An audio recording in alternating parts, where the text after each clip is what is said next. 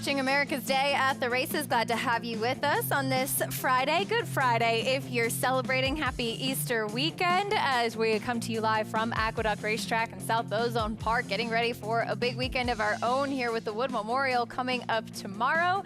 Acacia come alongside Andy Serling. The final Wood Memorial to be run at Aqueduct will be a little bit bittersweet, but it came up a big field and a really fun race as well to look forward to. I agree, and it's the final Wood Memorial around 2 turns. I think that's kind of a more important factor when you think about it going to Belmont. But yes, a lot of finals here at Aqueduct as we're winding down what's been a great time at Aqueduct. So many good memories talking forward. And Good Friday, I was thinking about Good Friday.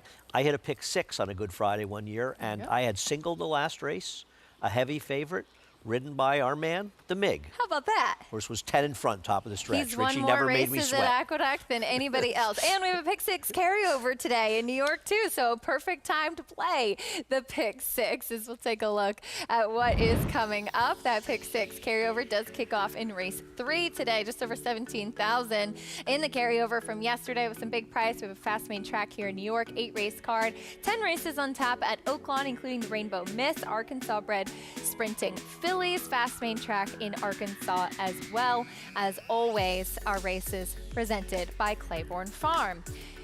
You can get involved in all of the action by doing so over with Naira Bets. Sign up, get started, play any track, anywhere, anytime. Use promo code Match 200 for your $200 deposit match bonus. Get started over at nairabets.com or download the app today. Take a look at the field for the opener here the feature over at Oaklawn first. That's the Rainbow Miss, again for the Arkansas breds. Sprinting, going 6 furlongs as we welcome in Megan Burgess live with us over at Oaklawn, getting a chance to see some of these talented fillies in the spotlight this afternoon. Megan, what are you looking forward to with the Rainbow Miss? Thanks, Acacia. And it's a weekend just highlighting the Arkansas thoroughbred program here in this great state, as we will have a couple of stakes on the docket, including the Rainbow Miss, where the number 7 Walkaway K is even money on the morning line and looks to loom large as we take a look at her effort last time out, where she came off of the pace that day. She looks to it yet again. She tracked and was under a ride going into the turn. Really didn't look to me as if she was going to sustain that rally, but this is a filly that was beaten by a 7-year-old veteran mare that day. So she gets back racing against her own age division, which I think will help her. It really does look like the class of this field thus far, with the 2nd place finish behind the likes of Grade 2 winner and leading Kentucky Oaks contender Counting Stars. So we'll see if getting back against those straight 3-year-olds will help her. But another sentimental storyline is we'll see Jinx Fire saddle his last stake starter, as the 85-year-old will be retiring this year, Acacia. But always a lot of fun here in Hot Springs, and always a pleasure to highlight the Arkansas bred program. This is their time to shine, that's for sure. Megan, thank you. Look forward to hearing your thoughts a little bit later on in that Rainbow Miss. As she mentioned, Walkaway K, horse that has been kind of knocking on the door, looking to pick up the first stakes win of her career. And a fun race a little bit later on over there. A lot of action at Oaklawn as they're down to the last few weeks of their meet as well. Here's a field now for the opener here in New York. We have a maiden claiming to start things off at the Big A. And taking a look at the field so far, Grand Judgment 2-1 right now. It's her first start on dirt, but at least, Andy, she's not proved that she can't win on the main track yet. Yeah, it's a horse both you and I picked in this race. And, you know, Cali Storm, the 6, is obviously the one that has sort of the most decent dirt races and obviously the most chances, the last 2 being good. But Chris Englehart, who has good stats out of town off of long layoffs, has terrible stats at Naira off of long layoffs. Something to pay attention to as well. More on that horse in a moment. We'll meet the field, kicking things off with the One Combatant Song. Yeah, I think you'll see this horse having much more speed than she had last time. Whether or not she has the stamina to win it, however, is the next question. 4-1 right now, making the fourth start of her career, Grand Judgment there. She is dirt debut for Bill Morey. Yeah, we'll expand on her a little bit more. She's at least the horse who's done the least wrong here. Or I shouldn't say that. There are 2 firsters. Yes, had a wide trip on debut as well. There's Bengalese. She ran fine off the layoff last time. She was in front of Combat Song in that race, but I'm guessing the break had a lot to do with that, and I think you'll see Combat Song in front of her today, early at least. Here are those firsters, beginning with the number 4, Not Tapping. Taking a little bit of money for Tom, who can win with a firster and can win with a first-timer in a maiden claiming race. Maggie's just happy she's not in the paddock for this one. Dylan Davis back in New York as well. He'll be aboard. There's the 5 scoring points, debuting for Jenna Antonucci. And the horse that's after one runner that ran in Panama, and as you pointed out to me, was actually pretty good over in Panama. See how that translates to running at Aqueduct. Also a graded stakes winner in Panama for what that is worth. There's Callie Storm. She's run the fastest races thus far, but making start 14 of her career. Yeah, I'm a big Chris Englehart fan, and he does well. It's, you know, he's talking about these stats. I'll give him out. He's 25% with a $1.94 ROI off of 6 to 12 month layoffs in dirt sprints. But at Naira, he's 0 for 18. The others are at Finger Lakes. So he has exceptional numbers at Finger Lakes coming off these layoffs and horrendous numbers here.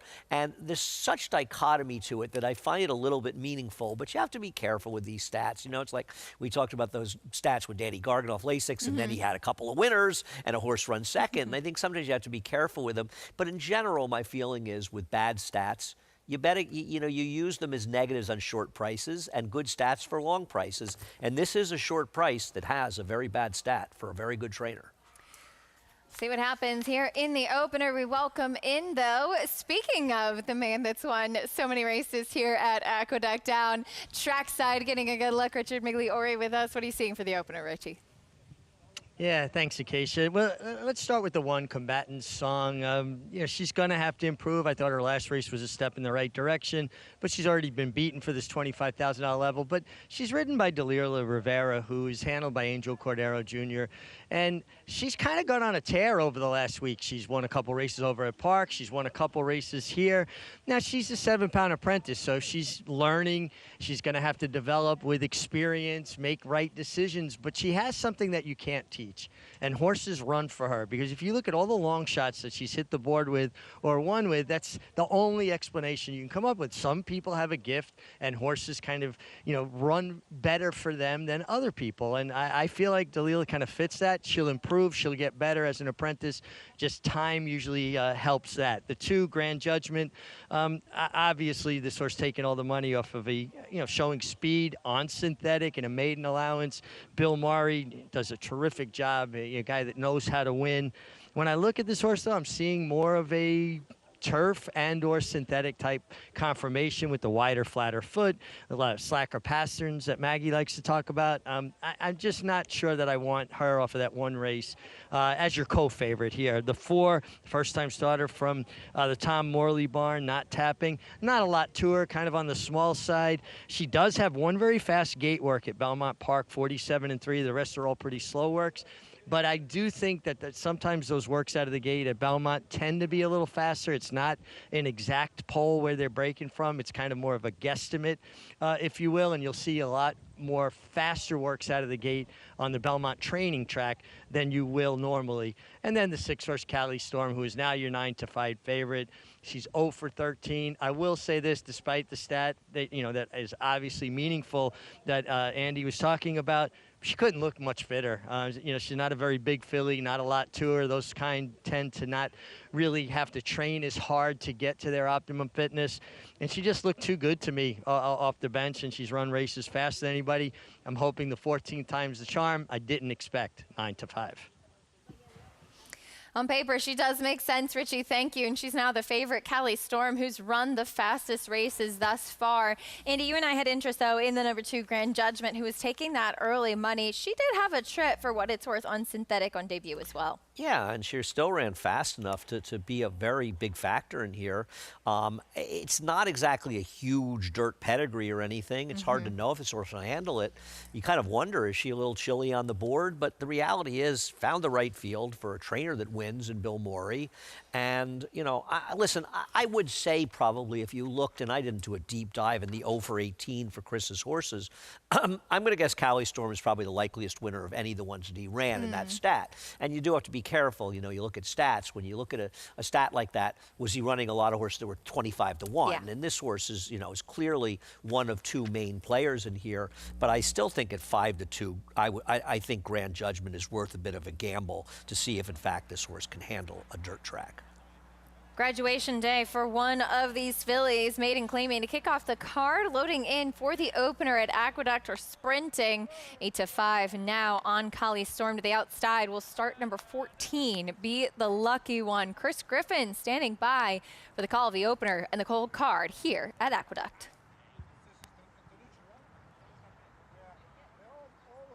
Bengalese hesitates. Now moves in, not tapping. 3 out. Scoring points.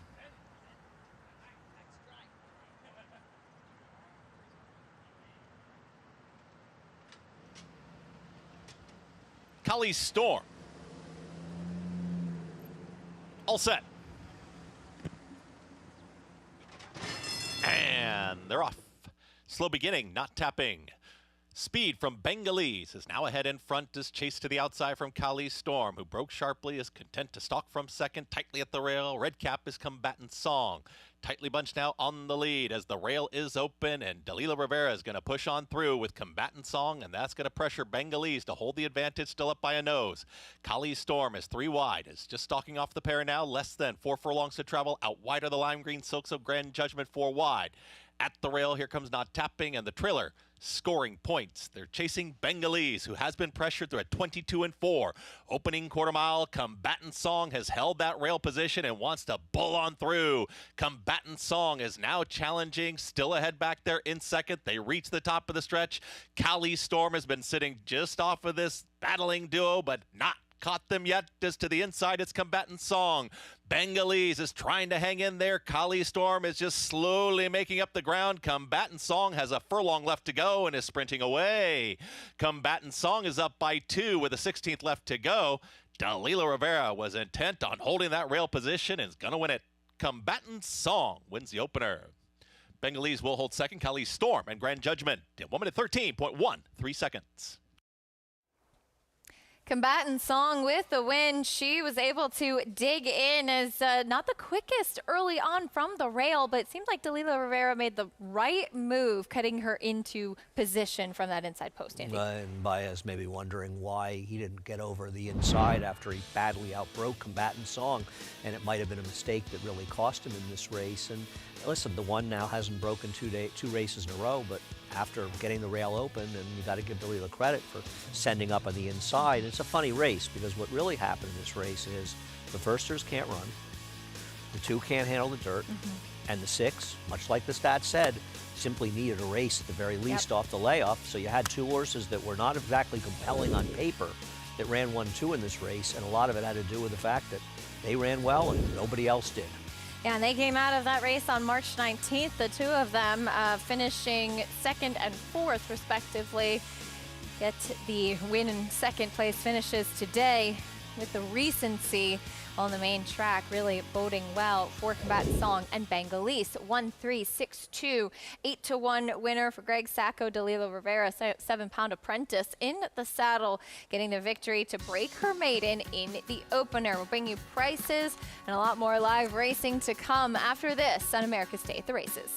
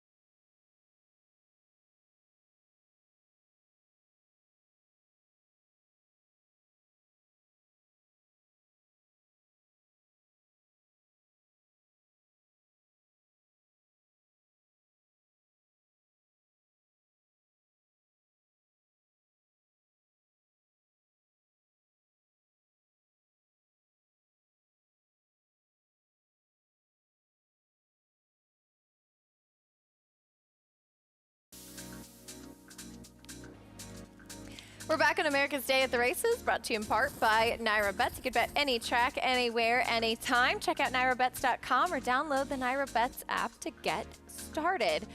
Flowers in bloom. Spring is coming. Do you plant a garden? Do you have a little window Well, I did box? I used to when I was a kid with my mom. Yeah? We'd plant flowers and stuff and a lot of things, but, not a lot of flowers in my apartment in New York City. My favorite gardens, Saratoga State Park. Check them out when you come up to Saratoga for the Belmont Stakes. Check out belmontstakes.com/tickets. Available now, the final Belmont Stakes to be run at Saratoga before we'll be back home at Belmont Park. Yeah. 51 days of racing in Saratoga before we go back to 40 days there regularly with Belmont reopening. But it's always been such a fun week, and hope a lot of people are looking forward to joining us that week. Absolutely. Week at Saratoga. It's been a lot of fun. There's an electricity there at the track for Belmont Stakes Week, and hopefully we will get a chance to see something special as we have the last couple of years there for Belmont Stakes. Be sure to check out that for more information and join us first week of June. Into the winner's circle for the first race at Aqueduct goes Combatant Song. Dalila Rivera with an aggressive ride, paying off. This filly able to break her maiden in start number 4. I like the way when this horse didn't break that well, settling in, realizing the 3 was staying off the inside and just sort of charged up in there. And it was the winning move, no question about it, and found the right situation to get it done with these horses that had raced together in their previous start as well. 8-1 winner, Combatant Song with the victory.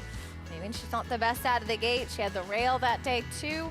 Today too, I should say, but able to get into some position, and that did help her out. Callie Storm, the horse that had run the fastest races, maybe one who just needed that start. She'll have to settle for third. 18-16 in the opener, 136 for race 1.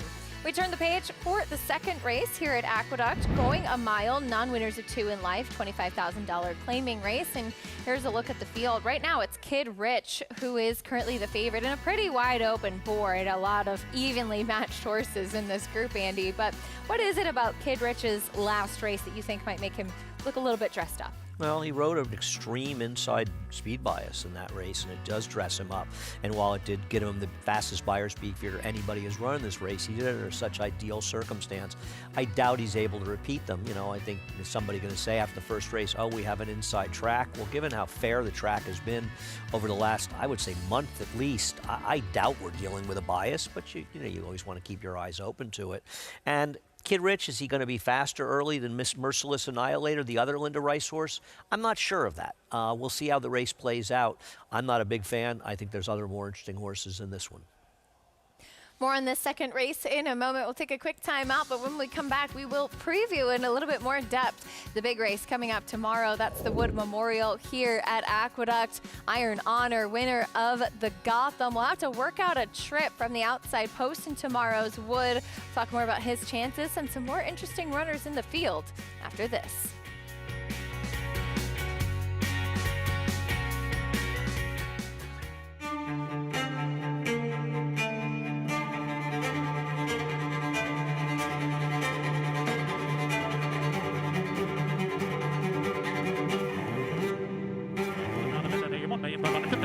$1,600,000, $1,600,000 in the day, $1,600,000 bid now $650,000, $1,650,000. Anybody else want $650,000 bid today, $1,650,000 $1,600,000. Thank you.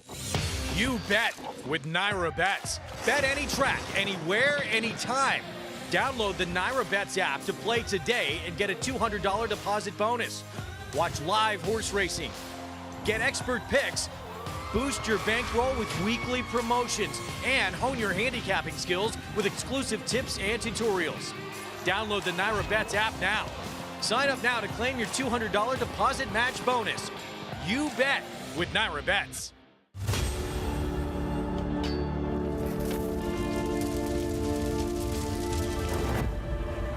Look at these two juveniles going at it, and it is Forte. It is Forte in front. Forte on to victory here in the Grade 1 hopeful.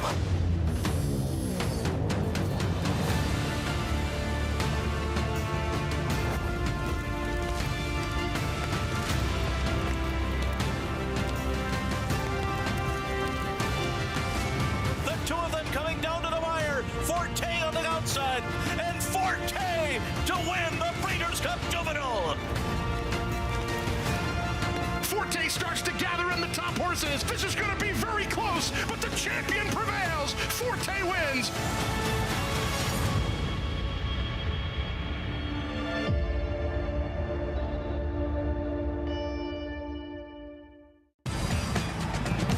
Oaklawn Hot Springs is here for when you need to break away, when you want to reward yourself, when you deserve to indulge, when you want to be close to the action. It's all here. So what are you waiting for? Live racing returns with the classic racing season. So plan your stay at Oaklawn Hot Springs and come join the fun.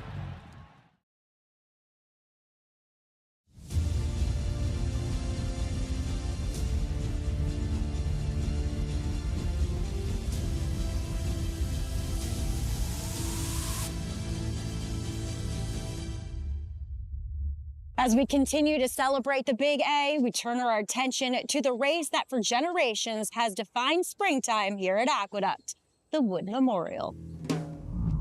First run in 1925, the Wood Memorial was named for Eugene D. Wood, president of Jamaica Racecourse, where the race was originally held. When Jamaica closed in 1959, the Wood found a new home here at Aqueduct, where it has served as New York's premier race towards the Triple Crown ever since. Run at 1 1/8 miles, the Wood Memorial has consistently highlighted the sport's rising 3-year-olds.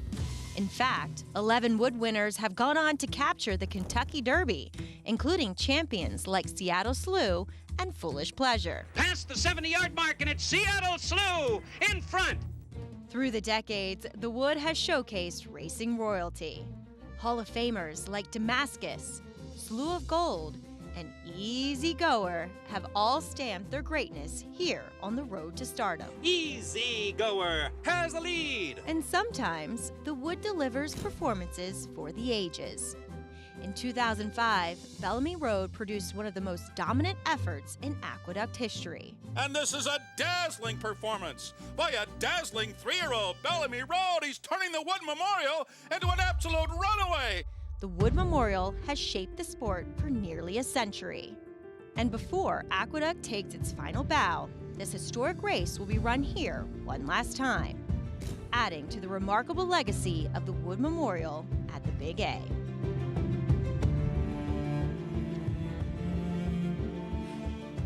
A rich history for the Wood Memorial. Andy, you were telling me some stories as we saw some of those really special horses throughout winning the Wood and some races that really just stick in your memory. Oh, so many great Woods over the years. I remember first one I went to, and I was talking about it yesterday, was Bold Forbes winning in '76. He was the middle of 3 straight Kentucky Derby winners, Foolish Pleasure, Bold Forbes, and then Seattle Slew winning it.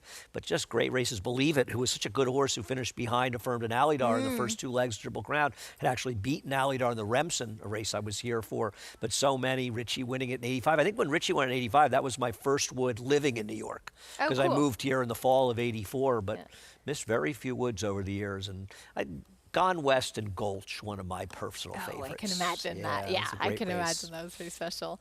We look forward to seeing what this year's rendition does hold. It's going to be a big field. Expecting, as we take a look at our America's Best Racing race of the week, it is the Grade 2 Wood Memorial. Expecting Otinho to scratch, run in the bluegrass instead. So that'll leave us with a field of 12, should everybody else stay in.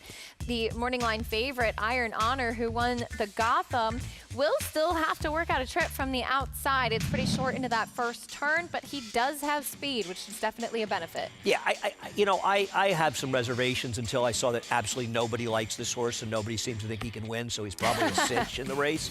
And everybody likes courting, so he probably has no chance. Oh, that's funny. Yeah, apparently I think Iron Honor has a big chance. Yeah. You know, one of the things I was talking to Chad Brown about this because obviously it's a lousy draw. There's no question about it, even coming in at least 1 with Ottino coming out. But, you know, talking about it with him, it's like you want to have a prep that's going to help the horse going forward the Derby. Obviously, you want to win.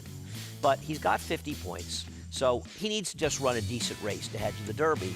And if he gets a good education out of this and it ends up being he doesn't win, but the outside post kind of taught him some things, I think that's a very good lesson for him going forward the Derby. It's obviously going to be a tough row to hoe for him regardless, but having said that, He got a 95 Byron's debut and a 90 in the Gotham, his first race in 3 months. He wasn't able to train that well getting into the race because of the weather. And the biggest figures that horses are running are 98 for Renegade and 100 for Combatant. It's not as though there's a plethora of 3-year-olds out there running super fast races. So I think every single one of these preps is going to be an opportunity for 1, 2, or more horses to step forward and say, hey, don't be so sure that we saw the Derby winner last weekend. I'm not saying they are deservedly the favorites for the Derby, both Renegade and Combatant.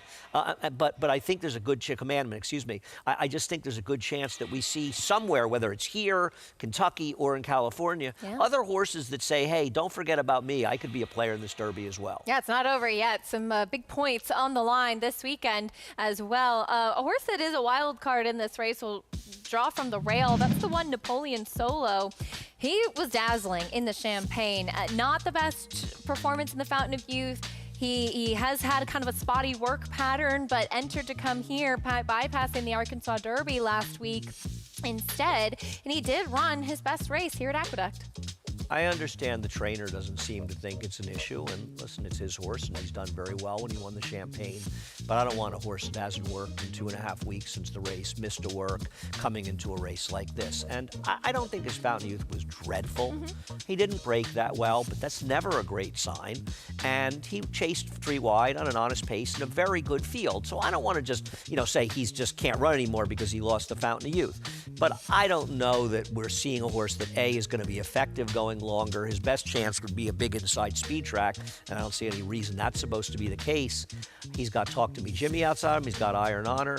He's going to have to be ready to run a very big race to win here, and he's not going to be much of a price. So for me, he's a terrible gamble in this race. Curious to see what he can do and if he can run back to that very impressive performance in the Champagne. Bob Baffert won last year's Wood Memorial with Rodriguez from the rail. Towards the outside, he'll send out Butane, who is a horse that's been kind of knocking at the door. I know that he's run some quick figures.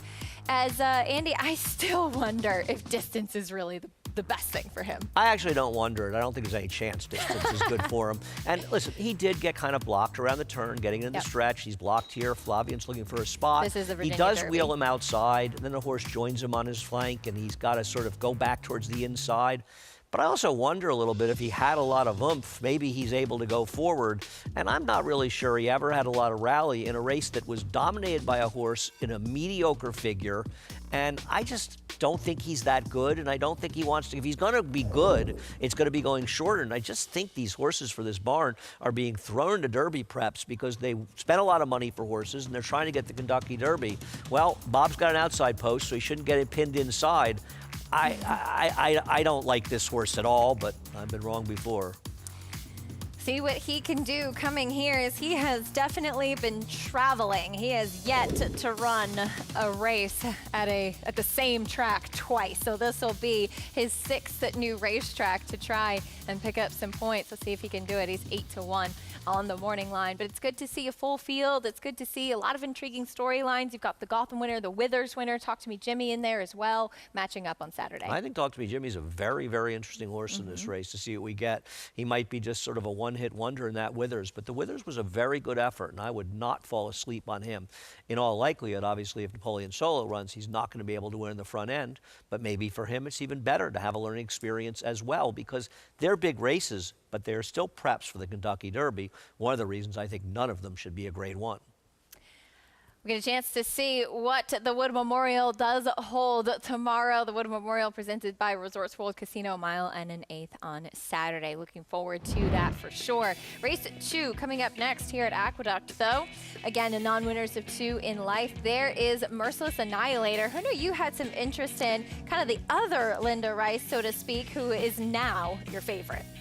Yeah, well, the morning line are the favorite. I was skeptical whether or not he'd be the favorite. I thought he could be the speed in this race, and he's just been in some spots I didn't think worked out that well. I liked Lescano getting back aboard. I took this one. I was sort of between him and Raging Sea Captain and Reside. I think any of these horses can win. The other 2 are better prices. I am against Kid Rich. My biggest opinion in this race is I'm against Kid Rich. The others, the 2, 3, and 4, I think can all win. There is Kid Rich, 2-1 right now. We'll take a look at his last race. As you pointed out, was really where you wanted to be on the track. Might make him look a bit better than perhaps he is. And it was a much faster figure compared to anything he'd run previously. Did it pretty easily, though. He's drawn to the inside. See what he can do stepping up to face winners for the first time. I just think the reason he ran that much bigger figure is because he was riding a track bias. And I don't think it's necessarily indicative of his abilities. And to me, he's exactly the kind of horse you want to bet against going forward. While we have seen a couple of horses that took advantage of the bias come back and run well, in general, these horses have disappointed, and the horses that have come out of those races and run much better are the ones that have had wide trips and run well. And I think run badly with wide trips, and they come back on a fair racetrack. So unless you feel like the first race is some indication we out of the blue have a big inside track, I don't like this horse. I think he's the lesser of the two Lindas. And suddenly somebody just made a big bet on Lucky Larry to make him favored. He looked like the least likely winner of this field. Wow, very interesting.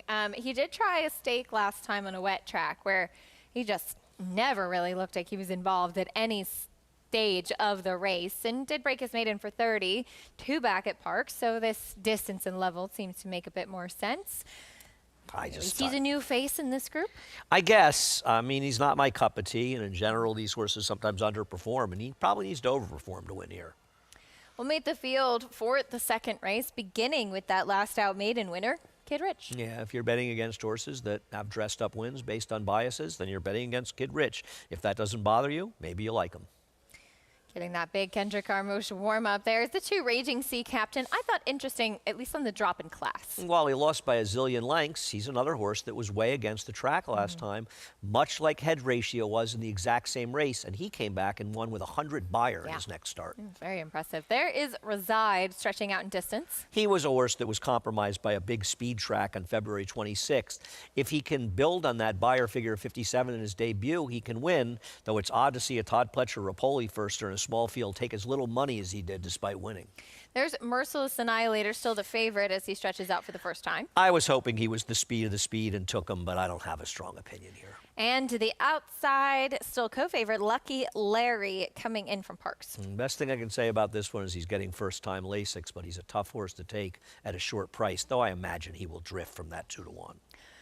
The $40 Friday Feeder Contest is a low-cost way to earn your entry into the $300 Saturday Contest. Registration closes before Aqueduct's 3rd race post time on Friday. Visit NYRABets.com/contest for more information. Horses hit the track. We have a pick 4 kicking off here. Let's check in trackside with Richie. Thanks, Acacia. Yeah, we'll start with down on the inside, the 1 Kid Rich. And, I think Andy makes all great points about, it definitely was a time where the inside portion of the track was basically kind of gliding horses along. I call it the moving sidewalk effect, and he had good speed that day. But I wonder, Andy, just something to think about. Obviously, the track helped him, but do you think first-time Lasix last time also maybe aided in that improved performance, and can he build on that? That was the first thing that kind of jumped out at me when I saw that it was his first-time Lasix last time with that, bigger effort. I agree, though, it definitely was aided by the racetrack. The 2 Raging Sea Captain, this is who I landed on.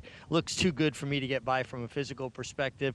And I also just think that he was again, so much tougher. And when a horse has to kind of battle to get position, and they're, in a position where they're off the bridle, they have a tendency to get discouraged. And I just think getting back with, easier company, you'll see a better version of Raging Sea Captain. The 3 Reside also making a really nice physical impression. Amelia Green does really good work.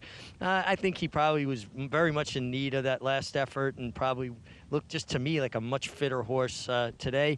And the 4 Merciless Annihilator, boy, he looks like a sprinter. He's blockier, shorter coupled. I wonder if the mile might not show up on him late. And as we're watching the horses warm up, I am noticing the 2 Raging Sea Captain getting a very, very aggressive warm up. We're going to keep an eye on that, guys, as they get closer to the starting gate.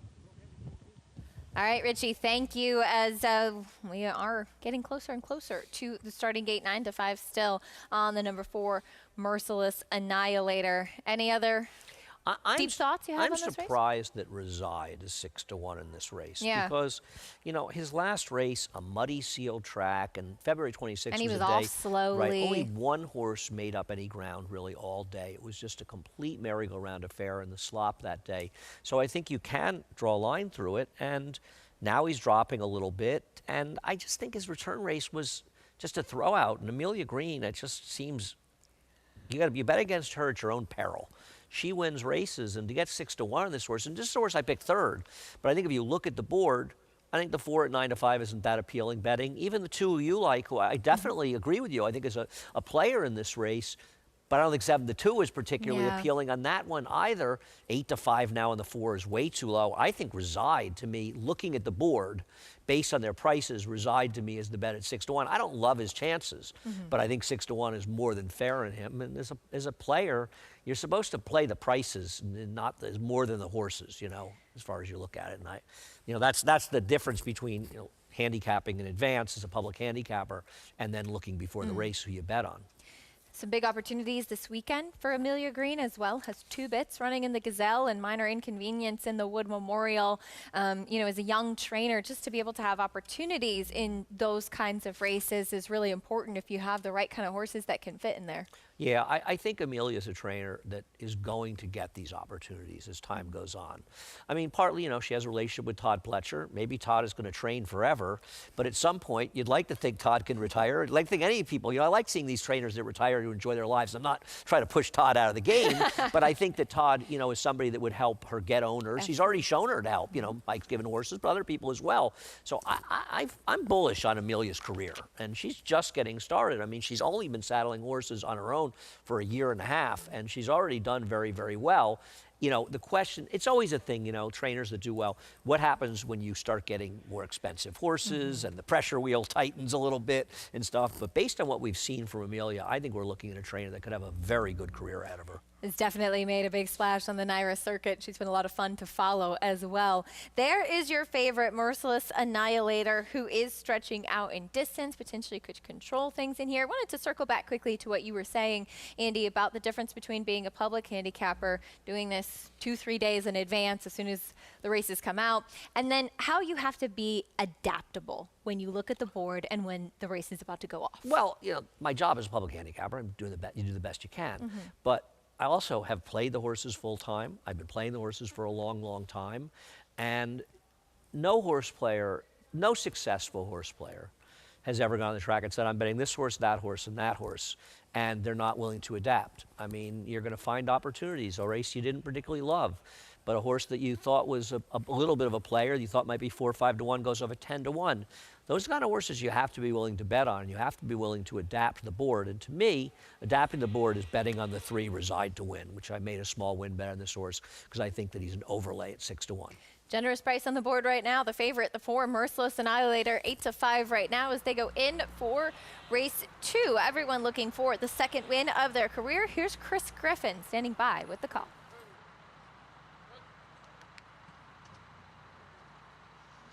Goes in.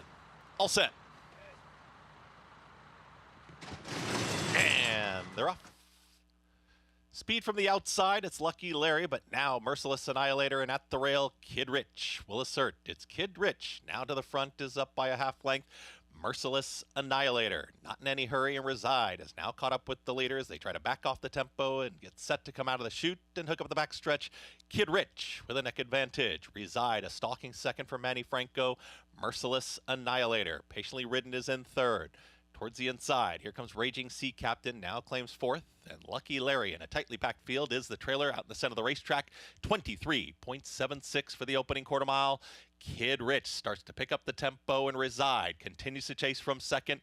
Raging Sea Captain with that ground simming journey at the rail is now a challenging third. Merciless Annihilator is asked to do more. Merciless Annihilator from fourth is trying to rally on, and Lucky Larry is the trailer. Kid Rich still with the advantage, but now it's only a nose as Reside is cruising on by here and ready to challenge. Merciless Annihilator, 3 wide, is coming after that leader. The new leader is Reside. Reside is approaching a quarter mile left to go. Kid Rich starts to back out of it. Merciless Annihilator ready to pounce into the racetrack, and Merciless Annihilator has taken the lead. Merciless Annihilator starts to get away from Reside, who switches to the outside. Raging Sea Captain. Grandstand side, that's Lucky Larry, still far back. Merciless Annihilator is now up by 4. Merciless Annihilator. Jose Lezcano was confidently ridden, and Merciless Annihilator, much the best. Reside second. It's going to be a photo. That's Lucky Larry and Raging Sea Captain in 1 minute 37.64 seconds. Merciless Annihilator did end up getting the win as the favorite, though not on the front end rating. It turned out to be the right move for him. I was thinking and sort of saying on the backstretch, I'm not sure this was the smartest move to rate the 4, but it turned out to be the right move, and I agree with Chris. He was much the best in this race. And listen, I picked him. I could never bet him at 6-5. I never thought he'd be this short, and he ended up being a big, big favorite. He won like it. Reside did run well, outran his odds in here, and I think the key to this race was, and it's the key to a number of races, is you bet against Kid Rich, who's 5-2 off a completely phony win, a win that is not at all indicative of his abilities. And, you throw him out. You're talking about a horse that's taking, even with a takeout, low to mid 20% of the money. You could box and you could fudge the rest of the field with him if you throw him out and make money just throwing him out. And that's kind of the secret to making money in the game. And the money to be made was to pitch the 1 and play from there. And I guess if you say, get Reside in there, because he was the overlay at 7-1. Yeah, checking in second, 4-3-6-2 in the second at Aqueduct. We turn our attention over to Oaklawn Park, getting ready for the opener. We'll meet the field no post parade. They've already gone through. First race of the day, a mile. I got Get it together, will you? I'm off the layoff. I'm a little fresh. Long winter Fillies for you, and mares your to son. kick things off as we check in with Megan.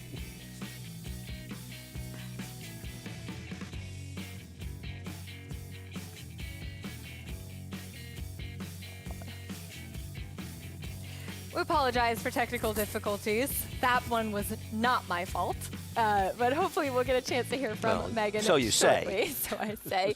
Crushed Ice, currently the heavy favorite. Eric Asmussen had 3 wins on the card yesterday at Oaklawn, riding for his dad, Steve, here again.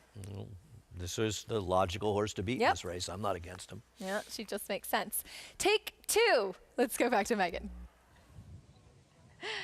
Thanks, Acacia. We'll try this yet again, but we'll start with your favorite, currently Crushed Ice. And I'm a little bit dubious of this horse. Now, I do realize that this could very much be just the horse to beat, and I always seem to be wanting to go price hunting. That's what I did in this race. But Crushed Ice, it didn't give me any problems as far as wanting to bet her back in here. She's fit. She ran well last time out to that 2-length victory, where I thought she just put together a really nice effort on rebounding, where she was behind most sense 2 back, closing off of that hot pace. She looked to be the most fit. I will say she's not the strongest behind, but something I can forgive considering she is a 6-year-old, and I didn't have any overwhelming problems with her other than the fact that she's just a short price and she doesn't have an overwhelming speed figure edge on anybody in this group, which a horse that I talked myself into, the number 5, Chasing Shadows, who to me gets a little bit of a rider upgrade with Keith Asmussen aboard. And listen, you have to kind of go back through her form. You have to forgive her last start, 2 back, likely not her best distance, and then she was in way too tough. So that brings you to that strong mile race there at Remington Park. We'll see if she can translate it over. She's on the smaller side. I will say this mile distance is likely her ceiling, as they will end at the 16th pole in this spot. But I am against the number 1, What's to Do, who I thought had every single chance in the world last time out and just couldn't get it done that day, being bypassed. And she's a heavier bodied mare, bigger, sizable, and she has raced into her form. I thought she was just lacking fitness each and every time I've seen her, and now as she's raced and raced and raced, she still looks that way. It's just her, but we'll see. She'll be up forward on that pace, as you have some logical horses taking money, and wanted to take a little bit of a stab against Acacia. Megan, thank you. Race 1 coming up here. See whose day it is to shine. 4-5 on the Asmussen runner. Your favorite. Any final thoughts, Andy? I'm not against the favorite. I've raced the race 6-1, so I have nothing clever to say about this race. They do just make the most sense on paper. Getting ready for the opener at Oaklawn. Looks like a beautiful day there at Hot Springs as well. The sun is shining, as of course they were packed last week for Arkansas Derby. Race 1, Oaklawn Park. Mac Dinnerman standing by with the call. Post 4. She's Storming coming up. Chasing Shadows, post position 5. Then What's to Do in the white. 2 back, Crushed Ice, and St. Albans Raid to the outside. 10 races today on this beautiful Friday here at Oaklawn. Good luck. We're ready to go.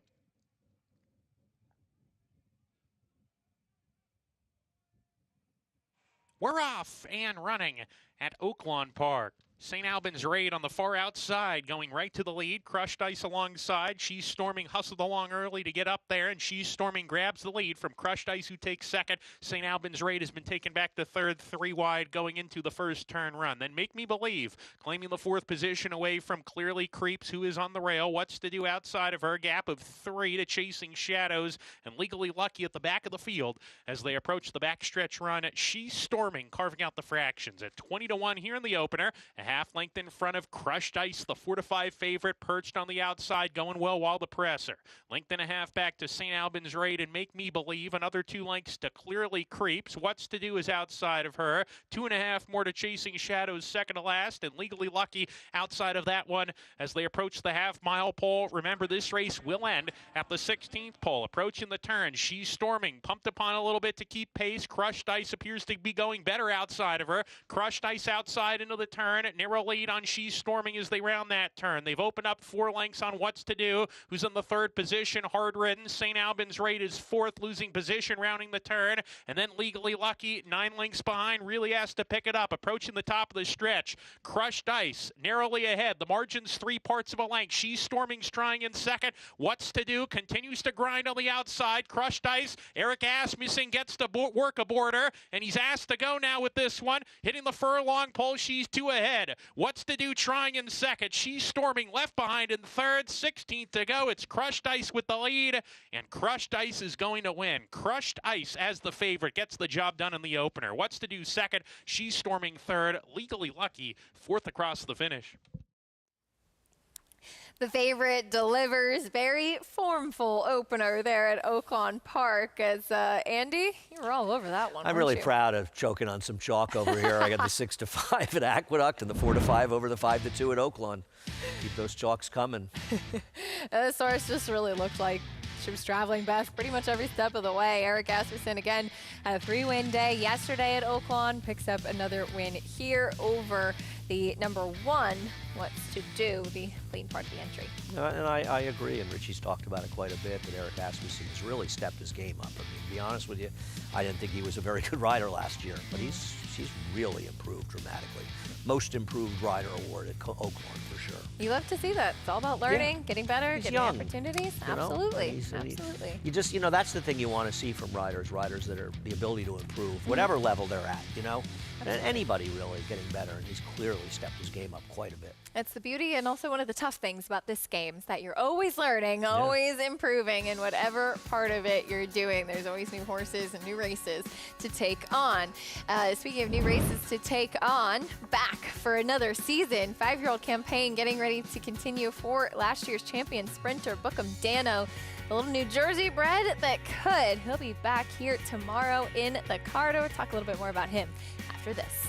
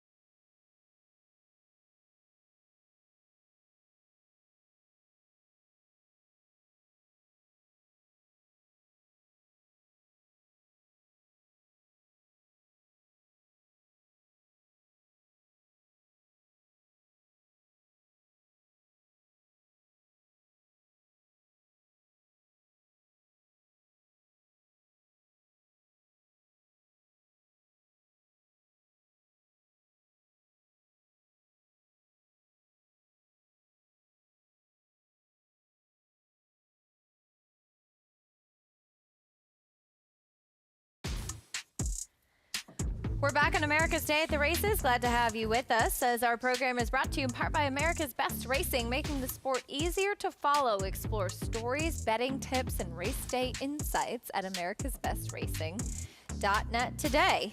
The picture makes me want to go into Central Park. I walk. I think it's a little deceptive, isn't it? Well, it's gotten nicer, you know, and when it's been nice and I'll meet people on the east side, I'll walk out through the park. It's actually just as fast to walk through as it is to sort of get a circuitous route on a bus or a subway. It's just you want the weather warmer. I don't want to walk to the park when it's freezing cold out. I used to live, closest was to go to Sheep's Meadow in Central Park. It's the best. Yeah, Central Park is great. And as some people may or may not know, it's designed by Olmsted, who also designed Congress Park in Saratoga. Oh, I did not know that, actually. Same designer. So you watch racing, you learn something new every day.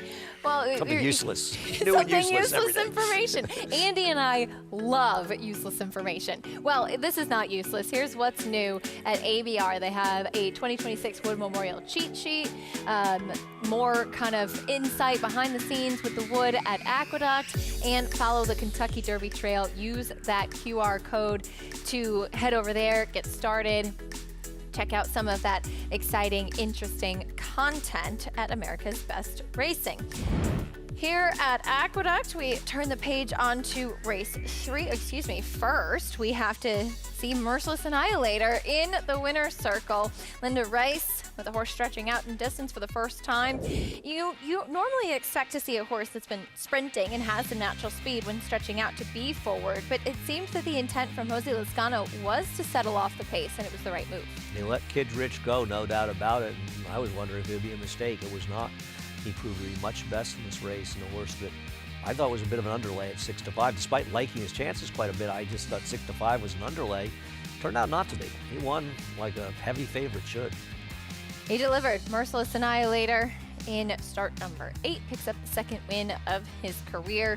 Linda Rice, Jose Lezcano, 452. And Andy mentioned the overlay Reside, 7-1, checking in second. So something worth paying attention to. Now we take a look at the field for race 3. Maiden optional claiming, going a mile. Who's Your Zaddy? Speaking of Amelia Green, she has a favorite here. This horse ran very well on debut. And he was a bit against the track on the outside too, while the winner, who was coming out of a solid effort in a prior race, was able to ride the bias as the inside speed. I thought Who's Your Zaddy ran very, very well. Now, you do have Judge Boucher, who ran the same figure, but he did it without being way against the track. Now, Judge Boucher finished behind Illmatic, a horse for your husband, Miguel, who ran extremely well off the layoff, first time in the dirt. Looking forward to him coming back, and you were mentioning pretty soon. I prefer Who's Your Zaddy. I really like that race, but I don't know that there's a big difference between their chances to winning. It seemed like one of those two probably going to win the race, and they're going to be the two favorites. Both second-time starters, one with experience at the mile distance. That's Who's Your Zaddy.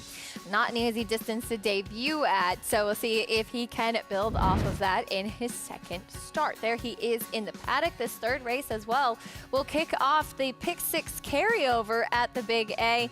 Still have time to get involved, get your tickets ready, and take advantage.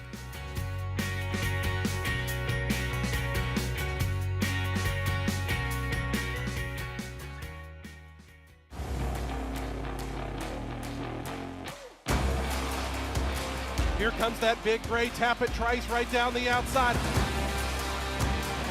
Tappet Trice wins the Toyota Bluegrass. Tappet Trice's 2024 debut was awesome. Tappet Trice is lunging. Tappet Trice wins the Woodward.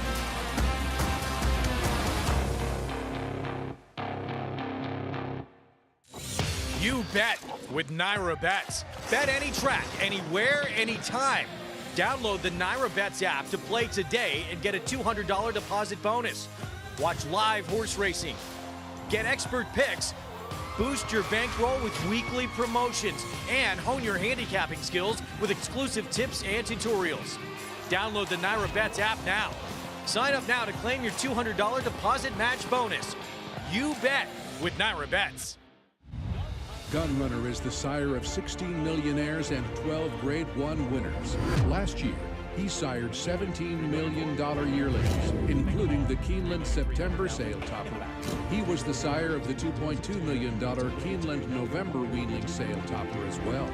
Gunrunner was the co-leading sire of 2-year-old Grade 1 winners, including Breeders' Cup Juvenile Fillies winner Super Corridora.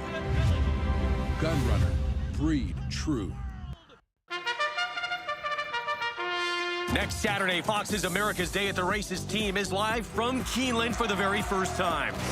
Thrilling stakes action includes the Lexington as the last chance to qualify for a spot in the Kentucky Derby, and Keeneland's iconic Jenny Wiley on the grass. Plus, special team coverage from Oaklawn Park featuring the Apple Blossom Handicap and more, live from Hot Springs, Arkansas. Catch Keeneland and Oaklawn Stakes races next Saturday, 4:30 Eastern on FS1. New to McMahon Thoroughbreds for 2026, champion Uncle Mo's undefeated 2-year-old, Showcase, named a TDN Rising Star on debut, and winner of the Grade 2 Saratoga Special. Showcase is awaiting racing room, trying to get out of there, and Showcase gets out for a crack at first resort. Showcase lengthens his stride. He bounds home with plenty left. Showcase ultra impressive in the Saratoga Special. Showcase, standing for $5,000 at McMahon of Saratoga Thoroughbreds. We're back on America's Day at the Races. Glad to have you with us as we get ready for the third race coming up at the Big A. Again, going a mile, maidens. Always fun as we look to see who can step forward and get the first win of their career. 4 to 5 right now on Who's Your Zaddy, second-time starter. We welcome in for the first time today, though, Maggie Wolfendale now joining us, getting a good look at these maidens. Maggie, a lot of horses with not much experience. What are you seeing in the paddock? Yeah, Keisha, that is a theme on today's card. As for the first 5 races are maiden events. This one, much the same. And while I do like the appearance of Who's Your Zaddy and already has the mile under his belt, we'll take a look at 2 horses who are trying to stretch things out in distance. And we'll begin with number 3. That is Judge Boucher, who is a big price for always a live barn in Chad Brown. He was 21 to 1 and finished a distant third behind Gate to Wire impressive winner Ilmatic. Now, he did have a bit of an awkward beginning, and therefore being behind the field, getting that kickback, he was kind of awkward and climbing and just green overall. He did also steady kind of in between horses around the turn, and then once he got himself clear through the lane, he did make a mild rally. Now, he is a horse where, looking at him physically, I'm not automatically inclined to say that longer is going to be better. Now, this 1-term mile could be well within his wheelhouse, but I do feel like that's probably his maximum just because he's very short coupled. You know, there's not a lot of distance between his withers to the point of his hip.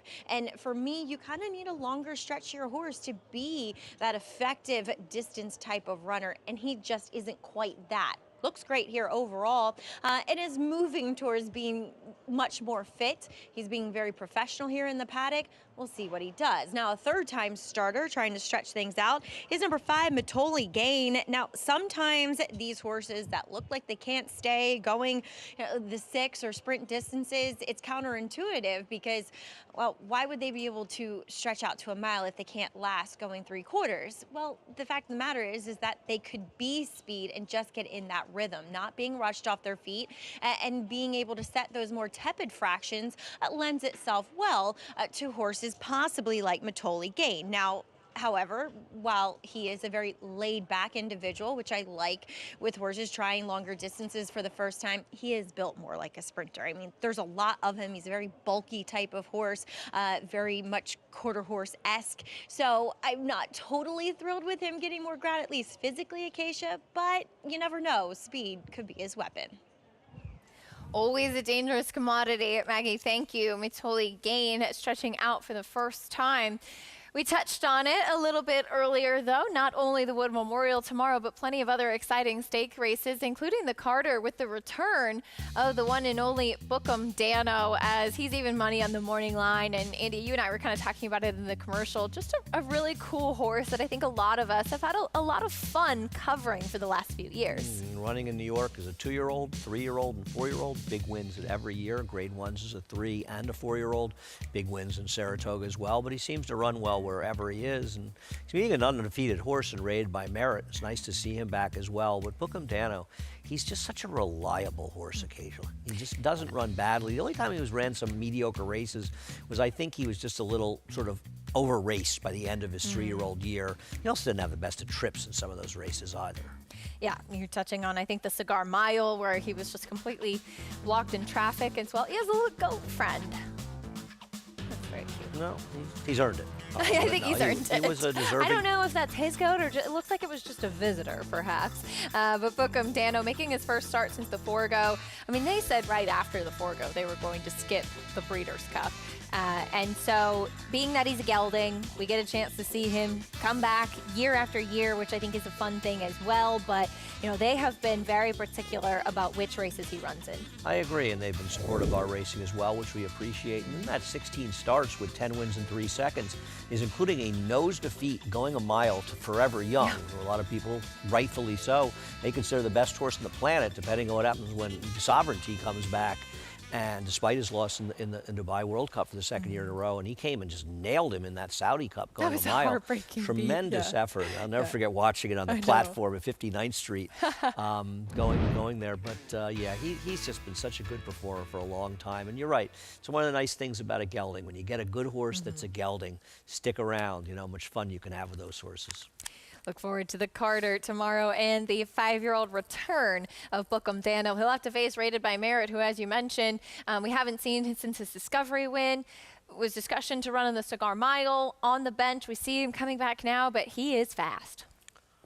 Rated by Merit. Yeah, he is. He is fast. I'm not sure he's the fastest horse in this race, though. You know, he's running in a race with a lot more speed than he's been in before. And will he be effective rating? And you're just worried about the layups, but he's good.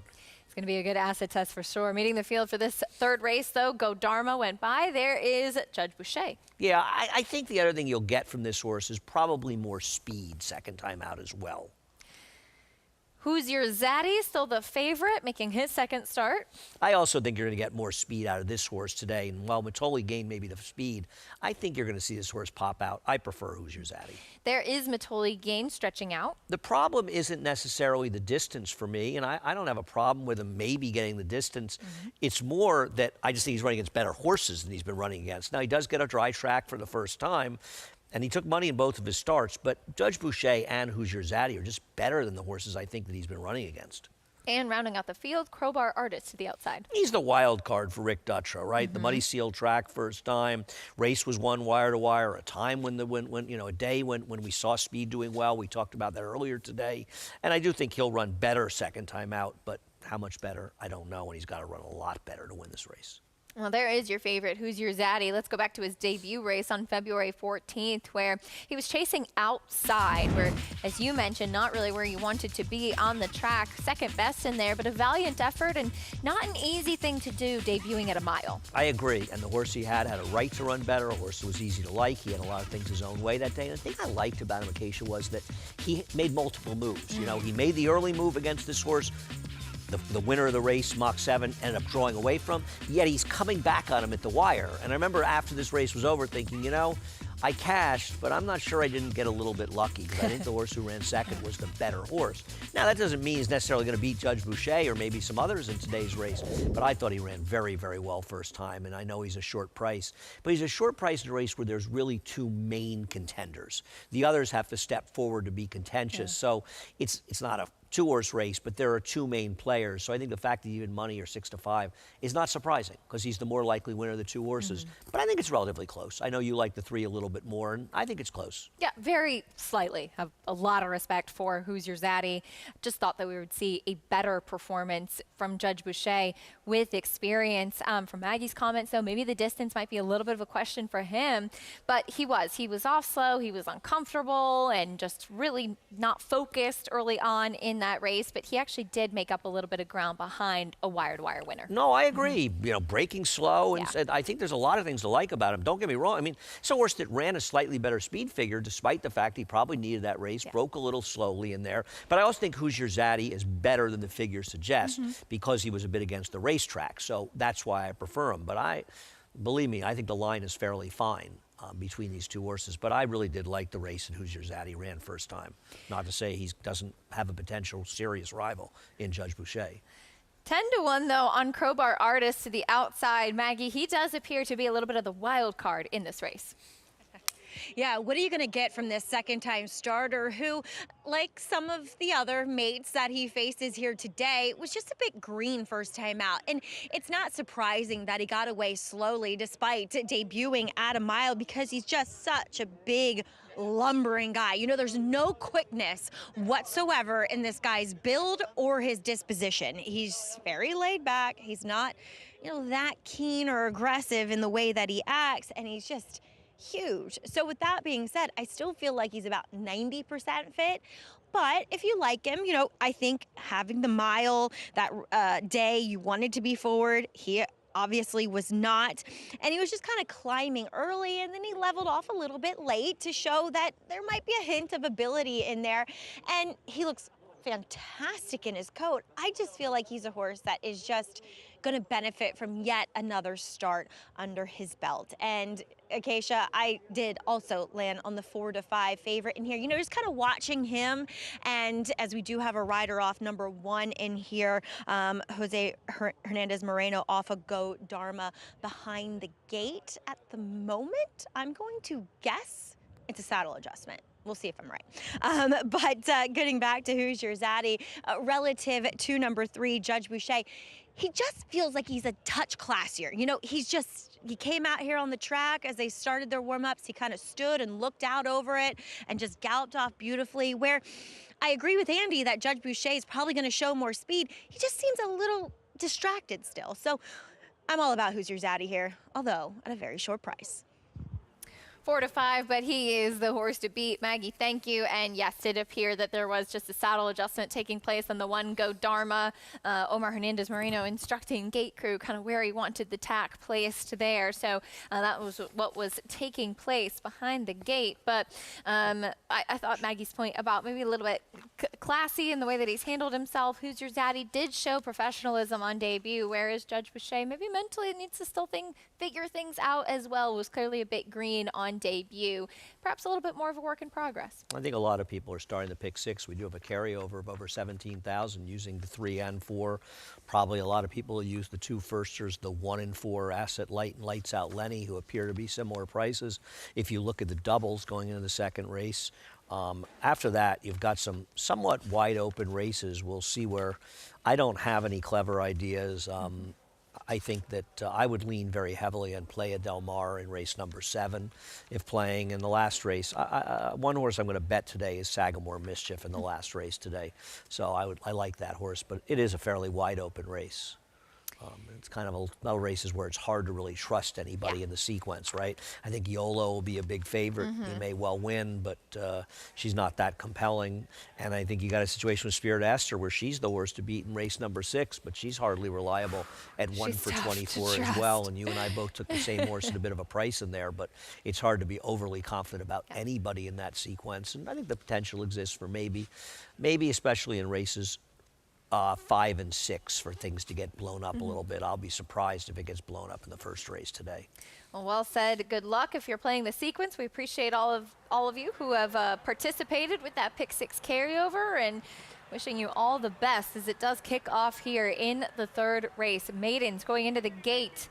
3-5 on Who's Your Zaddy, the number 4 second-time starter for Amelia Green. Chris Griffin has the call as we kick off today's pick 6.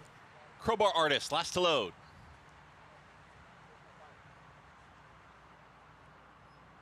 Goes in.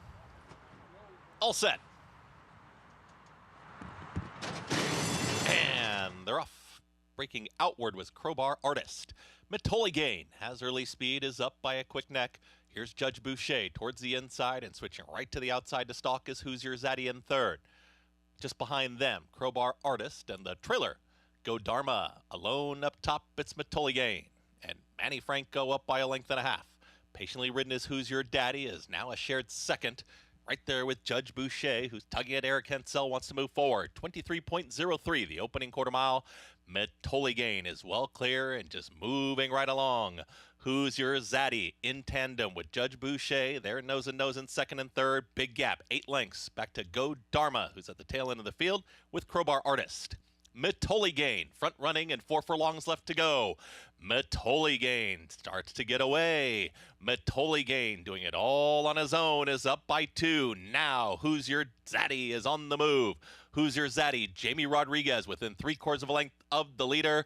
Matoli Gain still with the advantage and all in. Who's Your Zaddy is trying to cut into the margin. Dropping back was Judge Boucher. From the back trying to run on, Crowbar Artist and Go Dharma. Matoli Gain still in front, and Matoli Gain is holding this advantage. Who's Your Zaddy has the entire stretch to run down this lone leader. Matoli Gain with a final furlong left to go, but Who's Your Zaddy is now confronting, and Who's Your Zaddy has run on by inside the final 16th.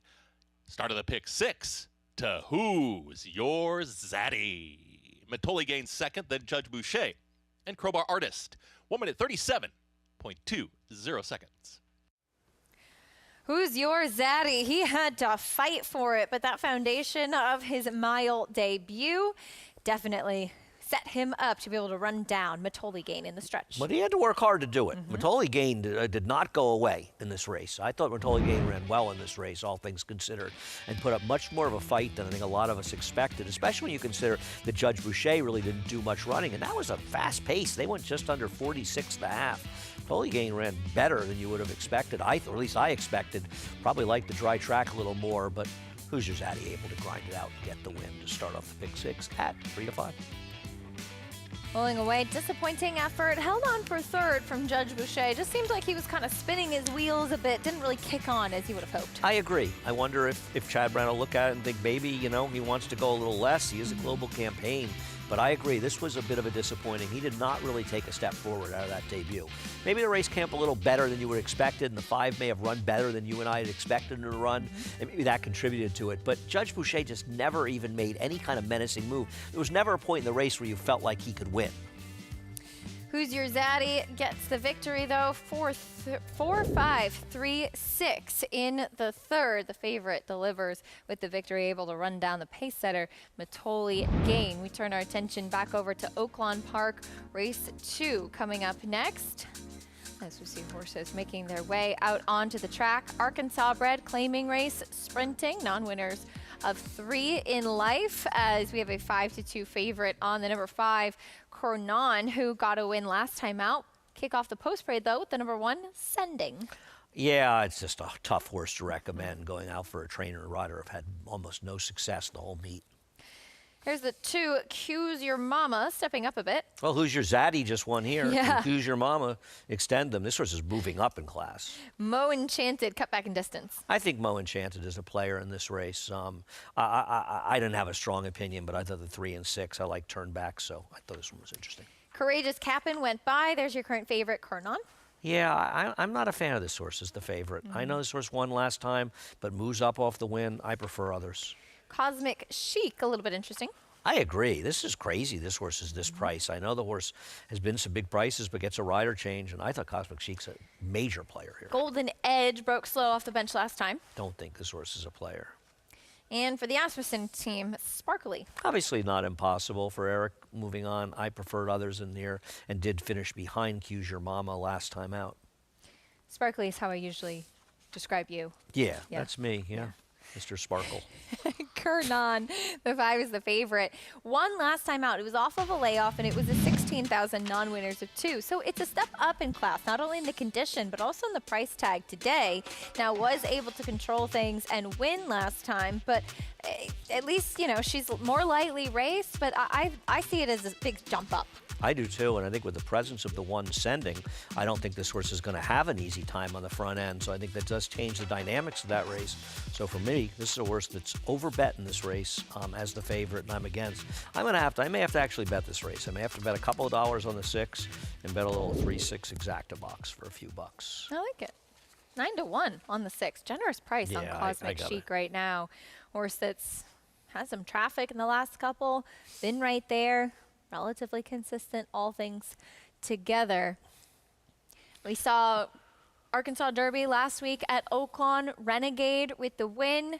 Unfortunately, Paladin off the Triple Crown trail, but it seemed like those were kind of two really good 2-year-olds and then early 3-year-olds that we saw here in New York. What were your thoughts on Renegade's performance in the Arkansas Derby? I think that people are going to overrate it a little bit because he won so easily. Horses usually win easily because of the company that they face, but I still think he's a very good horse and a major player going towards the Derby. I just think that the Florida Derby was a much better race, and I prefer Commandment, but I'm certainly not going to say Renegade isn't one of the horses that can win the Derby because as of now, he has to be one of the favorites. I just think Commandment's the better horse so far. But it's close. Yeah. Big weekend last weekend as far as the Derby preps are concerned. Big weekend tomorrow, though, as far as points. Santa Anita Derby, the Bluegrass, and, of course, the Wood Memorial here in New York as well. So a lot can change. A lot can change until they draw the field, and then a lot can change until they get in the gate as well. Yeah, and I just, once again, I know I've said it before, but I'll say it again. I think that you're talking about none of the best horses have such a gigantic speed figure edge that in any of the 3 preps tomorrow, Reagan's Honor, a horse who ran impressively, albeit beating up on Lessers last time. That horse ran a 96 buyer. He could stamp himself with a win in the Bluegrass as a major player in this Derby. We're not even talking about emerging market. He's only run twice, but he obviously won the Louisiana Derby in his second start, which is no mean feat. So there are other horses besides the last week. We'll get a lot more answers tomorrow, though. Looking forward to seeing how that field does shape up for the Kentucky Derby, getting closer and closer to that first Saturday in May. Race 2, though, our first order of business here at Oaklawn Park as they start to load in. Kernon still the favorite, stepping up off that win last time out. Matt Dinnerman standing by with the call. Mo Enchanted and Golden Edge.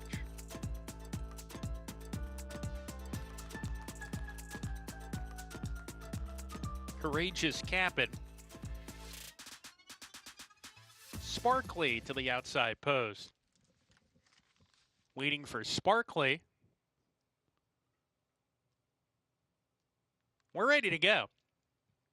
And we're off.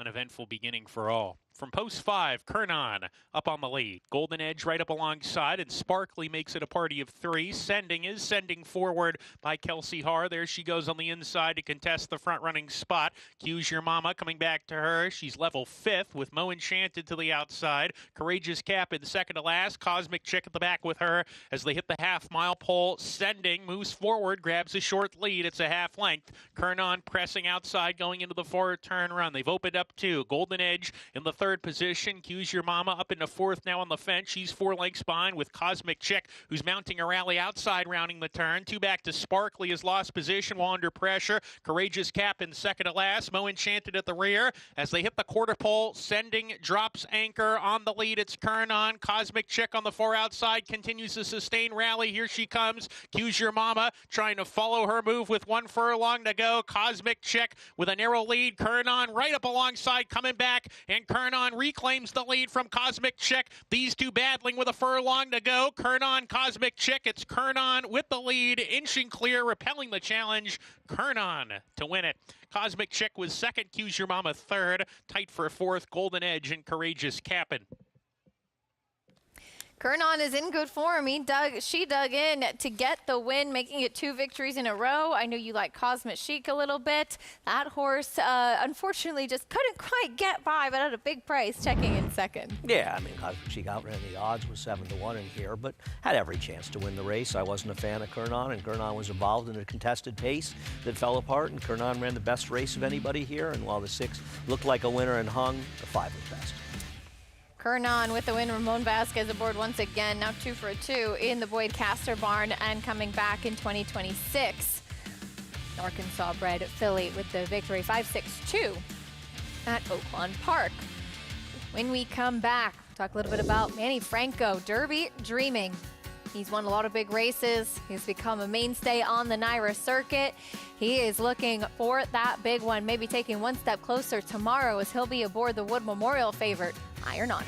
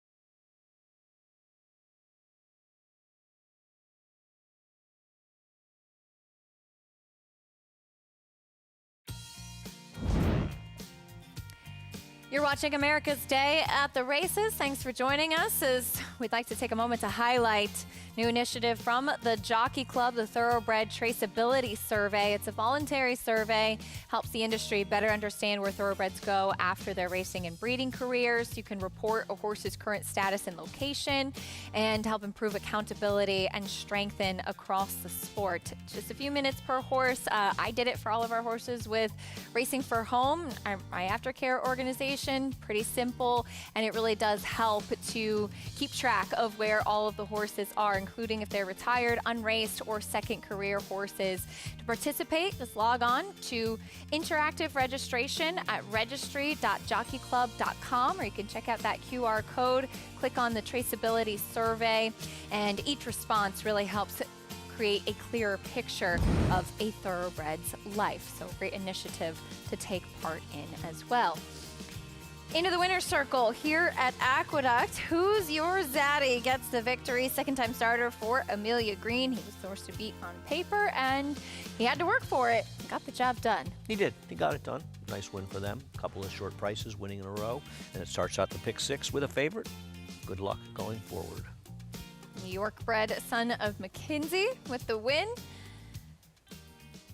Hope you're still alive in the pick 6 using that one, a shorter price. And yeah, had to run down Matoli Gain, who set the pace in there. And that horse was a much improved effort too, getting onto a fast track for the first time, stretching out for the first time. He really dug in pretty gamely, the runner-up. No, I agree. I thought the runner-up ran well. A better effort for him and probably did improve on the dry track.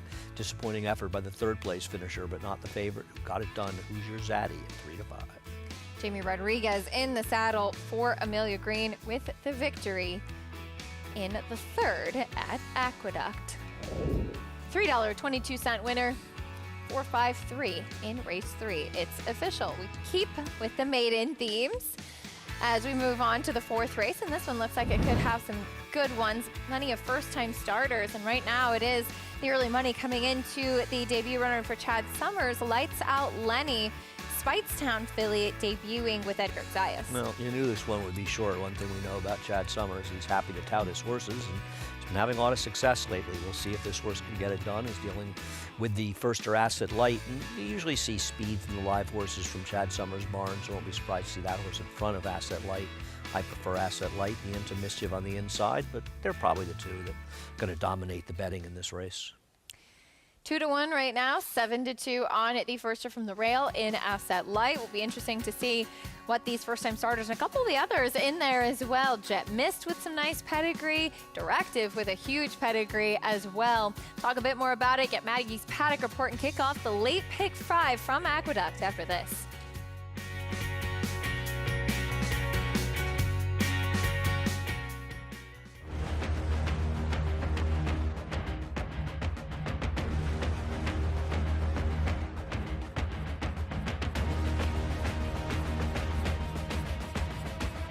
They're coming down for the finish, and it is Silver State. 10-25, 10-25, at 25-35, 335,000.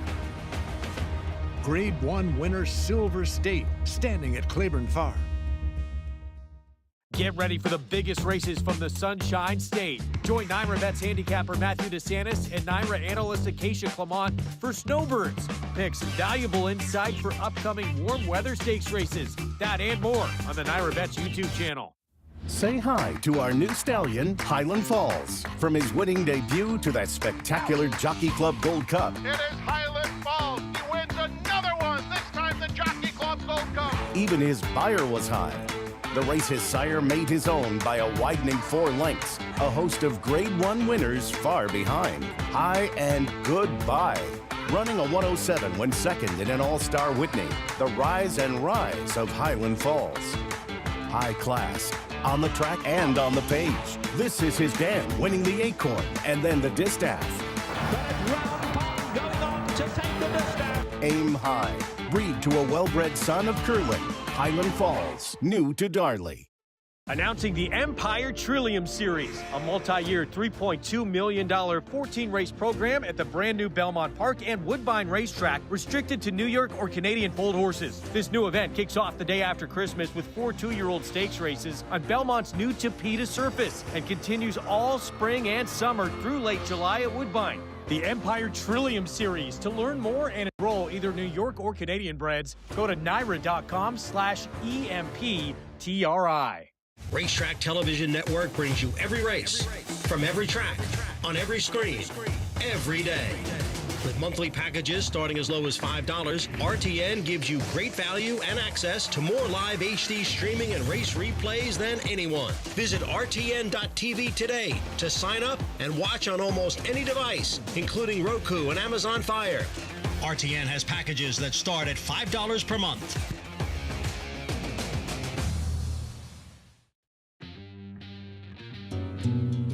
Jockey Manny Franco has been no stranger to the winner's circle in his career.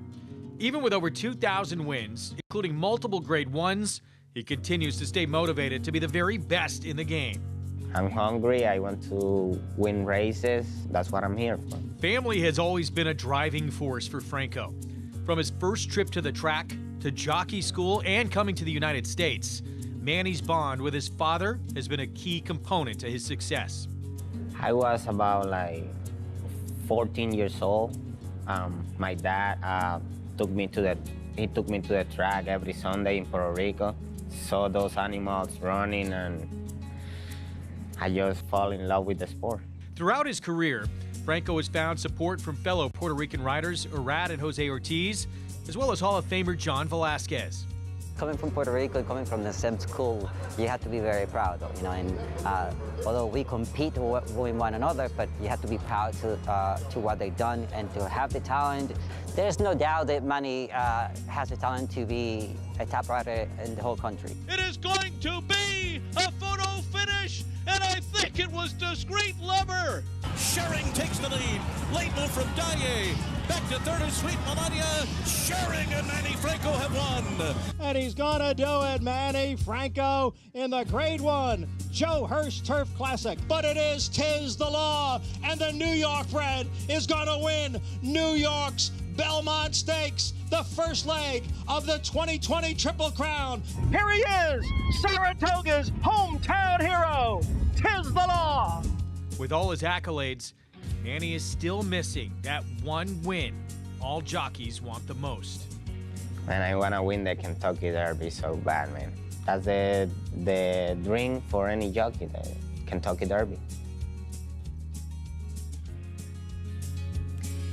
There's Manny Franco's mount in the upcoming 4th race, Asset Light for Chad Brown. He'll team up with Chad tomorrow in the Wood Memorial aboard Iron Honor, trying to stamp his ticket with the Kentucky Derby mount. I've really enjoyed seeing Manny's, career take this big step forward as he has, and when switching to agent John Panagot, I think they've just done a great job together. And one of the things that's really helped is John Panagot having a close relationship with Chad Brown, enabling Manny to get a lot of mounts. And I know Chad well. If Manny, he's going to ride him a little bit because John's his friend. But if he's not delivering, he's not going to keep riding him. And the fact is that Manny has delivered. And I think it's really helped his confidence going forward. He's got all the tools to be a top rider. And he is, in fact, a top rider. He's been absolutely tremendous. I'm a big fan and love seeing him do well. Very strong, very athletic rider as well. And a good guy, too. Super nice guy as well. He's aboard that first-time starter from the rail. As Maggie, we bring you into this conversation, another maiden race with some first-time starters. Well, just to pile on the Manny Franco accolades, I will say, as whether you're a handicapper or bettor or horseman, you always feel confident when you have Manny Franco aboard because you always know what you're going to get. You're going to get an honest, hard-trying, hard-riding performance out there on the racetrack. So I always feel good when I see Manny Franco next to a horse's name that I like. As we'll take a look at his mount here, making her debut is number 1, Asset Light. And I strongly believe that despite the tote board saying that both of these horses are 4-1, she is much the stronger half of this Chad Brown entry. Well, not entry, if you will, but duo. She's very into mischief looking in the fact that she's just incredibly athletic. She has a frame that says, well, she can win at this 6.5 furlongs, but she also might be able to stretch out and get a mile or mile and a 16th. She's very well muscled, very professional. She paints a lovely picture here in the paddock. But you look at her pedigree on the bottom side, and the immediate pedigree is far more turf meant. Now, I will say that she does have a turf hoof, so if this doesn't work out, I do think that maybe the turf is worth a try, but it's always promising when Chad, who knows his horses well, when it comes to their surface preference, debuts one on the dirt. If you go back a generation, though, there is Life at 10 in the pedigree, the dam being a half to her. Moving on to Chad's other horse on the outside, Directive. Now, I don't love when you see a pedigree that has, at least to me, an out-and-out dirt stallion over an out-and-out turf pedigree. But that's what Directive is, as she's a daughter of Gun Runner out of the multiple graded stakes winning turf mare Dano. She has produced multiple graded stakes winner Sagesta, as well as Salamis, who won the Grade 1 Hollywood Derby to pull the curtain down on his final start as a 3-year-old. Now, there was one dirt winner in the family, but she looks like more turf meant to me. And watching some of her workouts, she has some more recent ones at Payson. You know, she's wearing blinkers, which you don't often see Chad do in workouts or even with his first-time starters. She's doing that, and she's been on the inside of a horse that debuted and ran 5th first time out here at Aqueduct, and she just kind of holds her head in a weird way. I really think she's going to need a start to bring it all together, and this might not ultimately prove to be her preferred surface or distance for that matter. As we'll move on to the firster taking all the money, that's for the other Chad Summers with number 4, Lights Out Lenny. She just looks fast, and while the dam she won going long on the dirt, 2 of the 3 siblings did win in their first starts, and the dam is also half to multiple Grade 1 winner Sweet Reason. So I have a little bit of a preference to that pedigree, and though she is compact and she's very built downhill, there's a lot of her. There's a lot of substance. I mean, she could pass, you know, as a 3-year-old colt, not necessarily a 3-year-old filly. I love her workout. If you go back to February 13th, you can watch it on First TV. She was outside of 2 other foes and just swooped by them without being asked. Really nice extension to her stride. So, Acacia, I think she'll show some speed possibly from the gate as well. Yeah, that work was pretty impressive down at Palmetto's, Maggie, and she's been firing down in Florida. Another one coming up from Florida is Asset Light as she debuts from the rail for Chad Brown. The horse who, according to Chad, has really come alive in her workouts in recent days and optimistic of her chances today.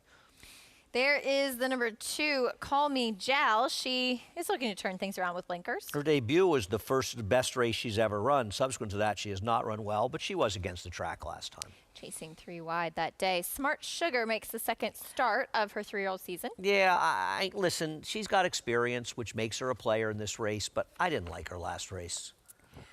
Lights Out Lenny, Speightstown filly. Yeah, I imagine this one will have speed for these connections, and the way they're betting is probably a runner. 2-1 right now. Edgar Zayas in the saddle. There's a nice pedigree on this one, too, the 5 Jet Mist. Yeah, no, I agree. Stars and Strides, so there's turf and dirt. It's probably better turf, but there's some dirt as well. Daughter of Frosted, 7-1 on the board right now, and first-time starter Directives. Maggie touched on kind of an odd pairing with such a talented turf mare as the dam. Well, there's no question this is the best pedigree in the race on both sides. Both Gun Runner and Antino, a Grade 1 winner, won her just a game and barely lost to Lady Eli, I want to say, in the Diana in a subsequent start. But this is one that probably is going to want more distance, if not another surface.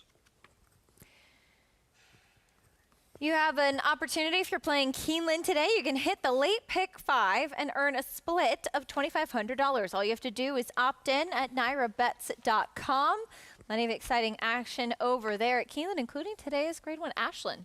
Or See if people Zany. singling Zany in that race. Yeah. I'm looking forward to seeing her run.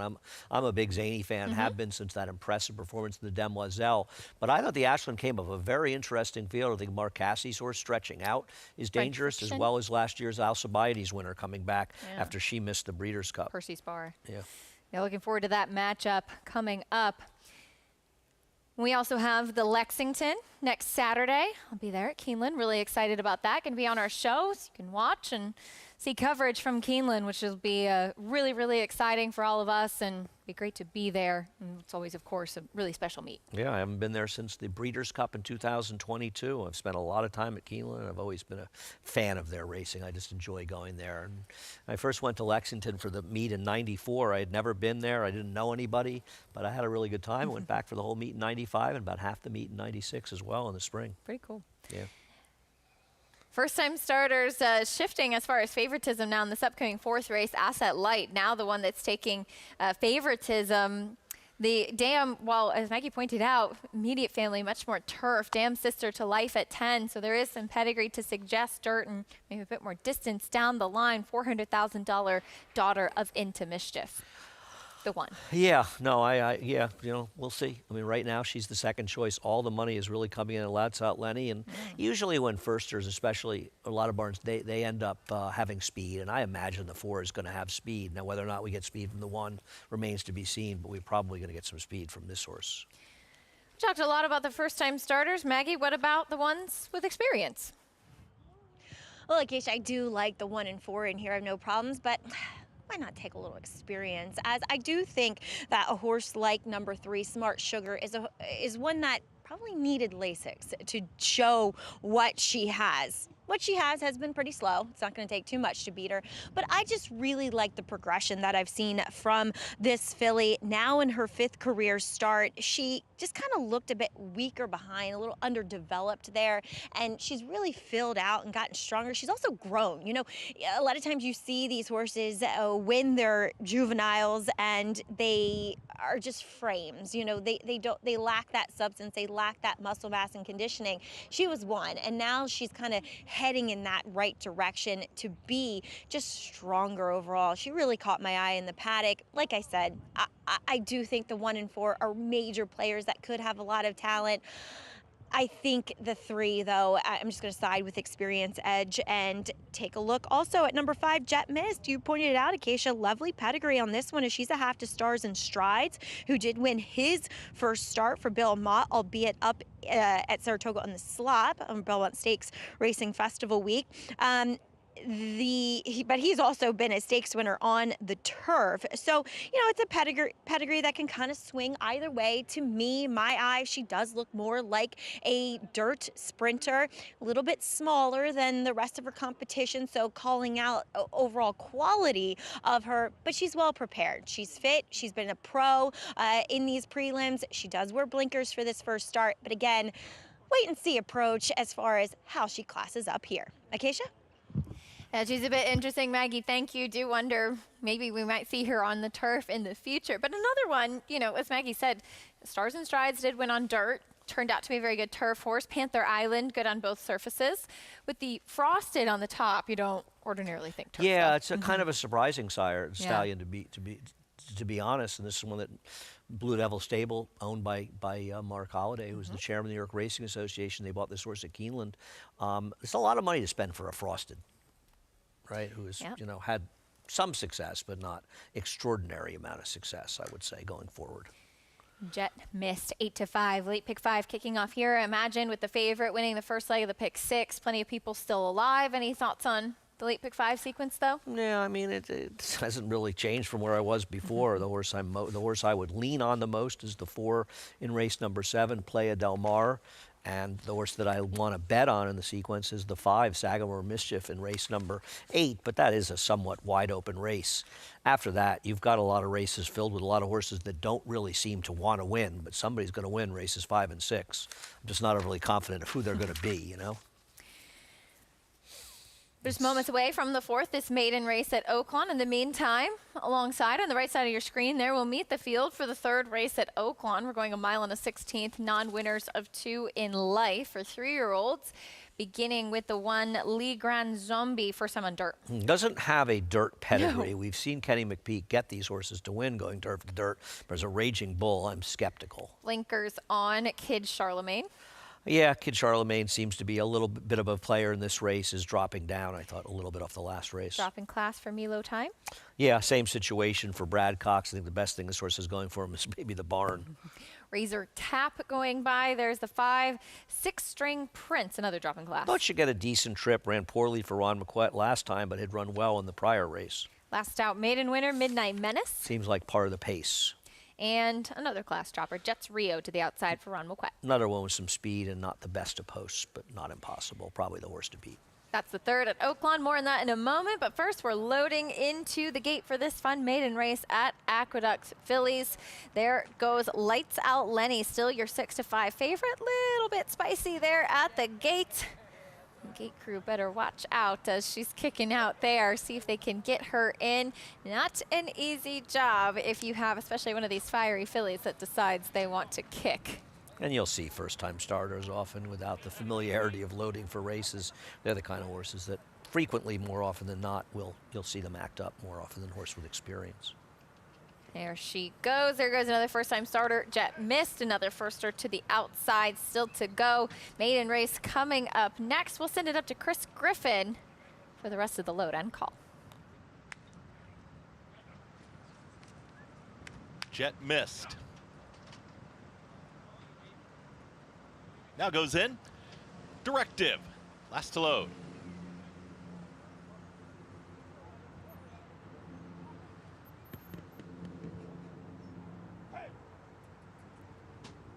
Directive. Backing away.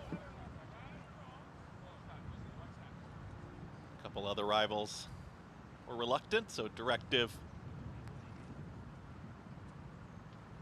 just taking a moment here. Goes in. All set.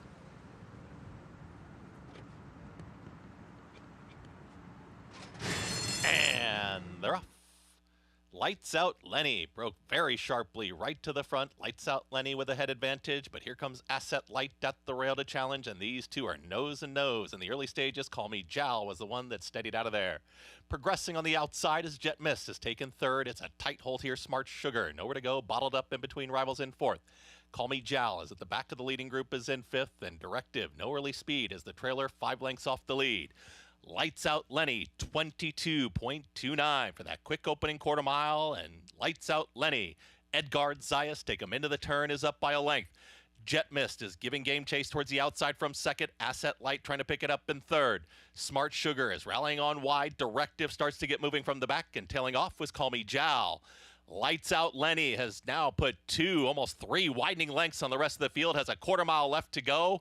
Lights Out Lenny at the top of the stretch, just trying to run away. Directive dives down towards the inside. A rail skimming ride is the only one making up ground right now. It's Lights Out Lenny with a furlong left to go and a 5, almost 6th length advantage.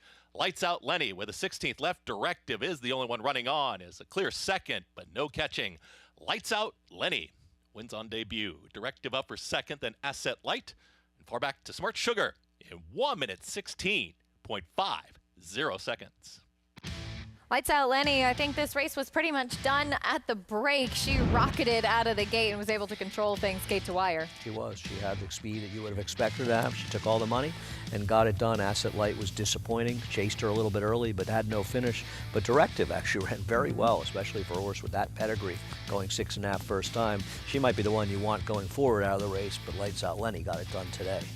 Maybe getting a little bit shorter down to the wire, but she was clear, holding on. Lights Out Lenny with Edgard Zayas in the saddle. Has been leading rider down at Gulfstream, shifting his tack up to New York this year. Picks up a winner on this first-time starter by Speightstown. Prices and more when we come back.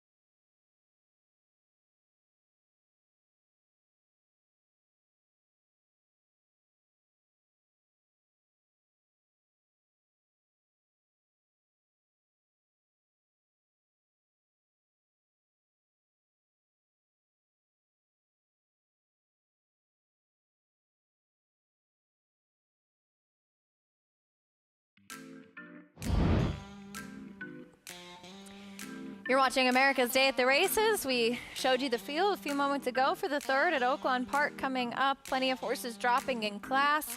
Some intriguing prospects in here as we head over to Megan Burgess. Megan, Kid Charlemagne, a lot of changes for this horse today.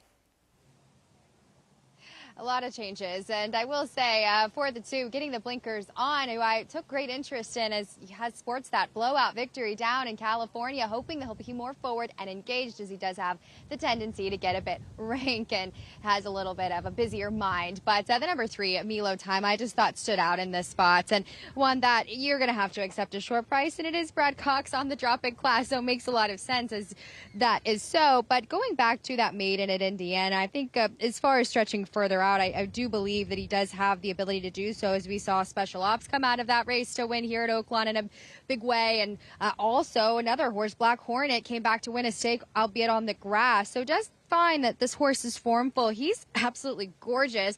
Doesn't quite look like a $50,000 type as a son of Not This Time. That physically, honestly, could go either way, Acacia, but I chalked it out in this one.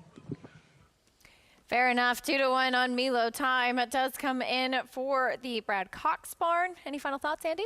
No. I thought the 3 and 5 are the right two horses near the 5. Probably, to me, a little bit better of a gamble at 7-2, but Brad Cox, I guess we trust. That's right. Makes a lot of sense. Coming up, third race from Oaklawn Park. Here's Matt Dinnerman.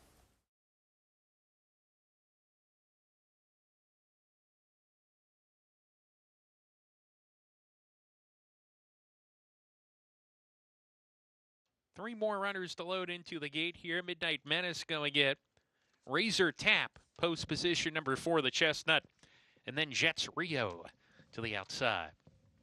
2-1 currently for Milo Time, number 3. Jets Rio going into the gate, and we're ready to go. And we're off.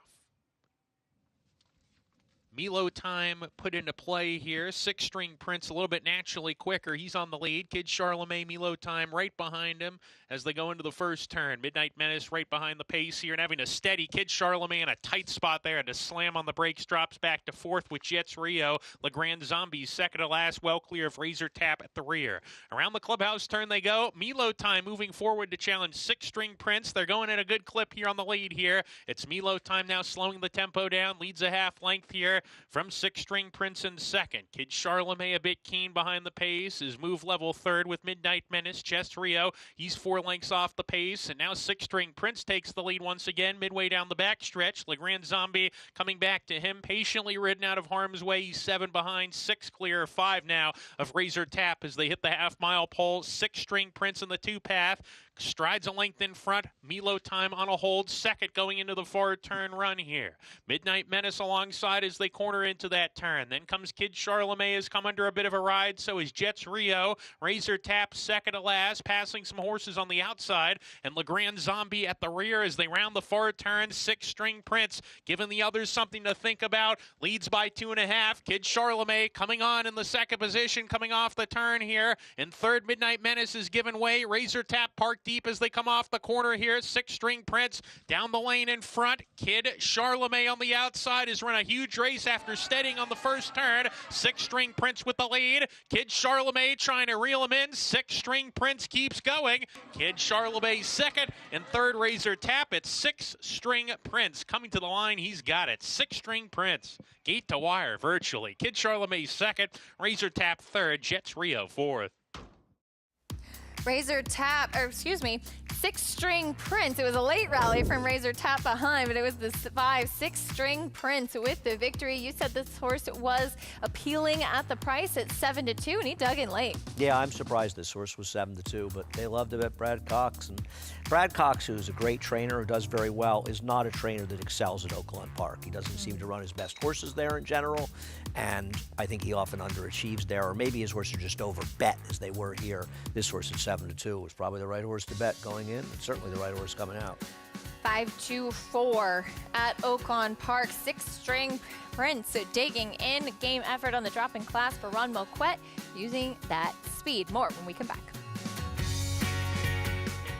Introducing a stallion as top class as they come. In 22 career starts, he won or placed in 12 graded stakes, competing in 15 grade ones, earning over $1.7 million. His undisputed speed is evidenced by 7 100-plus Spire speed figures, a 3-time Grade 1 winner, Raging Bull. You bet with Naira Bets. Bet any track, anywhere, anytime. Download the Naira Bets app to play today and get a $200 deposit bonus. Watch live horse racing. Get expert picks. Boost your bankroll with weekly promotions and hone your handicapping skills with exclusive tips and tutorials. Download the Naira Bets app now. Sign up now to claim your $200 deposit match bonus. You bet with Naira Bets. Next Saturday, Fox's America's Day at the Races team is live from Keeneland for the very first time. Thrilling stakes action includes the Lexington as the last chance to qualify for a spot in the Kentucky Derby, and Keeneland's iconic Jenny Wiley on the grass. Plus, special team coverage from Oaklawn Park featuring the Apple Blossom Handicap and more live from Hot Springs, Arkansas. Catch Keeneland and Oaklawn Stakes races next Saturday, 4:30 Eastern on FS1.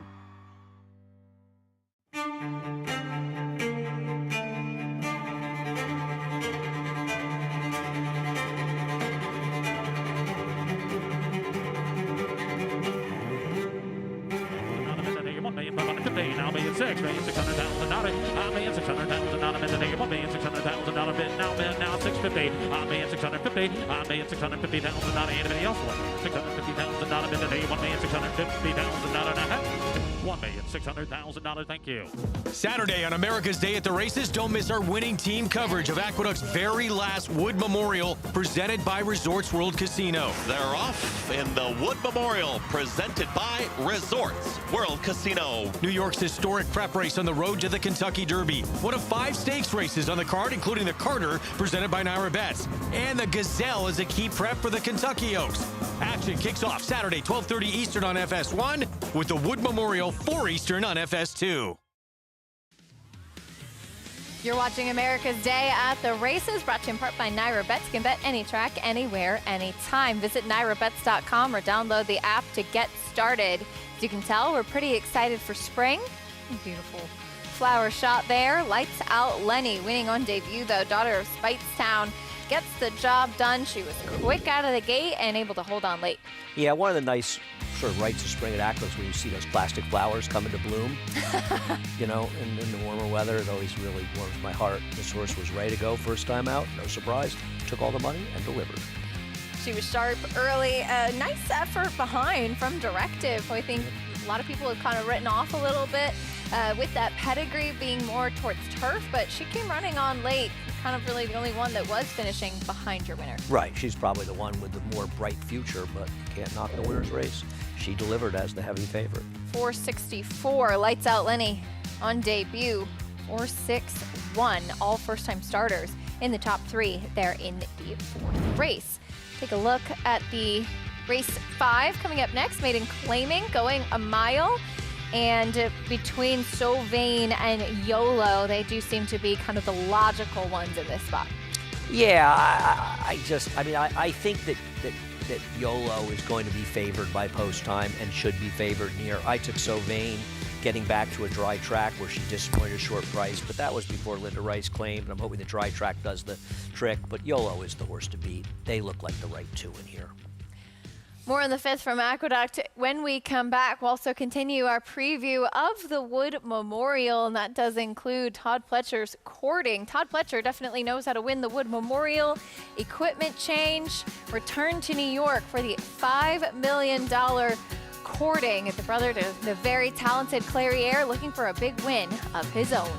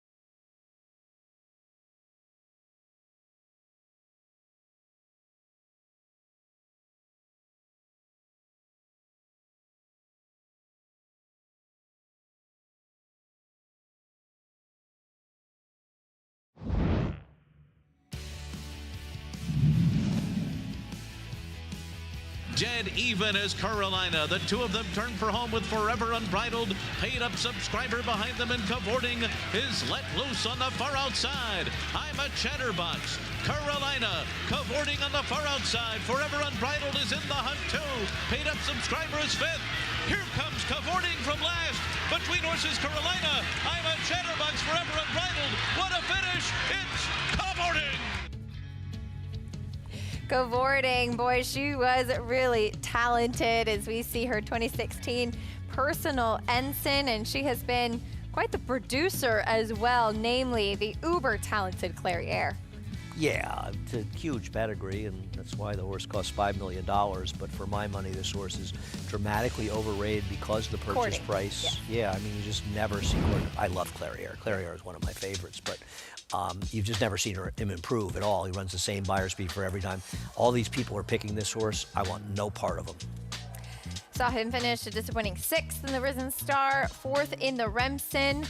Courting drop post 8, getting the blinkers off. Maggie, he has that big pedigree. We're well familiar with his superstar sibling and his dam, of course, too. But is there an opportunity for Courting to potentially step forward for his own big winner's circle moment?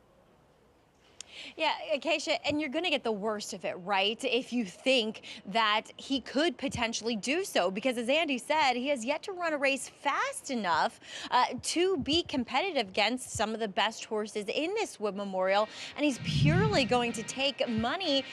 Maybe people think the blinker's coming off or what have you, second start of a 3-year-old campaign, but mainly because of connections, as Todd Pletcher looks to win his 8th Wood Memorial and to who he's related to. So I remember John Velasquez talking to me, and he gave such a candid and in-depth interview when this horse broke his maiden, and basically said that, yes, there's a lot of potential, a lot of talent there, but to get it out of this guy has been, well, hard work. And we saw him come back for that 3-year-old bow in the Risen Star behind Paladin, who obviously is now off the Derby trail.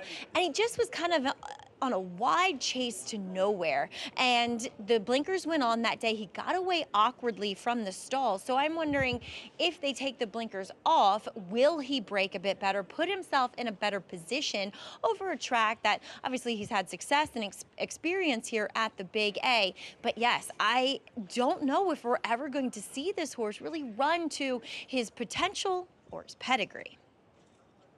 And a big purchase price. Maggie, thank you. It'll be a big opportunity for Courting to see if he can step forward. And that sometimes is the tough part. You know, when you have these big pedigrees, when you just anticipate that based off of the breeding, you're going to see it. And sometimes it does take place, but sometimes it doesn't. Yeah, no, I agree. I remember that interview that Maggie's talking about with her and John Velasquez. Johnny was great. Really interesting talking about the horse. The problem is he's a work in progress that continues to be a work in progress. And when you've got a trainer like Todd Pletcher and a horse that has never taken a step forward from a speed figure standpoint, it's just concerning that this is a horse that, you know, they all, listen, it's only his second start as a 3-year-old. He certainly could improve, but he's a horse that's probably 15-1 to win this race. It's going to be a fraction of that price. And based on his races, he's just not faster. And it's not just that he's not fast enough, he's not improving. Yeah. You know, and he's got to improve to win this race. You know, we talk often about that jump from 2 to 3. You want to see them step forward. This is kind of where, going into Kentucky Derby time, the boys become men, so to speak, and you want to see that development. Todd Pletcher, though, he certainly knows how to win the Wood Memorial, as Maggie said, looking for his 8th.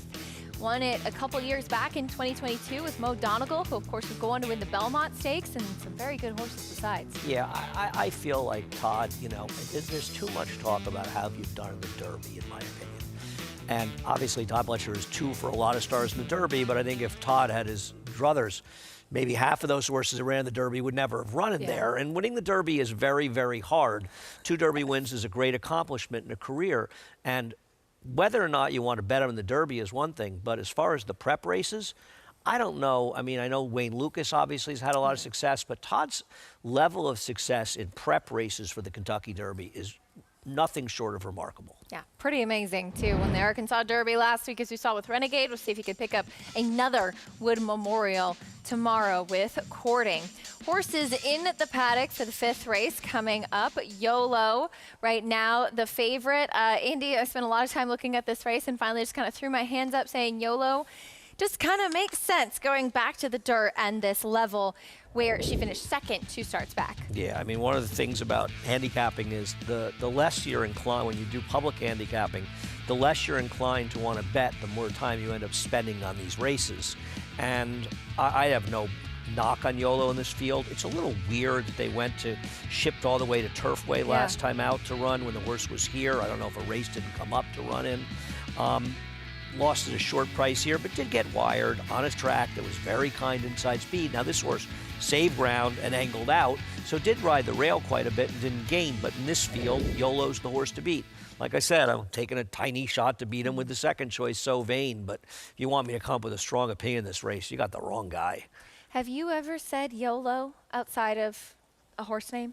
Is that a thing for craps? You only live once.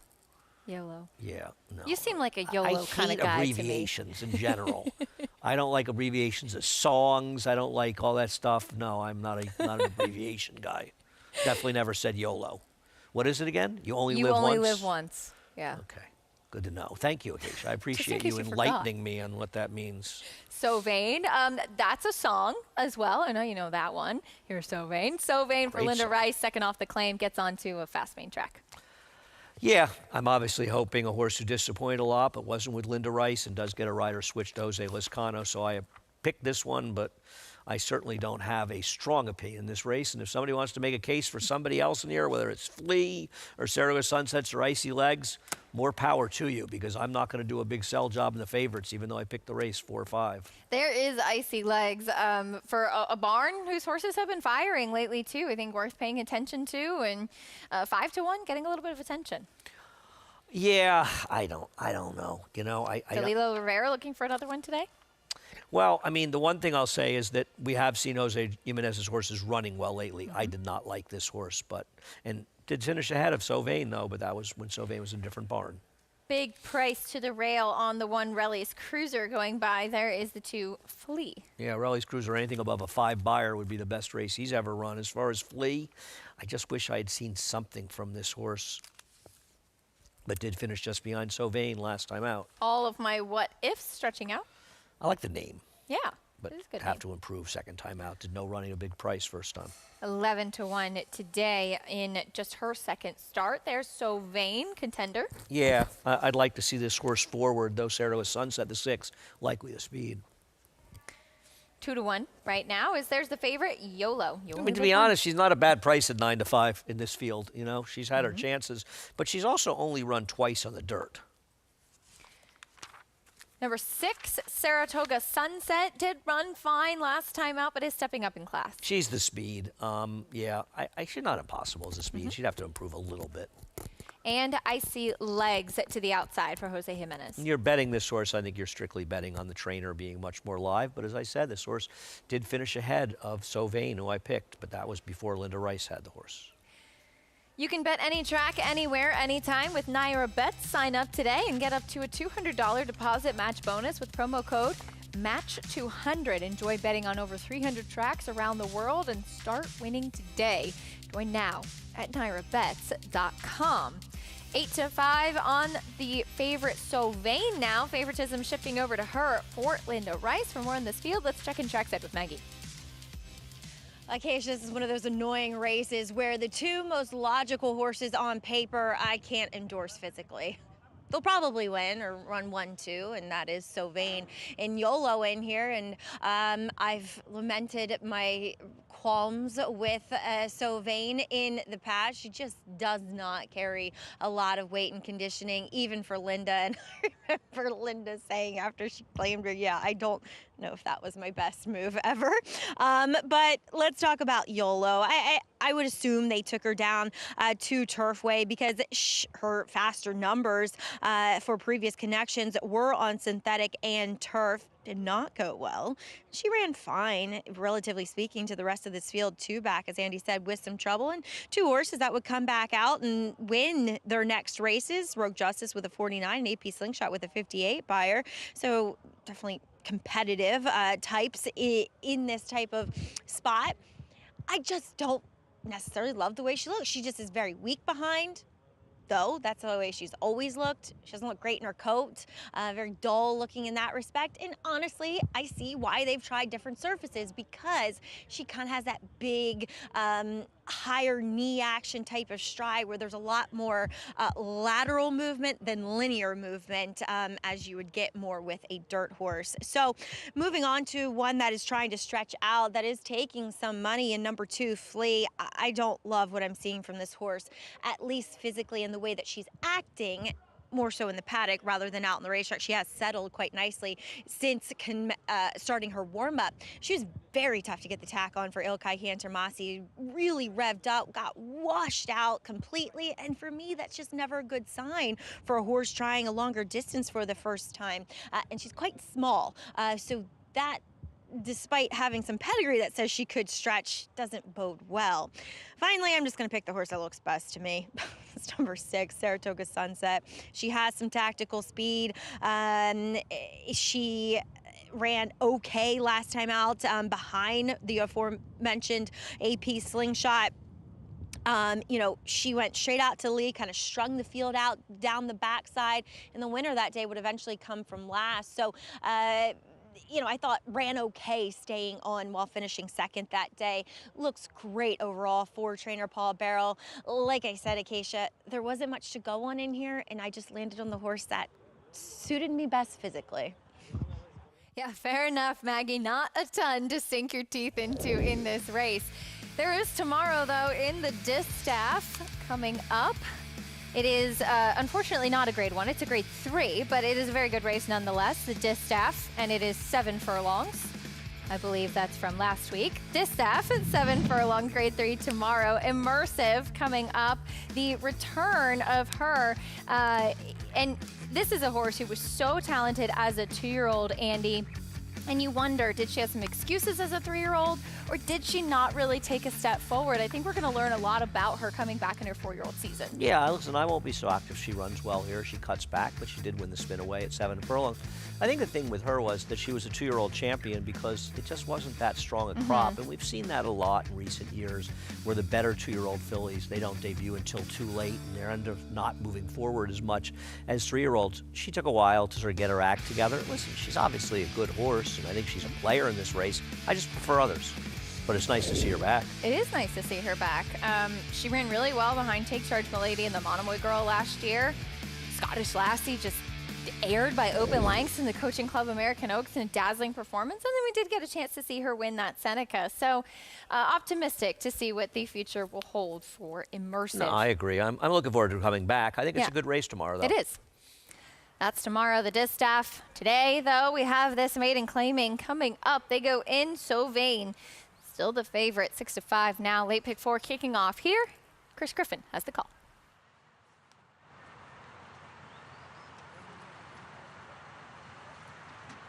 Saratoga Sunset.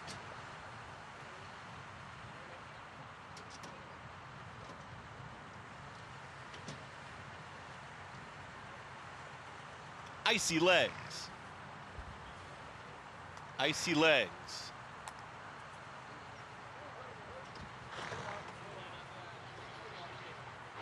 Last to load.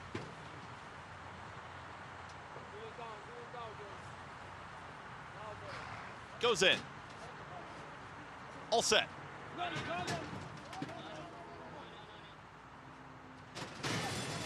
And they're off.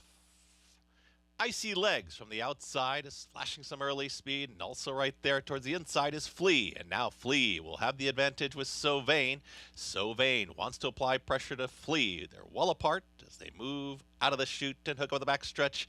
Sylvain is now Saratoga Sunset takes the lead, is up by a half length. It's Saratoga Sunset with At the Rail. There's Flea. Just behind them is All of My What Ifs. And now moving forward is Sylvain from fourth. At the Rail comes Relly's Cruiser. Towards the back end of the field, Icy Legs, and the Triller, YOLO. Saratoga Sunset and Raylu Gutierrez. They're in front. They're up by 3/4 of a length. Flea is right there in second. Here comes the run from All of My What Ifs from third. Sylvain, Jose Lescano now tugging 3 wide, wants to move forward, is coming after the leader, less than 4 furlongs to go. Saratoga Sunset with a head advantage, 2 wide, All of My What Ifs, 3 wide, Sylvain on the muscle now moving forward, 47.78 for a half-mile time. Icy Legs is in fourth, At the Rail now all in as Flea, trying to keep up with that leading pack. YOLO, far back to Relly's Cruiser. They're approaching a 1/4 mile left to go. At the Rail, Saratoga Sunset battles on. All of My What Ifs is challenging. Now Sylvain is cut loose. Also back into the bit is Flea trying to rally on. Grandstand side Icy Legs. And here comes YOLO from far out of it. And now Icy Legs has taken the advantage. Icy Legs trying to get away from the field with a 16th left to go. Now put some distance on him. Icy Legs, Dalila Rivera with a riding double. Icy Legs wins it. YOLO second, then came Flea, who re-rallied for third, and Sylvain in 1 minute 39.61 seconds. Icy Legs, we talked about some of the things to be interested in for this one with the barn whose horses have been firing lately, and she was best in here. Second win today as well for 7-pound apprentice Dalila Rivera. She was. The 4 looked like a winner around the turn. She came up completely empty. The 5, who was lugging out and not running, I think may have come on and finished second. I'm not quite sure, but Icy Legs got it done. The Jimenez barn has been on quite a run. Icy Legs, no doubt about the winner. She pulls away Keen Ice out of Awesome Legs. So you see where they got the name there. And yeah, late rally outside from YOLO, who looked like she was spinning her wheels for a while and not really kicking on at all. She did seem to accelerate a little bit at least on the outside to finish second in here. But 7-1 winner, Icy Legs. And second win today, as mentioned, for 7-pound apprentice Dalila Rivera. 7-5-2-4. Looked like Sylvain was in the perfect spot, and then in the final few jumps, awful. Just didn't kick on. No, she was awful. No, she just can't run.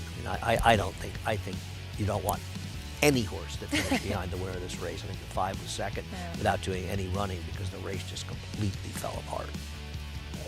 Icy Legs, though, ears up, proud of herself, on her way back to the winner's circle, getting the victory in race 5. Back over to Oaklawn Park. 4th race coming up next, going a mile, $16,000 claiming race. The 1 is out. Let's check in trackside with Megan. Well, we'll start with your favorites, and your favorite One Giant Leap, I think, will just meet a friendlier field of foes, as he once just had the form that would absolutely annihilate this field, and I didn't think this was a very strong race and a good point to come back second off of that layoff, now getting to stretch back out in distance, which is what I find this horse wants to do, and with the scratch of the inside speed, we'll get hopefully even more of a comfortable trip, hopefully using more of that speed that was just hasn't been the case in his last couple of starts, as he was a horse that we saw run as far as 1.5 miles there for Chris Hartman. Is this is what he wants to do, get back out in distance, even though looking at him, he doesn't certainly look like a long distance router, but he was tacked out in the winner's circle. He's kind of a quirky individual, very, very sharp, and hoping that his preliminary behavior carries on into his race, as he's just a much more effective horse when he's been able to get engaged on the front end. And I find,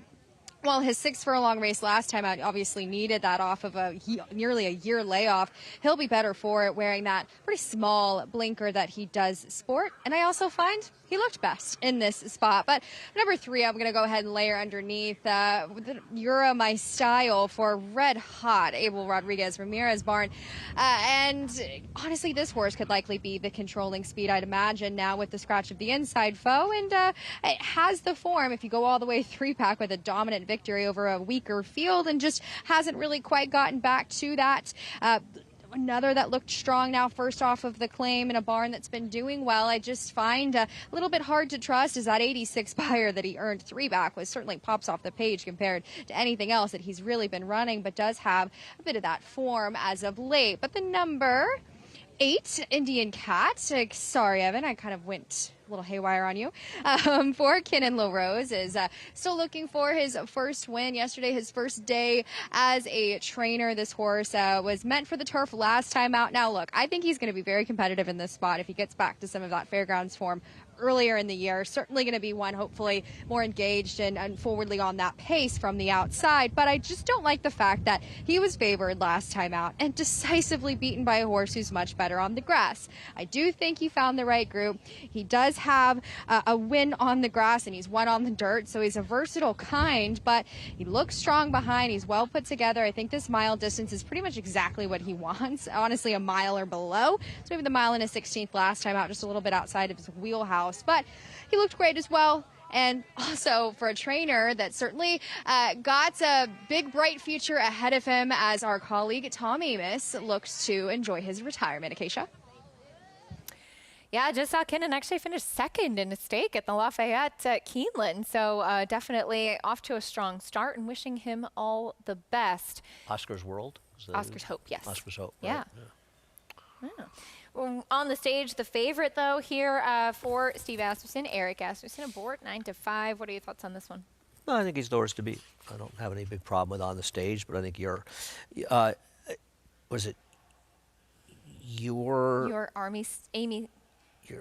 Amy style. You're my whatever. You're my style. I think that horse is very dangerous here. As the clear speed, as Meg mentioned, with the 1 coming out, it makes his job a lot easier. And this is a trainer who's having a big meet, winning at a third with almost a third of his starts. Off the claim in dirt routes, he's 13 for 39 overall, 263 ROI. Wow.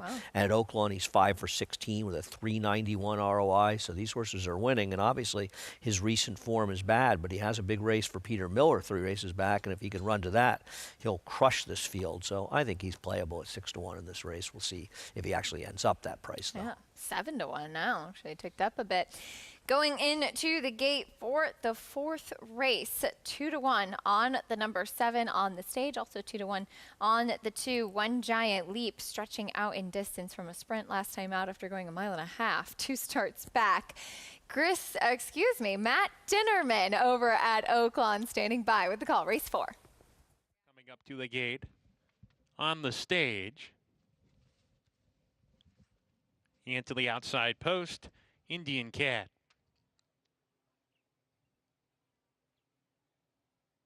We're ready to go. And we're off. An eventful beginning for all the runners.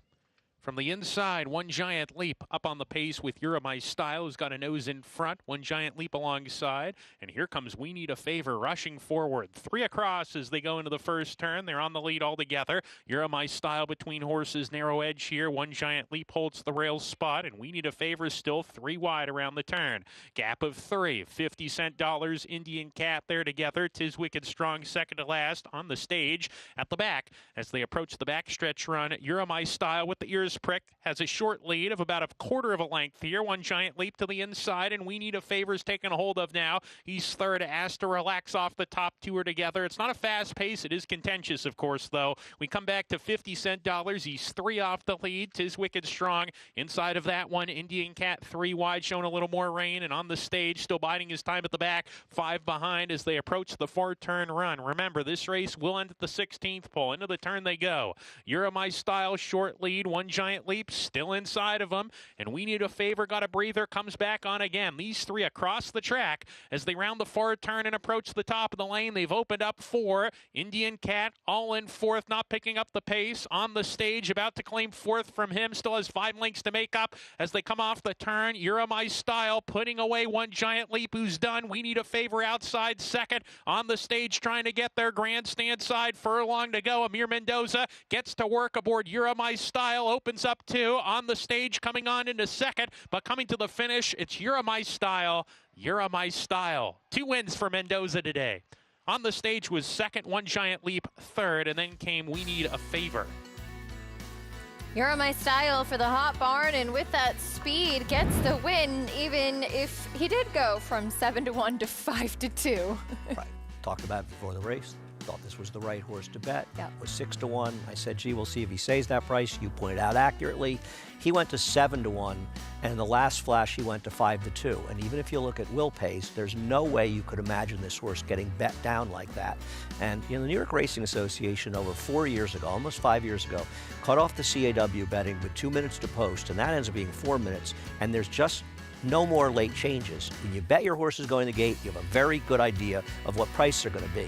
And for a player to bet this horse at 7-1 going to the gate and win and get only 5-2, I just don't think that's fair. And I think that it would be nice if other racetracks would follow the New York Racing Association and do something about those kind of late odd changes. It's not that hard.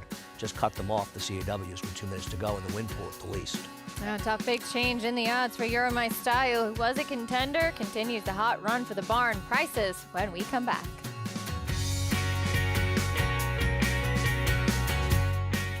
An Eclipse champion by leading young sire Not This Time. Up to the Mark made an impression in the sales ring, bringing $450,000. He then left his mark on the racetrack. A debut winner at Saratoga before compiling 3 consecutive Grade 1 wins in the Turf Classic at Churchill Downs, the Manhattan Stakes at Belmont, and the Turf Mile at Keeneland. Up to the Mark now seeks to leave his mark as a stallion, standing at Lane's End. You bet with Naira Bets. Bet any track, anywhere, anytime. Download the Naira Bets app to play today and get a $200 deposit bonus. Watch live horse racing, get expert picks, boost your bankroll with weekly promotions, and hone your handicapping skills with exclusive tips and tutorials. Download the Naira Bets app now. Sign up now to claim your $200 deposit match bonus. You bet with Naira Bets. Some horses are remembered, other horses are passed down like an heirloom. He's the kind of horse that lives in stories, each better than the one before, hardened like a diamond and equally brilliant. He ran 3 straight years at the highest level, and he himself was elite. Putting on a show in the Preakness. Who's it gonna be? It's gonna be National Treasure. National Treasure would not be denied. National Treasure wins the Pegasus World Cup. In the blink of an eye has opened up a 5-length advantage. So 1-horse race. National Treasure. There's a brilliance in the way he moved and a tenacity in how he finished. By quality road with a wealth of family, and he raced like he knew it. National Treasure, the key to quality.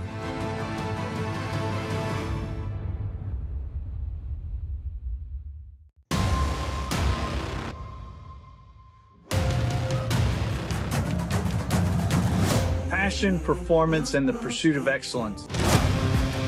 At West Point, the horses are the heart of what we do. The partners really are the soul. The bar that they set is different than everybody else. This starts and ends with the care of the horses. This is a real immersive experience.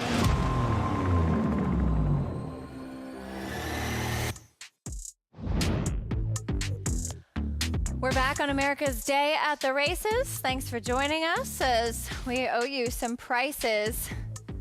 Well, that is not the winner's circle. We'll get to her momentarily. I said, that horse does not look like a $25,000 claiming race. That's paradise for tomorrow.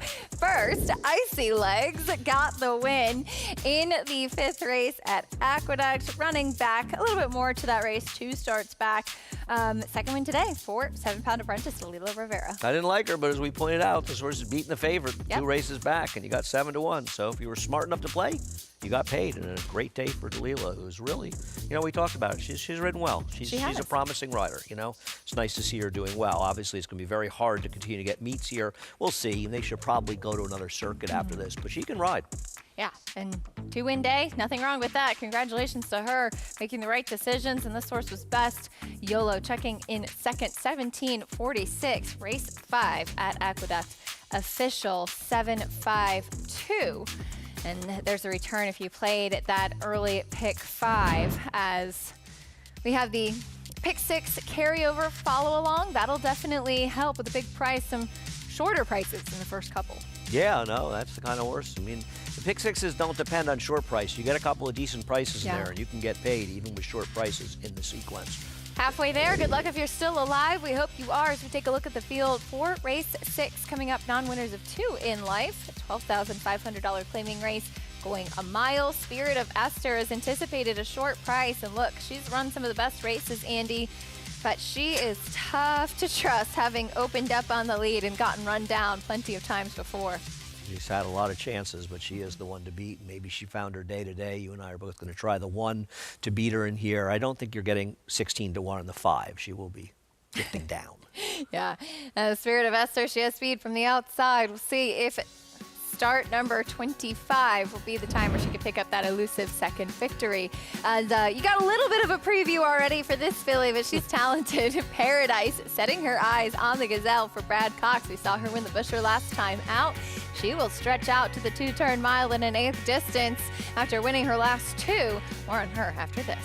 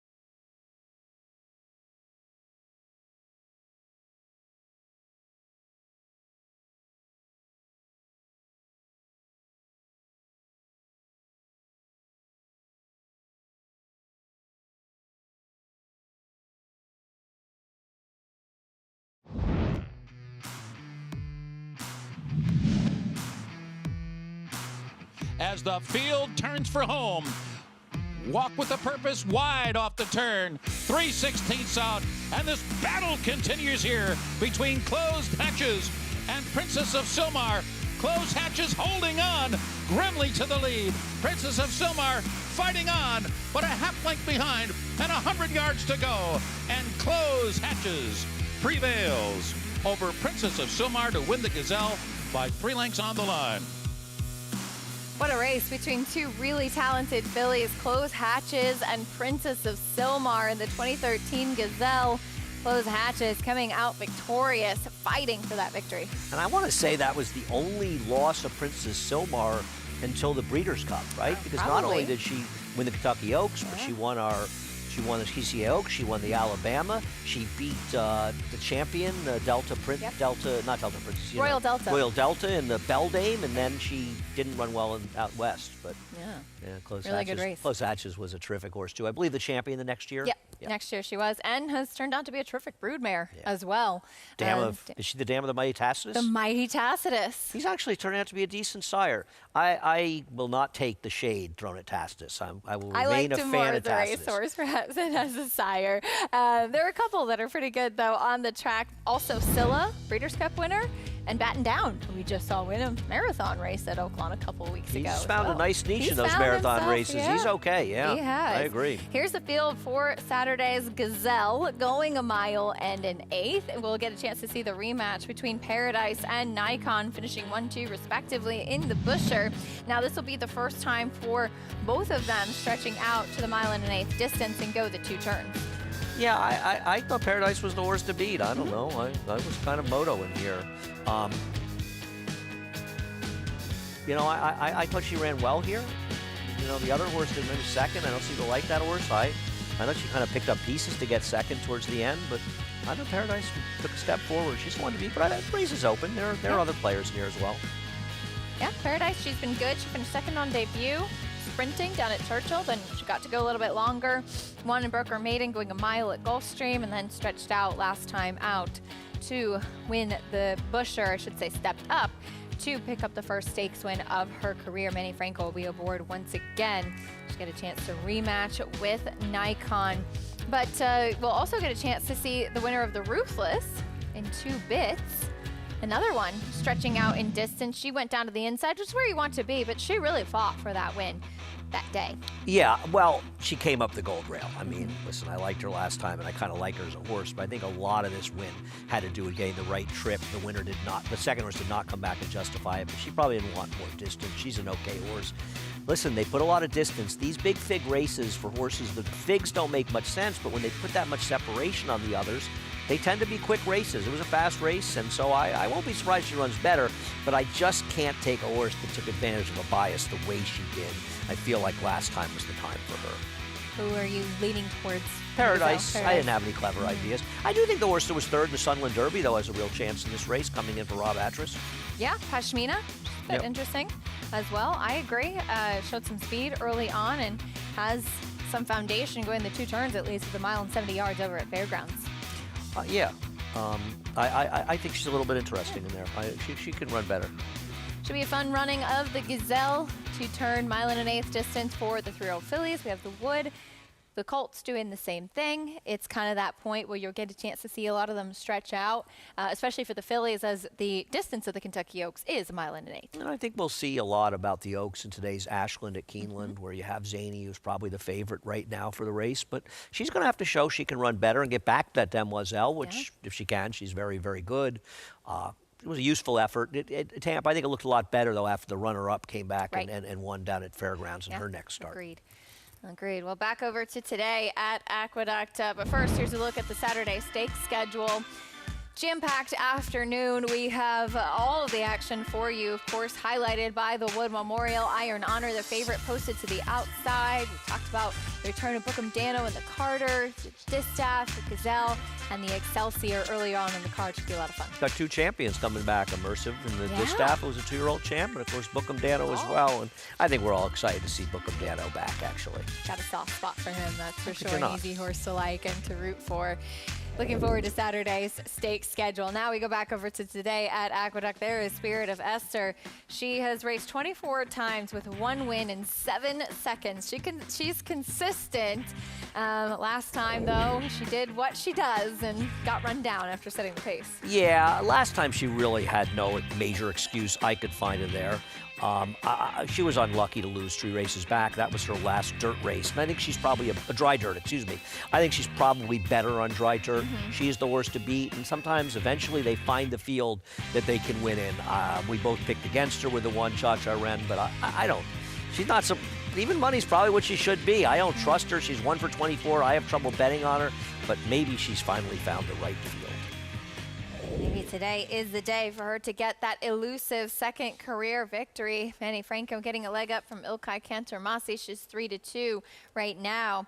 Just to her inside, horse taking some money is the 6 Mia Nipotina. She ran in that same race, at least 2 back, and last time out was against a little bit tougher. She is a horse that with no early speed. She's also 1 for 30 with 10 thirds. Here's the post parade starting off with Cha-Cha Ren.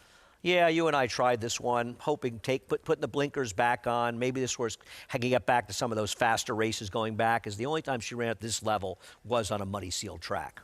Here's Rose Lisa first off the claim. Coming off the claim, Linda Dixon has had a little success off the claim. Doesn't make too many, though. 1 for 5, 1 for 2 at Naira. Blinkers going on. That's the fact, Jack. This one's taking some money. This one's 1 for 28. Drop back down in class for Widdershins. Yeah, this is a horse that's much better on the turf. I imagine we'll see going back to the turf going forward. Stretch out in distance for Tammy's Cruiser. Yeah, she's a massive overlay right now at 12-1. I mean, she's the value on the board right now at 12-1. I'm not sure why she's taking no money. She's very cold on the board at the moment. There's the 6 Mia Nipotina, who we just mentioned. And the 5 can also get in the way of the 7, as she has speed as well. Mia Nipotina is going to have to step forward at 1 for 30, but not impossible. And Spirit of Esther, the favorite to the outside. She's a horse to beat, but she's a horse to beat other races and doesn't get it done. I do think she's better off getting back, though, to a dry track. That's the field. As we go back over to the 1 Cha-Cha Ren, blinkers going back on. Hopefully that'll help her to find some of that, at least early position that she used to have and had some good races on the go back. Yeah, that's, I think, what I just feel like you and I had the same idea here. We just didn't want to pick the 7 on top. And, the only time this horse ran at this lower level, the bottom level for these horses, was on a muddy sealed track. She's got some back races to get through, and at 9-1, I've got to lose a few dollars on her. Dylan Davis aboard as well. Good to see him. He started riding back a couple months ago, or actually not even that long ago. A couple weeks ago, ago, down at Gulfstream Park after being sidelined due to injury. So good to see him back in the saddle. Yeah, absolutely. And, a tough situation. Listen, it is a dangerous job when you have an ambulance following you. And in his situation, the horse went down, his horse went over him, and he sustained some serious injuries. But great to see him back riding. I agree with you. Spirit of Esther, the favorite to the outside. She has a knack of finishing second. She's remarkably consistent. She's the one to beat. I guess it's always a little bit about the trust in races like this, and it is hard to trust anybody. No, I mean, it's impossible to trust anybody in this race, I mean, in all seriousness. And I think if you're playing, I could never bet the 7 at even money. And that's why you and I, now she's 4-5, went for a price. It's weird the 5's not getting bet, but her odds are going to drop. 7-1 on Tammy's Cruiser, stretching back out in distance. I thought she was a pace player in here. She went right to the lead last time when sprinting. She is stretching out. She's run decent enough figures to put her in contention here. She has sprint speed, so she could be fast in the 7, and she puts the 7. I think she's, at the very least, a bit of a thorn in the side of the 7, but she may also have to deal with the 7 as well. The number 3, that's the fact, Jack. Getting a few little nibbles here. Jamie Rodriguez will be aboard once again. The blinker's going back on for this one. Could you make any case for her? No. I'm not betting a 1 for 28 horse at 5-1 in this race, who I think is slower than the other horses. Listen, if you want to bet a horse in this race, bet whoever you like. Don't let me talk you off a horse at a price, but this horse is not for me. Well, for more on this field on track, let's check in with Maggie.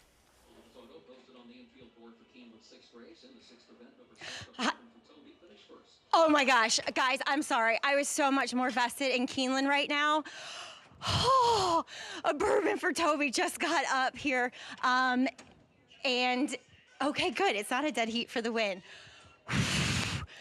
I'm sorry. I was so excited to see this horse win. He's one of my favorite horses in the barn, obviously named for the late Toby Sheets, and he came back and got the win in his first start as a 4-year-old. So I'm not really vested in this race here, but I will say that I like what I'm seeing from Tammy's Cruiser as far as her stretching out in distance. That's a big price, I thought, for a mare who does have some go-back races, and you know that she at least is going to be forwardly placed here. And for me, relative to some of the previous times I've seen her, she does look more tucked up overall. So I agree with Andy. I feel like somebody have at it in this field. Acacia?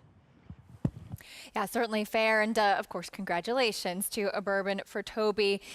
4 to 5 continues to be a short price on Spirit of Esther here, though. As we talked a little bit about those horses, tough to trust in this spot. Good look at Aqueduct as, of course, the final Wood Memorial tomorrow. You and I both have a soft spot for the Big A here. Andy, any particular Aqueduct memories that are really fond in your mind? Well, I mean, one of the things for me about Aqueduct is, you know, the many times I came here with my grandmother back in the day, back in the 70s especially. Used to take the old Aqueduct special. My first trip was with her on the Saturday after Thanksgiving in 74. Oh, but nice. we saw the Remsen when Believe It beat Alydar. We were here when Bold Forbes won. And so, you know, for me, especially with my grandmother, a lot of great memories here. But I've been to Aqueduct. You know, this is the 18th year I've worked here, so I've been to Aqueduct thousands and thousands of times for many, many years. I came out here every Saturday and Sunday when I worked downtown. I was here a lot when I was playing full time, and I love the Big A. I really do. Yeah. I love the idea of taking a subway that drops you off at the track, and I think we're all going to miss Aqueduct. But, you know, Belmont did need to be rebuilt, and you know, it doesn't make economic sense anymore to keep two tracks going that are within 10 miles of each other. I think we're 6 miles apart. So there's a bright, bright future in New York racing with the new Belmont Park at the expense of losing Aqueduct. I mean, I love doing the show up here, and we can just turn around and watch the race live. You can see them coming down the stretch. We can watch the gallop out from where we sit behind us. And, you know, I have nothing but fond memories of the Big A. A lot of great scores here, a lot of good horses, many, many great horses over there, great races, Wood Memorials, Cigar Miles. Yeah, this is a big part of my life was being at Aqueduct, but we need to move forward. But we're going to miss Aqueduct. Now, there's nobody at NYRA that's going to tell you that we are happy we're closing Aqueduct from the sense of losing Aqueduct, but we've got to move forward.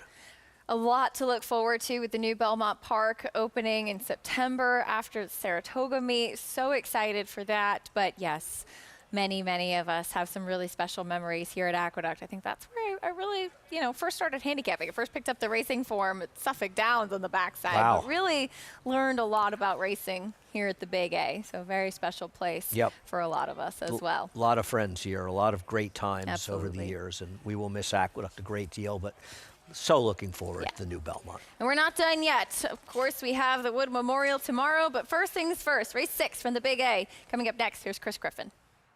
Goes in, all set. And they're off. Broken an even line. That's the fact. Jack has got the early speed from in between horses, but Spirit of Esther will now soon command. Spirit of Esther is up by a length and a half, right to the inside here. Pink Silks, that's the fact. Jack is a close-up second. At the rail, Rose Lisa's now a challenging third. Widdershins Outwiders in fourth as they come out of the chute. Back there in fifth is going to be Cha Cha Ren, is followed by Mia Nipotina and the Triller, Tammy's Cruiser. Spirit of Esther gets rail position. Manny Franco controls the tempo, 24.11, the opening quarter mile. That's the fact. Jack is right there from second. Widdershins now takes third, 3 wide. Losing some ground was Rose Lisa's. Back to fourth, trying to rally on from the back. Here comes Cha Cha Ren with a move. Tammy's Cruiser has 9 lengths to make up, and the Triller, Mia Nipotina. They work into the far turn. Spirit of Esther, no excuses, is up by a neck. Here comes That's the Fact Jack, the one to challenge Jamie Rodriguez. They're on the move. The top duo have now quickly put 4, almost 5 lengths on the rest of the field, and they are head and head back and forth.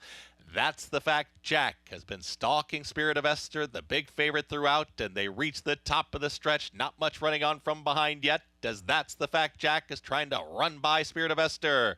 They're shoulder to shoulder here, approaching a final furlong, and That's the Fact Jack has taken the lead.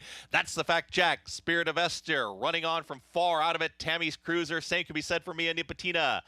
That's the Fact Jack is just inching away here from Spirit of Esther, who's back to second. Running on late as Mia Nipotina. Won't get there, though. That's the Fact Jack. That's your winner. Tight there for second. That's Spirit of Esther trying to hold off Mia Nipotina and Cha Cha Ren in 1 minute 39.23 seconds. That's the Fact Jack. Blinkers going back on. Today was the day for her to get her elusive second career win. And poor Spirit of Esther. That's what she does. She did hold on for second, I think. But I agree. I was saying to you in the race, I kind of hope she wins. She's run so many sort of winning type races here, but I didn't see That's the Fact Jack. But obviously a number of people did. If you had her, congrats. And you know, with a couple of short price to start the Big Six, a couple of upsets here. Yeah. Short price is losing. This Big Six got a lot more interesting. So if you're alive, we wish you the best of luck. Absolutely. 5-1 winner here. That's the Fact Jack with Jamie Rodriguez in the saddle. Tight for second. I think Spirit of Esther held on over the late running Mia Nipotina, but no doubt about the winner, who pressed on to the favorite with the blinkers going on. She was much sharper, showed a lot more speed, and shockingly, the 5 Tammy's Cruiser showed absolutely no speed. She was last. Kind of changed the dynamics of the race as were anticipated. Yeah. Probably helped the first two. Yes, I would think so.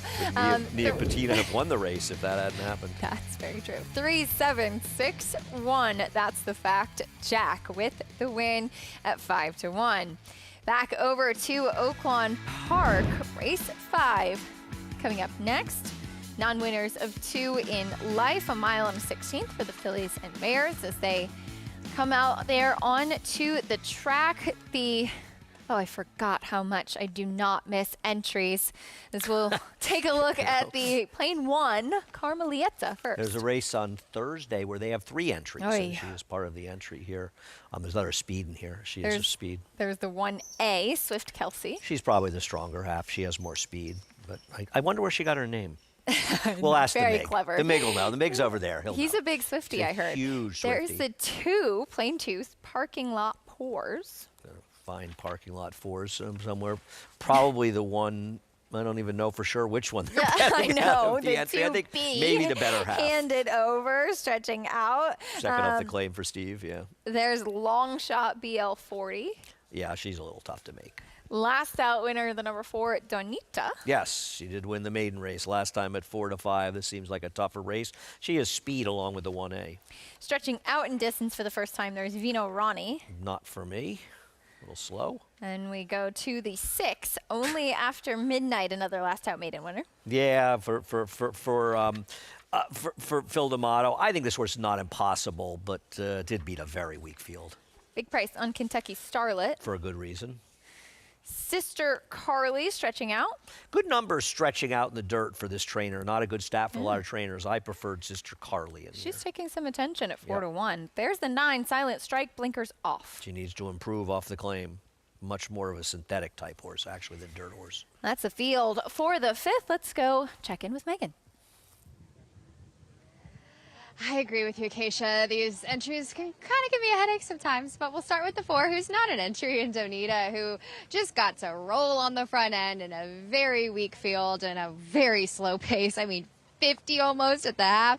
Come on now, she's going to have more pressure than that today. And she looked as though she did last time out. She's fit. She's ready to go for the Sippy Contreras barn, as she was tacked out here in the winner's circle. Now, we weren't down here. I believe actually was actually down here, and she was tacked outside the winner's circle as well. Now, if you go past that race, she has run some faster speed figures that put her in the mix against maiden foes. So you can't just judge her off of that one race. I do want to see her do it again, though, and find that she has found the right spot to try to face winners for the first time. But As we move on to number 1A, Swift Kelsey, who this horse actually was scratched at the gate at this level last time out when she was stretching out on March the 19th. Now she comes back, and I want to see her get some ground, and why I'm going to bet on her today, because I find that she's really going to take to the stretch out. When she was doing so back in Indiana, she showed some of that better form, and I find just looking at her physically, she'll want the ground that she gets, and I think you're catching a very fair price on her. I'm honestly surprised, even with the name gig, that she's not taking more money than she is. But the half of the Steve Asmussen entry that I was a little bit fond of was the 2B Handed Over, who looked absolutely fantastic, and find that getting to the dirt for this 5-year-old mare will be to her benefit, and also likely will want the ground that she will get. But I'm going to take a shot against, to me, a very vulnerable favorite in the entry as well as in Donita. But it looks like we've got a late scratch here in this race, Acacia, as I'm listing overhead, that will take place here shortly. Meg, thank you. We'll see how it plays out in this upcoming 5th race, as we do have a late scratch being reported, the 1A, Swift Kelsey, coming out. And keep in mind, they do not have the same good rule we have in New York, where you get the one runs for purse money only. So if you bet the entry, like in the 1A, who did look like the stronger half, at least to me, well, she's not gonna run, but you're stuck with the 1A. You're stuck with the plain 1. Yeah, in that's here. tough. And, you know, it's an imperfect rule, but it's an imperfect rule in an imperfect situation. So late scratch at Oaklawn of the 1A. Let's go back over to Aqueduct. We owe you some prices. The number 3, That's the Fact, Jack, getting the win with the blinkers back on, much sharper today. Jamie Rodriguez picking up the victory, as she had to duel there with Spirit of Esther, but she just had a little bit more in the tank. She got the job done. Poor Spirit of Esther. Did have to settle for second. Didn't see this one, but she got it done. That's the Fact, Jack, at 5-1 with the win. First start in quite a while. She's now 2 for 29, picking up her second career victory. Late rally from the number 6, Mia Nipotina. 1 for 28, managed to beat 1 for 24 with 1 for 30, finishing third. But she likes to run third. Mia Nipotina, it's her 11th third in now 31 Mia starts. Nipotina likes to run third, and Spirit of Esther likes to run second. So 13-16 in race 6 it was. That's the Fact, Jack. Another one to add a little bit of intrigue to that pick 6. If you played with the carryover, 2 legs to go. That'll make things a bit interesting. No question about it. That really improves it the last 2 wins. So if you're alive, good luck. Back to Oaklawn again. Late scratch of the 1A, Swift Kelsey. Apologize to our Swifties that were excited about that one. Running, but late scratch on the track. 9-5 now on the 2 entry between Parking Lot Pours and the 2B. Hand it over as we start to load in for the 5th at Oaklawn Park. Again, late scratch of the 1A. Matt Dinnerman standing by with the call. Starlit coming up. Donita. Sister Carly. Post position number 8. Going into the gate. Vino Rani. 2 back, Parking Lot Pours, and Silent Strike. Here's Parking Lot Pours coming up to the gate, and Silent Strike to the outside post.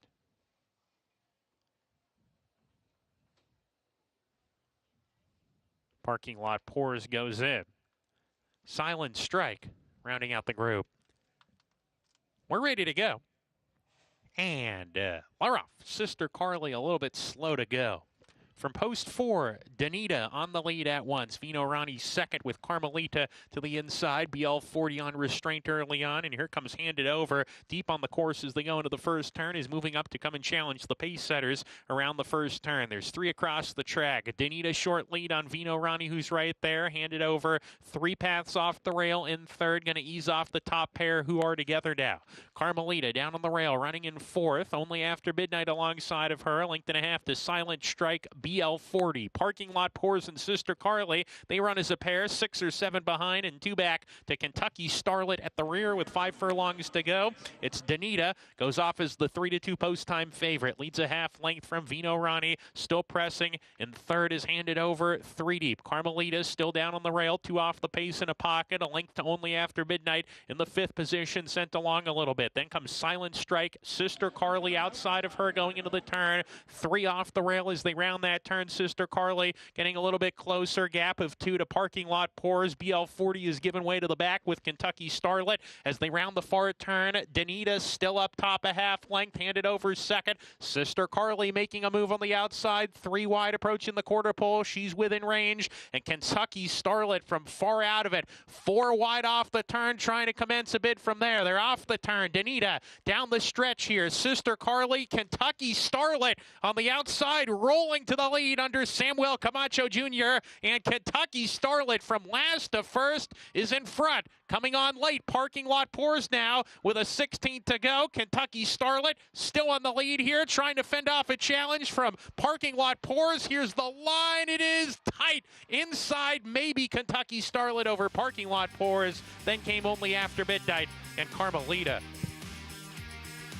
Well, they made it interesting in this low-level claiming race. Early move from big long shot Kentucky Starlet, who I think just held on over part of the favored entry, Parking Lot Pours. Yeah, it looked like, we'll call him Sammy Camacho. No Sam Wells here, Matt. It felt like he might have moved a little soon, and you hate to see it 36-1 because here's where our heart goes out to everybody who bet the 7, and here comes the entry, the favored entry in this race coming in for a run. But it looks like Kentucky Starlet held on for the win at a big price, and congrats if you had this horse. And you probably had a Ouija board for your handicapping if you did. Smarter man than I, that's for sure, or a woman.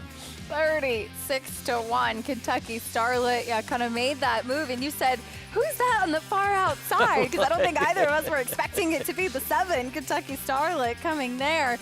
Came rolling, and then you could see starting to get a little bit short. Closing on the outside. It always pains me watching race, especially if you don't have a bet, you're not really involved. Yeah. When a favorite opens up and somebody's coming, I just find a long shot opens up. I know. I always find myself rooting for the long shot, and for anybody that bet that big priced horse. And in this situation, I think they held on for the victory. It got close, but it felt like the 7 held on for a narrow victory. Very formal race call there. Samuel Camacho, and the 7 is the formal names, yes. Still listed as a photo, hasn't been posted as it was posted. What do you call him, that Manuel Franco, by the way? Manuel Franco. Yeah, we could do that if you want to. I don't know how you would take that, but okay.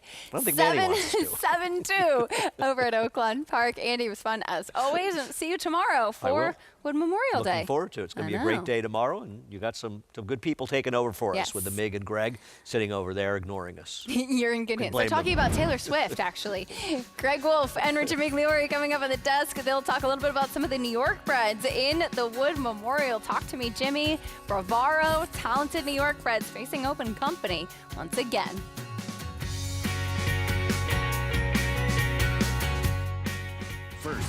First again and again and again. First Mission, 4 graded stakes. He made finishing first his mission, and all with big buyers. Now he's a Darley Stallion, and breeders are falling in love with him. Here's fabled horseman John Williams. First Mission is an eyeful. He's beautifully balanced, and I love the way he uses himself as he moves. Come to see First Mission and tell us your first impression. Consider it your mission. Next Saturday, Fox's America's Day at the Races team is live from Keeneland for the very first time. Thrilling stakes action includes the Lexington as the last chance to qualify for a spot in the Kentucky Derby, and Keeneland's iconic Jenny Wiley on the grass. Plus, special team coverage from Oaklawn Park featuring the Apple Blossom Handicap and more, live from Hot Springs, Arkansas. Catch Keeneland and Oaklawn Stakes races next Saturday, 4:30 Eastern on FS1.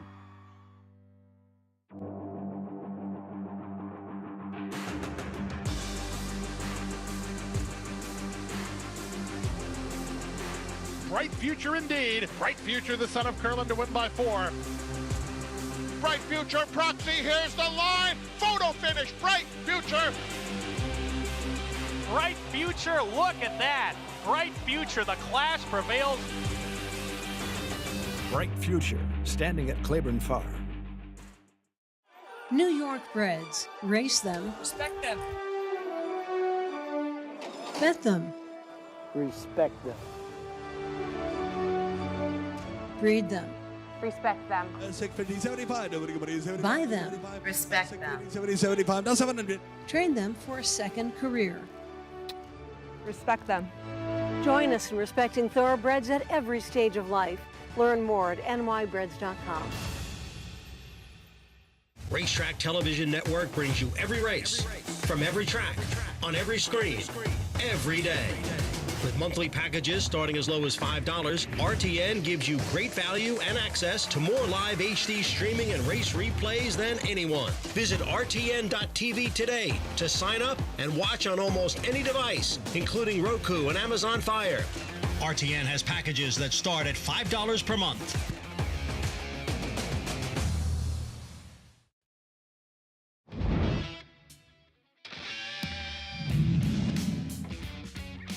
They're in the stretch.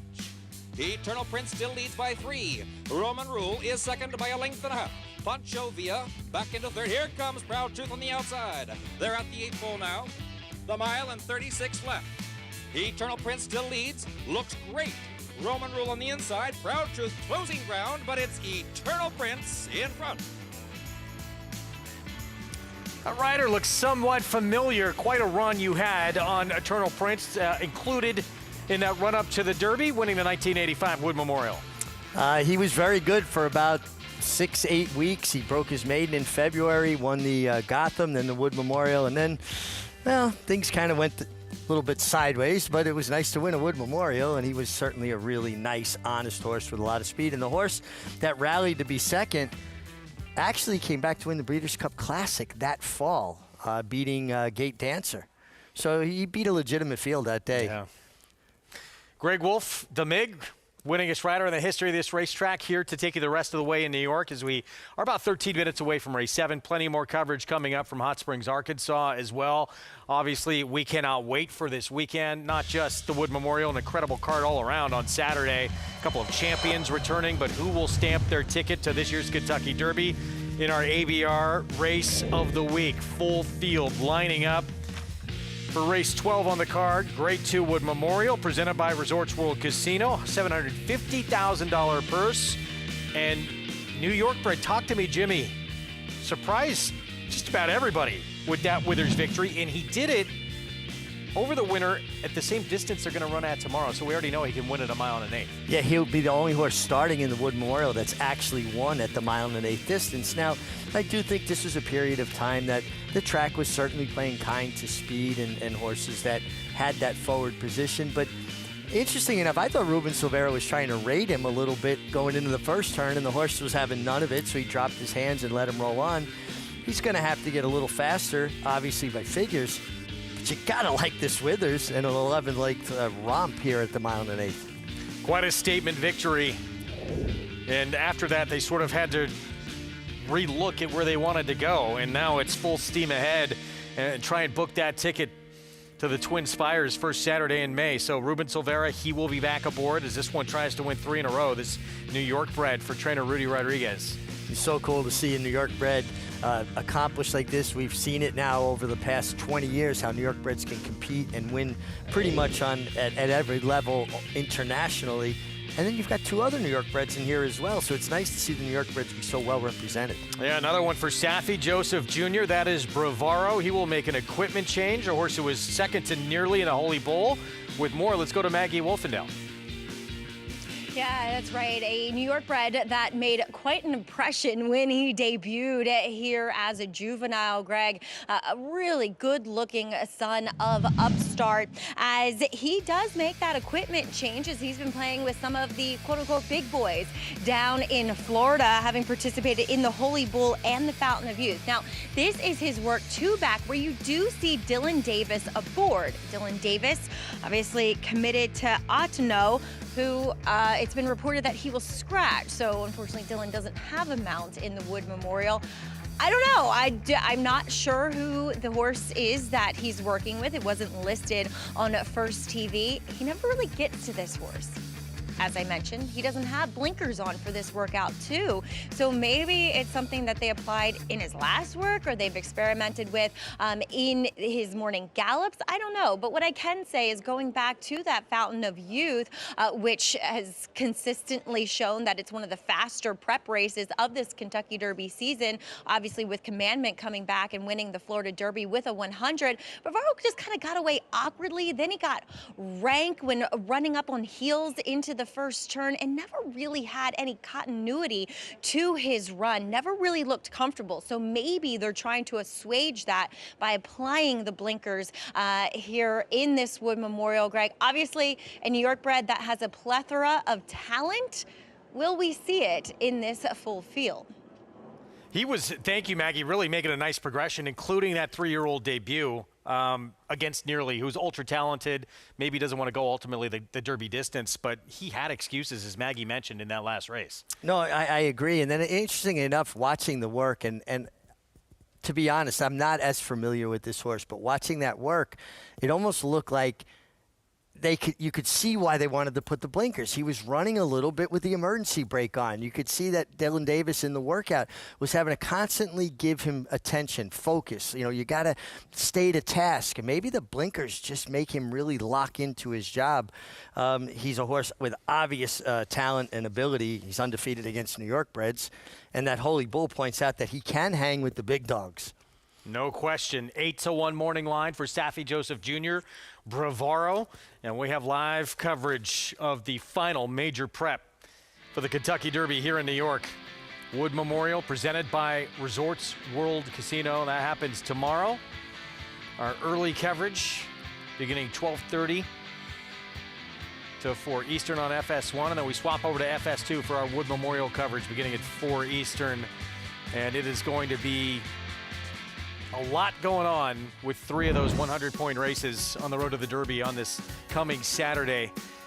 We're going to take a timeout. We'll be back. Linda Rice keeps on churning out wins, and that record you saw for wins, she's on pace to demolish it this year. We'll be back with more Linda Rice next.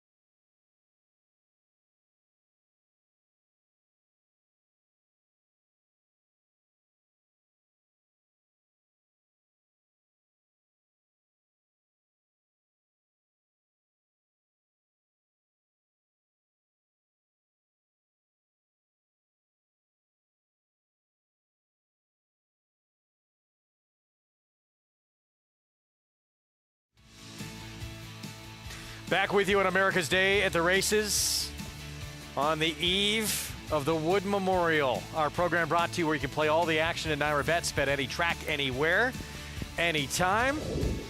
As we get set for race 7 here, 1 turn mile, $50,000 claiming race, all for sale in here. Horses who have just a maiden win on their resume. So non-winners of 2 life. Playa Del Mar, one of 2 in the race for Linda Rice. Right now the favorite.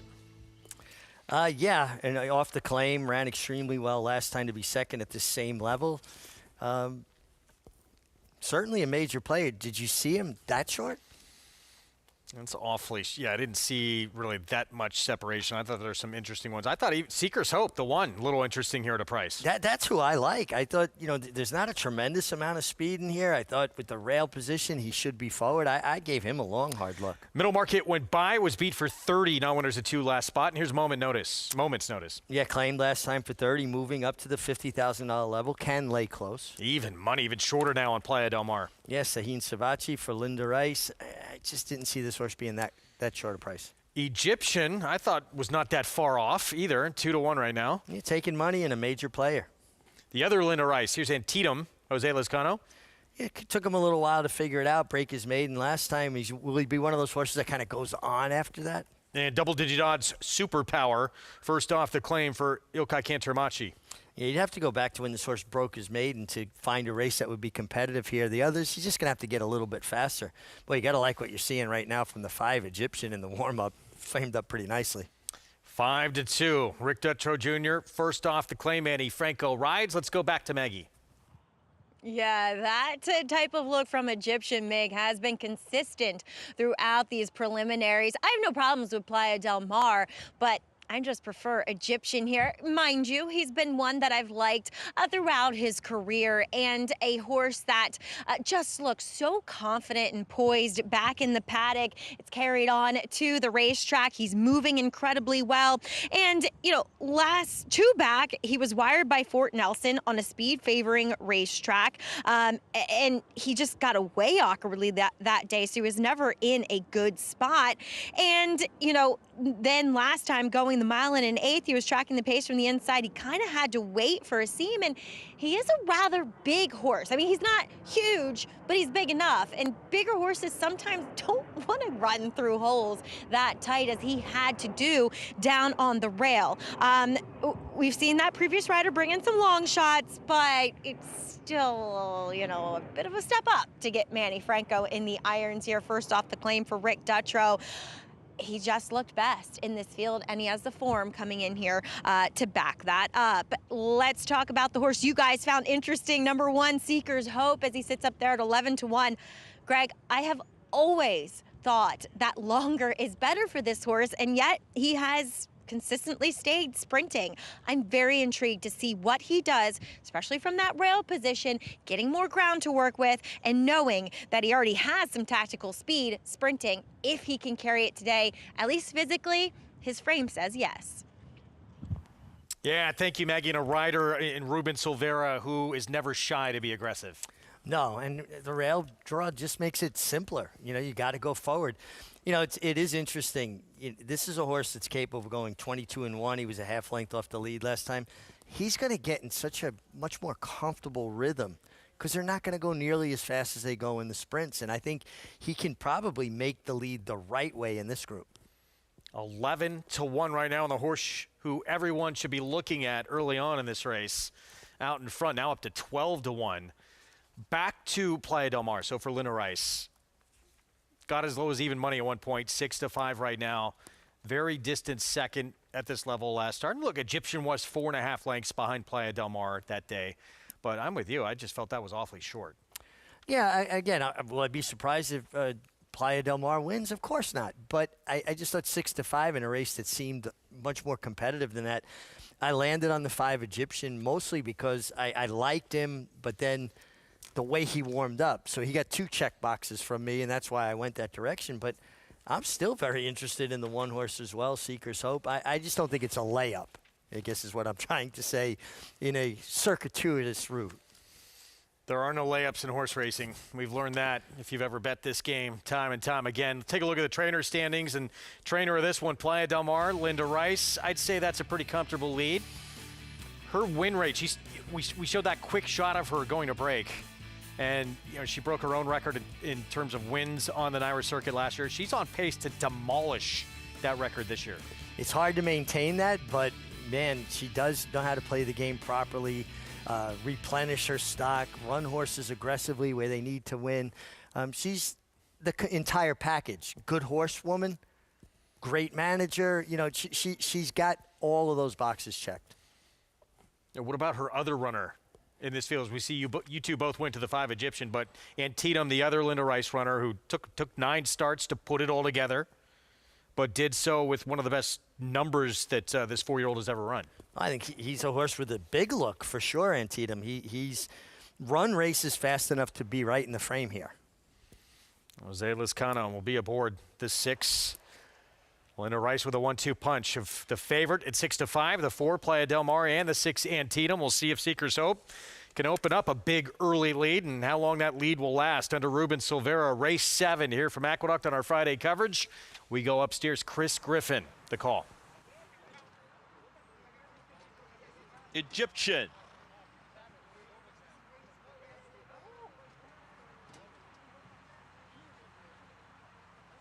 Antietam.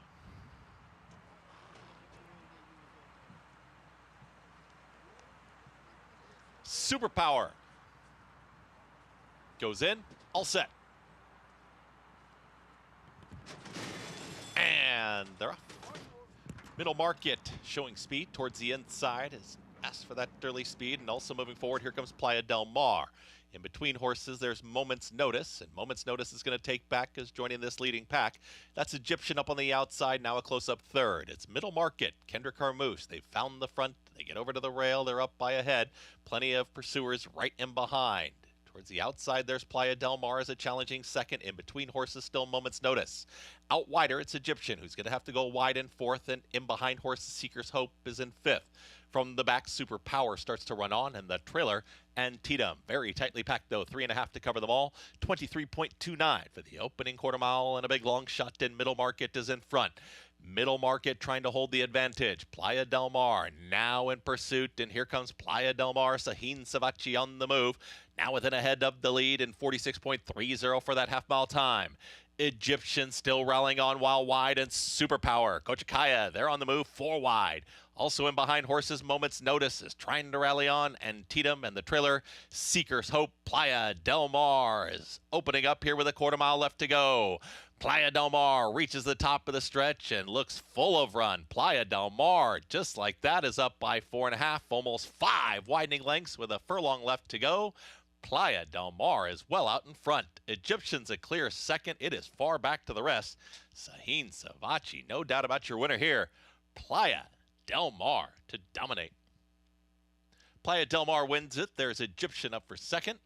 Moment's Notice and Superpower in 1 minute 35.38 seconds.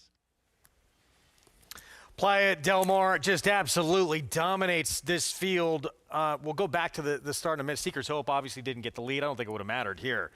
No one within hailing range of this even money favorite. Keep your eyes on the 1 out of the gate. Needed the lead to be effective, you would think.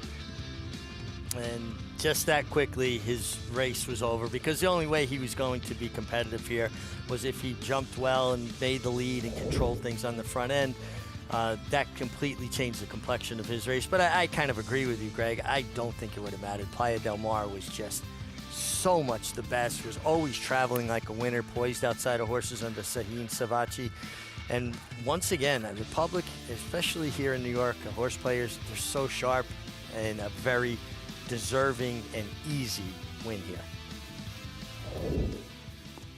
So Playa del Mar just claimed by Linda Rice, and she puts this one right back in the winner's circle at a short price here, even money, 4-5-3-7 with 10-1 and 14-1 shots, completing your trifecta and superfecta. You just take a look at the way Sahin Savachi, just his body language, right? He's still kind of poised up in the air, more in the rating hold. When he gave him a little rein, he just took the 2-horse easily and just drew off and finished in a really good final time, 135-2 basically, after going 7/8 and 22-4. This was a big effort. Yeah, I'm going to go back. I'm looking at some of the times right now because I noticed that time as well. That is very fast. 7/8 and 1:22 and 4. Finishes up 1:35 and 1. Big effort for Playa del Mar to get through this 50,000 on winners at 2 life condition. It's the even money favorite for Linda Rice with Sahin Savachi. We're going to take a timeout. Steve Asmussen started strong, has stayed strong at the meet. Up 27 on his next closest pursuer out in Hot Springs, and he's got several more contenders remaining on this Friday card.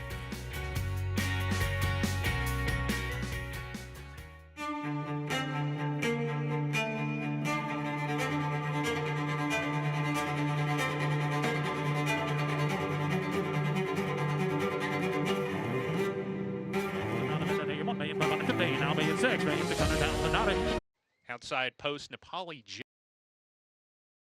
Banana, post position at number 5. Nepali Joe to the outside post.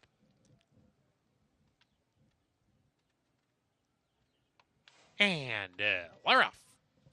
Do you hear me off a little bit slowly? From post 4, My Russian getting over to the rail right away to challenge More Cheese Please on the lead. More Cheese Please goes on with it here. My Russian right behind will track in second going into the turn. Run Louie Run is third as they corner into that turn. Tartarian in the 4th position early. Then comes Storm back. Nepali Joe, they're side by side. Gap of 3. Roku Nana. Fleetwood Jack to the outside of him. Do you hear me? Golden City Street at the back as they approach the backstretch run. More Cheese Please leads the way. Has opened up a 2.5 or 3 length edge onto the back stretch. My Russian content to track that front runner who's moving right along here.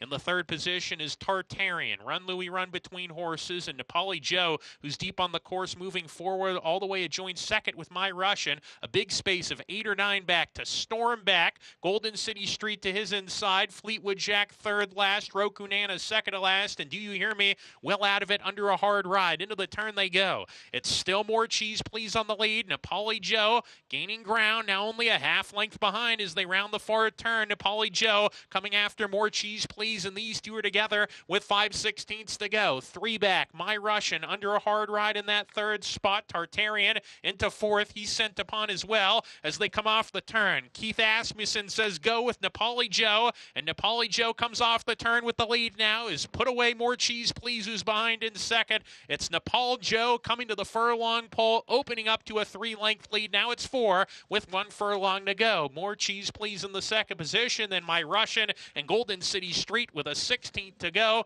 And it coming to the finish, it's going to be Nepali Joe to win it. More Cheese Please 2nd, My Russian 3rd, and Golden City Street was 4th.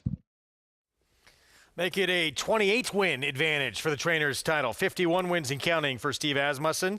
Keith aboard, and a maiden breaking win. They had to be patient with this one. Obviously been a few different barns, but took 15 starts to get that first win. Yeah, second start in the Steve Asmussen barn. Keith did a really good job. I was worried about that outside post for this horse. He negotiated it well. Had to be a little bit wide in that first turn, but mitigated that as much as possible. And, you got to give Keith a lot of credit. Coming off a tough injury, broke his pelvis. Takes a lot of work to come back from that, and I really love what I'm seeing from him the last few weeks. He's found his legs, he's found his timing, and he's riding extremely well. He and Eric, I really feel like they've improved their game immeasurably since last year. Son of Will Take Charge, 5-year-old, getting, as mentioned, at start number 15, the first win of his career. Nepali Joe, owned, trained by Steve Asmussen with son Keith aboard for that another dominant victory out there in Hot Springs. We're going to take a timeout. We'll be back. Bob Baffert, plenty of ammunition left. Who will make it to that first Saturday in May for him? Butane in the Wood, Cherokee Nation Potente lining up out west in the Santa Anita Derby.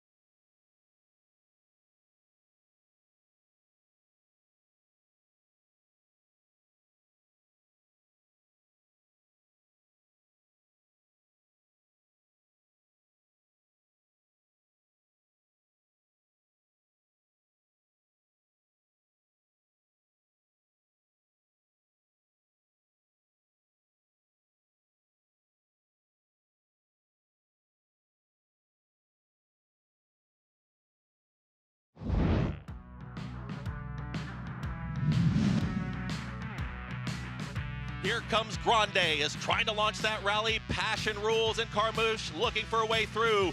Rodriguez turns up for home and has the lead. It's Rodriguez trying to open up, is doing just that. Rodriguez has now taken 3, almost 4 out of the field. Grande in the center of the racetrack is chased all the time here by Captain Cook. It is Rodriguez. Rodriguez with a 16th left to go. Rodriguez is opening up. It's a front-running score. The 100th running goes to Rodriguez. That was last year's Wood Memorial, and Bob Baffert had an exciting Derby prospect headed on the road to Louisville. Unfortunately, a couple of days before the Kentucky Derby, foot bruise, had to bypass that race. He resurfaced in the Belmont, where he was 4th after setting the pace against Sovereignty. A real nice effort here. Mike Smith getting another Wood Memorial. What an incredible career, and to still win these caliber races at his age, Mike, truly a timeless wonder.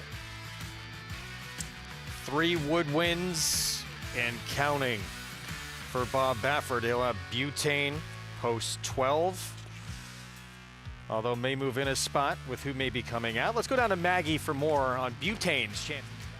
Maggie, what do you think? Yeah, Greg, you know, I can't quite work out if he's fool's gold or not, because I think a lot of people will see his trip last time out in the 1-turn mile and an 1/8 Virginia Derby, in which he was breaking from the rail that day, did not get away that cleanly, kind of was stymied down on the fence, and when he went to try to make a run, he couldn't get clear. I mean, that was the case for several horses, including your eventual winner, Incredible, who had to wait. But Butane also had another horse, as we'll check it out down the lane. It's a very long stretch there, at Colonial, just kind of come over on him. I think it was the gray horse, possibly here, that leans in right there and kind of forces him back over behind heels, and has to reroute down to the inside, so encountering quite a bit of trouble. Now, Bob Baffert has been quoted as saying he's a horse that is maturing as he is going along, and that this will be a good test for him. What I like is that it feels as though they've always had a plan for this horse, right? They ship him eastward from California, from Oaklawn, then to Colonial, and now up to New York, where he has that posted workout here over the Belmont training track. So yes, he's been on a little bit of a national tour, so to speak, but at least you know that they were always thinking Wood, and they prepared him accordingly. Like you said, Greg, he goes from the inside post to the more outside post, so maybe that does give him a more unencumbered run, but then again, he has to deal with the turn coming up here at Aqueduct relatively quickly. And 2, he's a horse that I honestly can't wait to see, guys, because last year when he was finishing 2nd in the Grade 1 hopeful behind eventual champion Ted Nafi, I just thought he looked so much like a sprinter, you know, that forestry on the bottom really coming out. Has he grown? Has he physically matured to suggest that getting out to these longer distances is what he wants? We will find out more answers on Saturday, and certainly the outside couple of runners just incredibly punished by post position here, because that first turn at a mile and an 1/8 here at Aqueduct comes up immediately. Yeah, not a very long run to that turn. You've got to kind of get lucky. Iron Honor has some speed. He should be able to, at least get over part of the way. Butane can be forward too. We saw the speed he showed in the Southwest Stakes. Feels like they're trying still to learn his style. Is he going to be more of a closing type? Is he going to lay up closer in Butane, that is? Where Iron Honor, listen, to win the Gotham in your 2nd start, I mean, he has proven that he has ability. It's just a big ask now to take that next step, a mile and a furlong against Top Flight Company. But day and age has changed. Horses used to have more comprehensive campaigns. We're seeing them do more with less starts now. Yeah, meanwhile, back to Baffert out west tomorrow in the Santa Anita Derby. 100-point prep on the West Coast. He'll have 2, and it looks like finally sort of come all together for Cherokee Nation. But Potente, talk about lightly raced. 6-furlong debut. He wins. Okay effort. Nothing to really wow you. And then all of a sudden, Grade 2 San Felipe stretching out. Graded Stakes Company, Derby prep. 2nd start of his career. He wins, and he takes a big move forward doing it from a figure standpoint. That was a big move forward, and you got to like the fact that on debut, he went gate to wire, and again, it was fine debut, nothing that you were going to write home about. but then a change up his style, right? Come from off the pace on the stretch out and come with this resolute drive. He was behind horses. It seemed like it took him forever to kind of get his legs unraveled. But I think the right word is a relentless rally. That was relentless. And, yeah, what will you get from one of the best to ever do it? The potential to improve at career start number 3. Meanwhile, Cherokee Nation, Baffert had to feel, I haven't heard what he said after the race, but feel very good about Cherokee Nation's last start. Finally putting it all together, not just a win, career start number 6. I realized he'd been in a couple of graded stakes as well, but this is, in winning this race, one of the fastest races by a 3-year-old this season. Yeah, triple-digit buyer, 100 buyer figure, drew off at will. Now, obviously the competition was a little bit different. You're going to get more resistance, but maybe, look, he is a big horse. You can just see the sheer size of him. He just needed to figure it out and, you know, physically get to a different physical fitness plane as well as the mental capacity to race properly. That was a big effort. So Patente, he'll line up as the 2-1 morning line favorite. Already enough points to get into the Derby, but obviously you want to see he's the right horse to do it.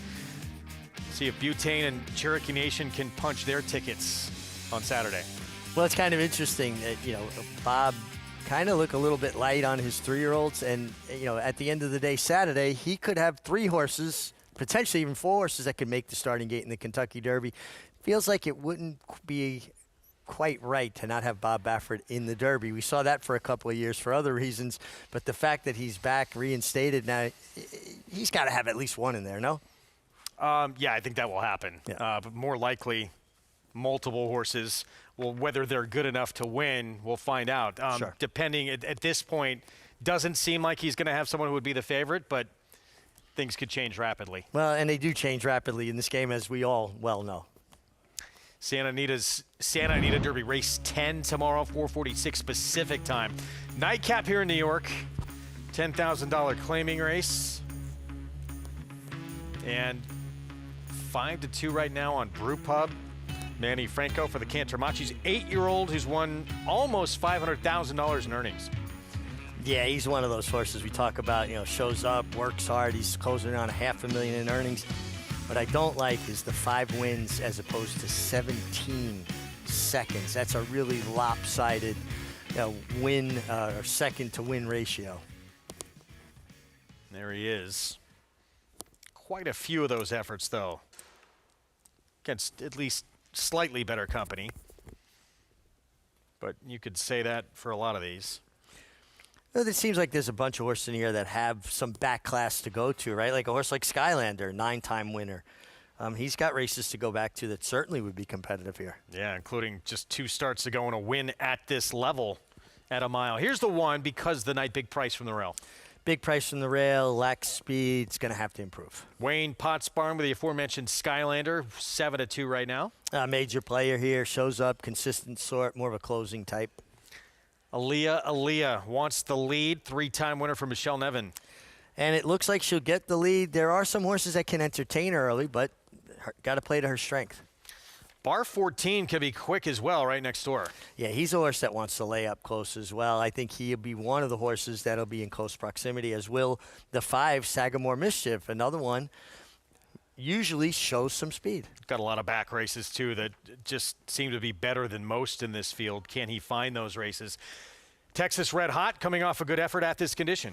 Real nice effort. Was actually talking with Ilke Cantermachi yesterday. He's moving into John Kimmel's office. 2-1, Brew Pub, where you spent a lot of your time growing up. Love that barn. Got a lot of meaning, a lot of history to me as well. We saw Mystic Knight go by at a big price as well. Well posted on the outside, but you got to have horse to take advantage of those situations. Yeah, it was a little bit of an end of an era. You know, it went by the barn, said goodbye to John. He was packing his stuff up and took a bunch of the pictures off the wall that he wasn't going to take. You know, a lot of the successes we had together. And Ilke came in, and I explained to him that I grew up in this barn, 14 years old. I lived in this room. I was under contract to Steve Demaro, and then, ironically enough, John Kimmel moved into that barn when my boss retired and rode for John extensively through that period of time, again, out of that barn. So barn 46 at Belmont Park holds a very special place in my heart. So he knows, he's well aware to take extra good care of it. Well, he told me, this is your barn. You just come and hang out with me. And they're so nice, the Cantermachi family. And I will. I'm going to go over there and make sure, keep things in order. Obviously, a tremendous eye for horses. We talked about Kimmel stepping away from the game a week or two ago on the program. You two obviously had so much success together. Is there one win that stands out? Oh, there were so many over the years, but I tell you, some of the training jobs that John did, Hidden Lake won the Go for One in Saratoga, one of the gamest efforts of a racehorse I've ever seen, let alone been a part of. And she didn't pull up good after the race, and we all were fearful that that might be it. Well, he worked on her for 2.5 months, and she came back to win the Belle Dame, running one of the best races of her career. And I thought the training job he did with her to get her right for the Belle Dame after that Go for One was nothing short of remarkable. Well, as Mig mentioned, that barn, formerly of John Kimmel, now with this man here, Ilkay Cantermachi, who trains Brew Pub, the current favorite. Let's go down to Maggie. That is a great barn, to say the least, there. So I will miss John, but I'm sure he's still carving out his little niche when it comes to buying horses at the sales. But Ilkay sending out number 7 in here, Brew Pub, who, excuse me, I just thought last time it was a weird race in which no one wanted to assert themselves for the lead. And Brew Pub had the more inside post position. So Manny was like, well, let me get him up here. And, you know, I want to protect my post, my inside position. So he just kind of was on the lead. It looked like it was contested, but it really wasn't, because nobody wanted to just go on and take it. And I did think Brew Pub, while that race kind of fell apart a little bit, hey, Tobia, prohibitive favorite, circled the field to get up and win in Texas Red Hot, who we'll also see here closed. I think Brew Pub now in this scenario gets a little bit more pace to run at, which I think is what he wants to do. He wants to have a target. So being a little bit more forward isn't going to hurt him, but I think there's other horses that take that. He did get a little hot in the paddock, which I have not seen from him recently. Number 2, Skylander. He's one that this mile distance is much more preferable, as he goes second off the claim here for Wayne Potts. Last time out, he was wired by Timaeus, but he was the only horse that kind of continued that forward progress, actually passed a horse. It was very much a merry-go-round type of affair. I think he looks good out on the racetrack, and I think he's pretty logical getting back out to this distance. I'll take him. And then what do you do with number 5, Sagamore Mischief, who definitely has the go-back races as he drops to the lowest level that he's competed at for Gustavo Rodriguez, one of 2 he'll send out after being eased in the muddy sealed racetrack last time out, which is the same as 2 back, though he was pretty bad 3 back against tougher, albeit, on a dry track. He does have speed. There's also speed. You talked about Aaliyah, bar 14, though he gets to be on the outside. He looks healthy. He's a cool horse. I can't believe he's 9 years old now, Greg. One that my husband Tom had in the barn, has a wonderful personality. Maybe this is just the level he belongs at now. All right, thank you, Maggie. Here we go. Loading up. Favoritism remains with Brew Pub, the 7 for the Cantermachi barn. Manny Franco aboard. $10,000 claiming 1-turn mile to close out action on this Friday afternoon here in New York. Let's go upstairs. Chris Griffin, the call. To the outside. Goes in. All set.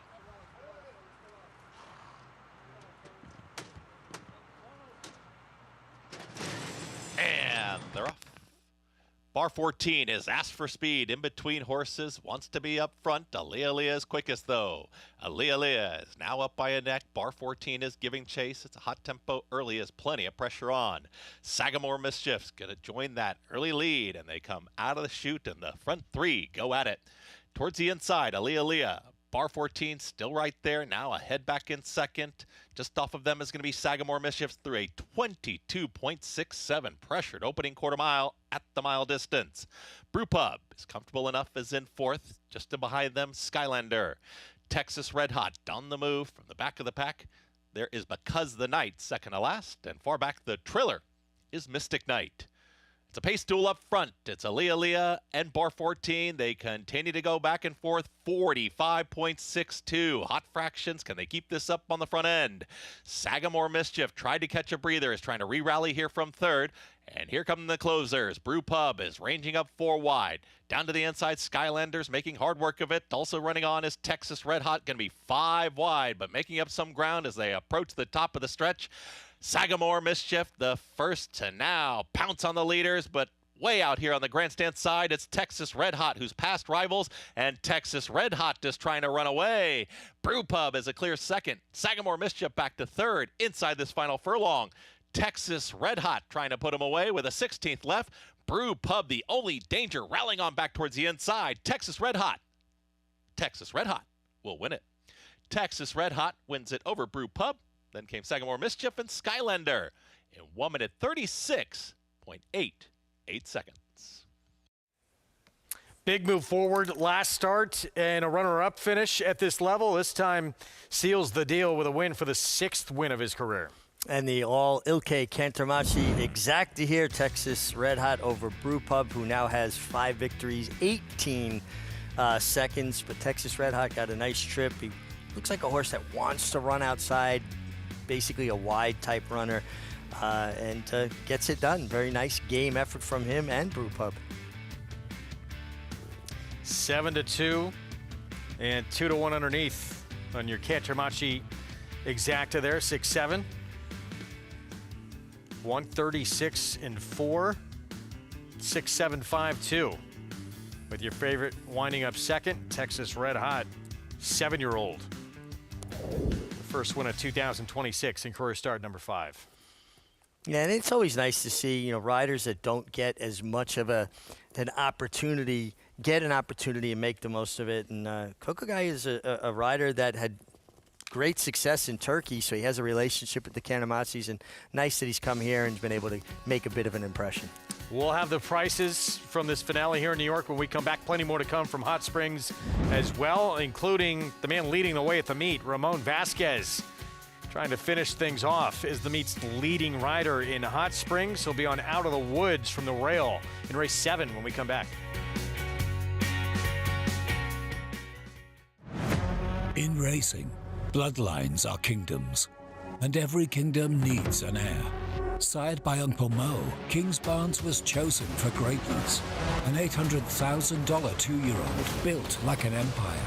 He defeated champion Arcangelo on debut, dominated the Louisiana Derby in his 3rd start, and achieved a defining victory in the Grade 1 Stephen Foster.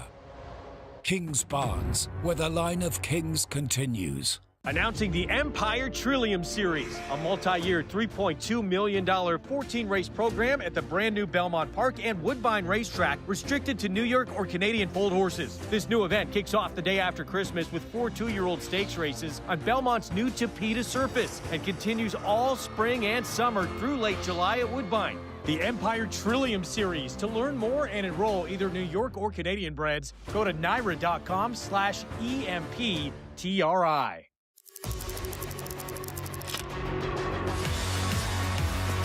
And it's lights out, locked, pouring it on, running aggressively through the stretch to win by 7 easy lengths. Here is Locked. Locked racing by on the outside for the lead. Locked, the wine steward, it is Locked. Here comes Locked after Mulligan. Locked catching with every single stride, and Locked will win the Cigar Mile.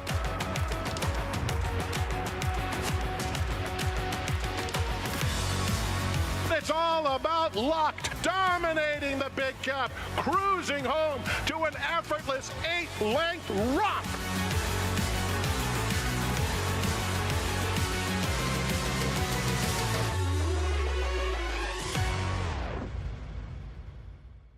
Racetrack Television Network brings you every race, from every track, on every screen, every day.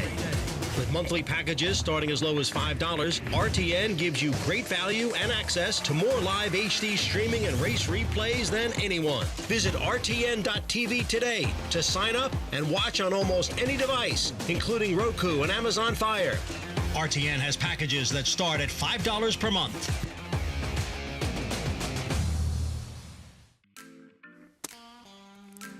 Back on our Friday coverage on America's Day at the Races. on Fox Sports 2. It's brought to you in part by Gainesway Farm. Power, passion, performance. Race 7, 3 minutes to post. Maiden special weight, mile and a 16th.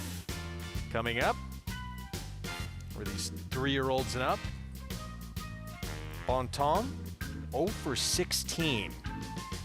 But right now the favorite. There's Ramon Vasquez, the man leading the way in the jockey race. Yeah, out of the woods, inside post, lightly raced. Phil D'Amato, 25% at the meet. Bon Tom, effort 2 back, no one could touch. That was on a muddy track, though. He's got races that lay over, but he is 0 for 16. Steve Asmussen's son Eric, maximum effort. Yeah, and just looking for kind of a breakthrough performance from him. Brad Cox with a second-time starter, transformational. Yeah, and sprinting, was outfooted after not breaking well, could take a big step forward being by Uncle Mo. Rocky Raccoon, his debut was very good as a 2-year-old. Speed on debut, no speed next time. What do we get today? Dare-defying debuting for Ken McPeak. Yeah, tough to debut going 2 turns, but we've seen Kenny McPeak win with horses like this. Steve Asmussen's son Keith, Bienville. Yeah, another one I kind of felt like regressed in the second start in the stretch out. Maybe will improve now. And Mean Stepper at least took a nice step forward in his 3rd career start. This will be the 3-year-old debut. And this horse also gets Lasix for the first time. This is who I like because of that. And kind of a work in progress. I've seen steady improvement. I think this horse has another step forward. And Rafael Bejarano, seems like Ron Moquette reaches out for him when he likes a horse a little bit. This race starts the late pick 4 on this Friday card. Let's bring back Megan Burgess. Hey, crew, and I thought this was a very competitive race as the tote board has kind of reflected that, but we'll start with the number 3, maximum effort for Steve Asmussen, and this horse looks fantastic. To me, kind of one of those horses where I've seen Steve's horses, they always are ready for the task and fit, but he's one that can carry some extra weight and condition to him, but he looked the part as he is second off of that freshening. And Eric Asmussen's just such a fun character. He's riding excellent right now. He's ridden this horse in the morning and told me, I love this horse. He's a cool one. But I will say this, going through his races where he does have some competitive figures, albeit maybe not the finish that he would need, he's shown some signs of greenness. He's kind of lost contact with the bridle when he's surrounded by horses. Same thing kind of happened 2 back. And I find he's more effective when he's freer and maybe not in those tight quarters in between horses. So I wonder if they're going to go ahead and utilize his speed and get him ahead and maybe counteract. But a gorgeous son of Max Field, $600,000 purchase price. And I think he'll come on with some run as he looks like he'll want every bit of this ground. But the number 4, transformational, is the half to a grade 1 winner, owned and bred by Godolphin to that dirt sprinter Matareya, and gosh, he's gorgeous. And just been talking connections, he's definitely a later developing kind of colt. I mean, he's a 4-year-old, he's a gelding. They gelded him last summer, and he needed probably to be gelded. Just looking at his frame, I mean, he's got so much to him, and just looking at him on track, he's just really done well. And last time out, he broke slower, he was a little bit awkward, and then he spotted the field a length or so, and then just trailed 4 wide, chasing a quick pace. The winner with a 93 Beyer speed figure that day in Sergeant Sully. So he was 1 paced and beaten late, but I find hopefully he'll be able to get into his race a bit better and break a bit sharper and start number 2. The number 6, the first-time starter for Dare Defying, as Richie had mentioned, it's pretty tough to debut around 2 turns, and I think this is a tough spot, particularly to debut around 2 turns. The dam was 2 for 12 on turf, and it was an extended turf distance router by Curlin, so the route game should not be a problem, even though he is a little bit more burlier, robust. I find maybe he'll just benefit from this race from just a fitness perspective, but he's got a long, steady foundation of works with Joey Bellemere up aboard in the morning, where he really just bolted out of the gate in that last gate work, or excuse me, 3 back that gate work in 48 and 3. He looks like a rangy colt for his videos, and I just find he'll really travel well and hopefully make a good showing on debut. But quickly, the number 8, Mean Stepper, who's owned by the owner of race. If he can meet that task now off of the freshening, he'll be strong in here. I find he's even more tucked up and ready to go. He's a bigger athletic colt by Nyquist, and I'm interested to see how this horse, Greg, responds to added Lasix for the first time. And we'll find out coming up. Meanwhile, Public staying with Bon Temps despite that 0 for 16 record. he's going to be very tough. Really, any of his last 3 races make him very difficult to beat. I agree, but 2 of those came on a muddy surface. Does that factor in? The 1-3 back on a fast track was good, though, against what's new. Who, yeah, it's developed in one of the top older horses in the country. Matt Dinnerman with the call. Here's race 7 from Oaklawn. Transformational coming up to the gate in the Godolphin blue. Mean Stepper to round out the field. Here's Mean Stepper going in.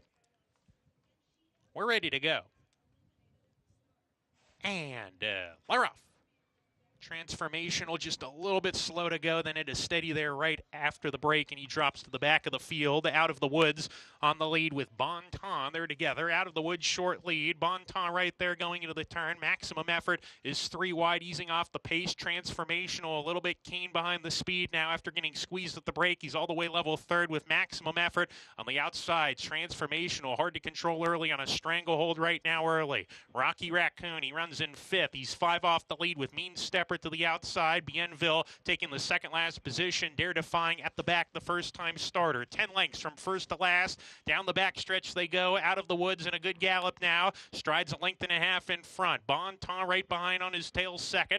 Maximum Effort 3rd. He's 3 deep in a good position. Transformational, more settled down on the rail 4th. Rocky Raccoon alongside of him. Mean Stepper aggressively ridden, 6 or 7 behind going into the 4-turn run. Dare Defying taking the second last position away from Bienville as they round the 4-turn, out of the woods. 3 furlongs to go. The leader a length, Bonton, an all-out drive. He's running in second. Maximum Offer about to claim that position, coming to the top of the lane. Transformational saving ground, rounding the turn. He is getting closer. Transformational at the quarter pole, and then Rocky Raccoon as they wheel for the judge here. Out of the woods, off the turn with the lead. Transformational tipping outside with Maximum Effort, who tries to put in a late bid down the center. Out of the woods is asked for more. Transformational alongside now. Maximum Effort 3rd with 1 furlong to go. Out of the woods, finding more on the lead. Transformational 2nd, can't get to him. Out of the woods opens up again to a 2.5 length lead. Out of the woods to break the maiden from California to Arkansas. Wins by 2.5.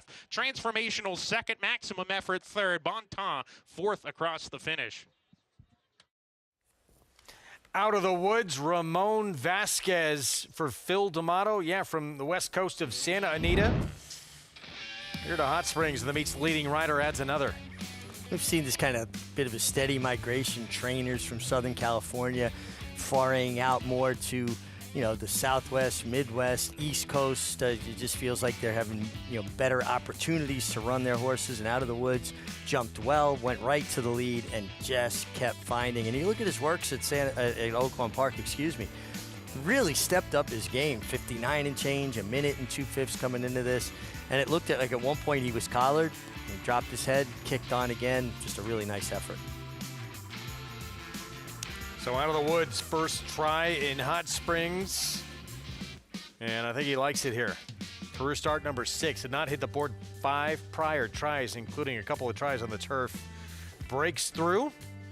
Phil D'Amato, Little Red Feather Racing, Matacat Stables. And again, as mentioned, meets leading rider Ramon Vasquez, number 55. Prices from this one, 7-2 on your winner in a moment. Back to New York. Texas Red Hot for the Cantermachi barn. The victory. And one more look, maybe. Yeah, and you see Texas Hot Red making that wide sweeping move. Who's right inside of him is uncoupled stablemate Brew Pub, and they're going to put separation on the field. I thought Skylander was a little bit flat. Decent effort from the 5 Sagamore Mischief, but this is what we talk about when a horse likes to be second. Brew Pub, 5 wins, 18 seconds now. He's coming back again towards Texas Red Hot, so it shows you he still had run. He was just very, happy and relaxed to just run alongside of a horse, not necessarily assert his dominance. He's a horse that's a bit more herd-bound, if you will. 6, 7, 5, 7-2 on your winner. And this Cantermachi Exacta, Sagamore Mischief winds up 3rd, pick 6, comes back over $4,200. Well done if you put that together on a carryover afternoon that ends with Texas Red Hot in the finale. Take a look at the follow along. Began with Who's Your Zaddy, odds on. And first couple of legs, and if you happen to like Playa del Mar, and we thought that race was a little more wide open, turned out not to be, but could have turned this potentially into a pick 3. Yeah, Playa del Mar was dominant in there and ran fast as well. Again, not surprised he won. Was a bit surprised he was at shorter price. So 17,240 carryover results in over 4,200 back. We're going to look back at one of the great Wood winners in history, who became the first ever Triple Crown winner to win it undefeated, the great Seattle Slew. Stay with us.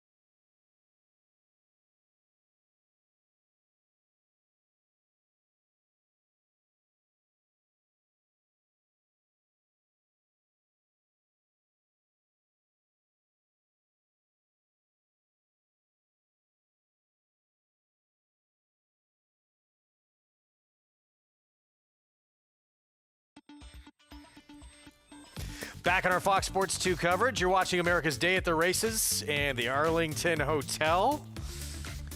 I assume downtown Hot Springs. Yeah, downtown on Central Avenue, really beautiful hotel. You've got so many similarities to Saratoga, Greg. You know, the kind of beautiful old hotels and the spas, the baths. The Al Capone suite looked out on Central, so Al Capone could see if anybody was coming to pay him a visit. Well, they had a truce there, right?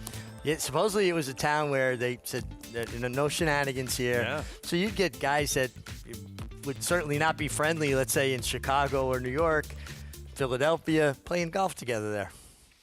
Pretty incredible. Gangsters Museum, if you make it out to Hot Springs, absolutely worth checking out. Out of the woods, Ramon Vasquez meets leading rider, collects another one on the front end here, wins at 7-2 for the Phil D'Amato barn, shipping from the West Coast for the victory. Yeah, and just ran to his works, looked good, was a winner throughout. Looked like he was collared at the top of the stretch, but I love the determination. And Phil D'Amato hasn't run a lot of horses at Oaklawn, but he's made them count. $9.40 for the win. Maiden breaking scores, career start number 6. Let's go to Megan. Well, here with your current leading rider, Ramon Vasquez, who comes off his second victory of the day. And it just seems like you have been making all the right moves here, all meet at Oaklawn.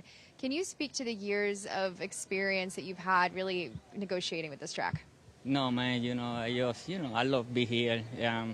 I love the people here, and, everybody know me here. That way, I think so, they always support me. And I'm very professional always. I love my job. So I just thank you, God, and thank you for all the training, the honor for the opportunity, my angel, Corey. I've seen you just always working in the mornings, always building those relationships. What has it meant to be able to establish that with new trainers, especially the D'Amato bar now coming in from California and having to be able to have those opportunities? No, that's the point. You always working hard. You never give it up. Me and my angel doing a great job, team together. So, and Phil D'Amato, I was riding for him before when I was in California, so he always support me and give me the opportunity. So, well done here, Ramon. Thank you.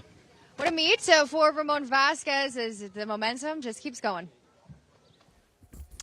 Incredible meet he's having with some very talented riders out there. What's impressed you watching him on a daily basis? His consistency, his professionalism. He's prepared every day. He shows up. There's no histrionics. He's a professional. He shows up and does his job. And there was so much made, Joel Rosario going to be there this winter, Luis Saez, Tougher Colony. And it's the same three guys that have dominated over the last several years. Ramon Vasquez, Christian Torres, and Francisco Arrieta still up there on top of the standings. Well, this one, for a moment, looked like Transformational was just going to inhale this runner on the lead, but finding more out of the woods here. Son of Constitution here in career start number 6. Good for him. But Transformational, that was just his second career start, and maybe better things to come. And he's still learning. He's a work in progress. Still didn't brake particularly well. Got very keen in the middle of the race. Had to be held up in traffic. That was a big step forward for him, and a horse that I think will continue to improve. Race 8, 6 furlongs, allowance optional claiming group here, and Kinnan LaRose taking over for Tom Amos, trying to get that first career win. He'll send out that runner who looks like he could be very tough in this reduced field. Yeah, Carboni wants the lead. Looks like he'll get it in here, particularly with the 3 scratches, so it's reduced down to a shorter field. Linzer does have speed. I guess he's the one that he's got to fend off early, but Carboni's in good form.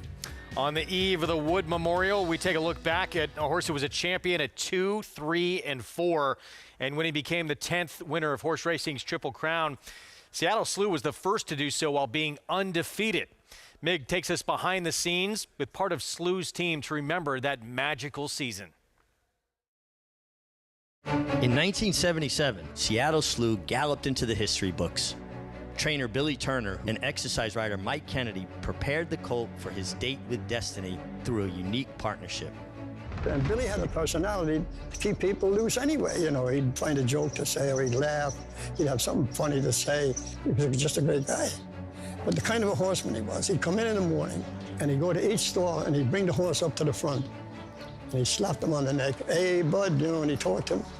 And then he'd go to the next one and he'd check the feed pit and see how they ate up the night before. And then later on, I might say, Billy, you want to get so-and-so? No, Mike, we'll give him a day off today. That was the horse he knew that wasn't quite right.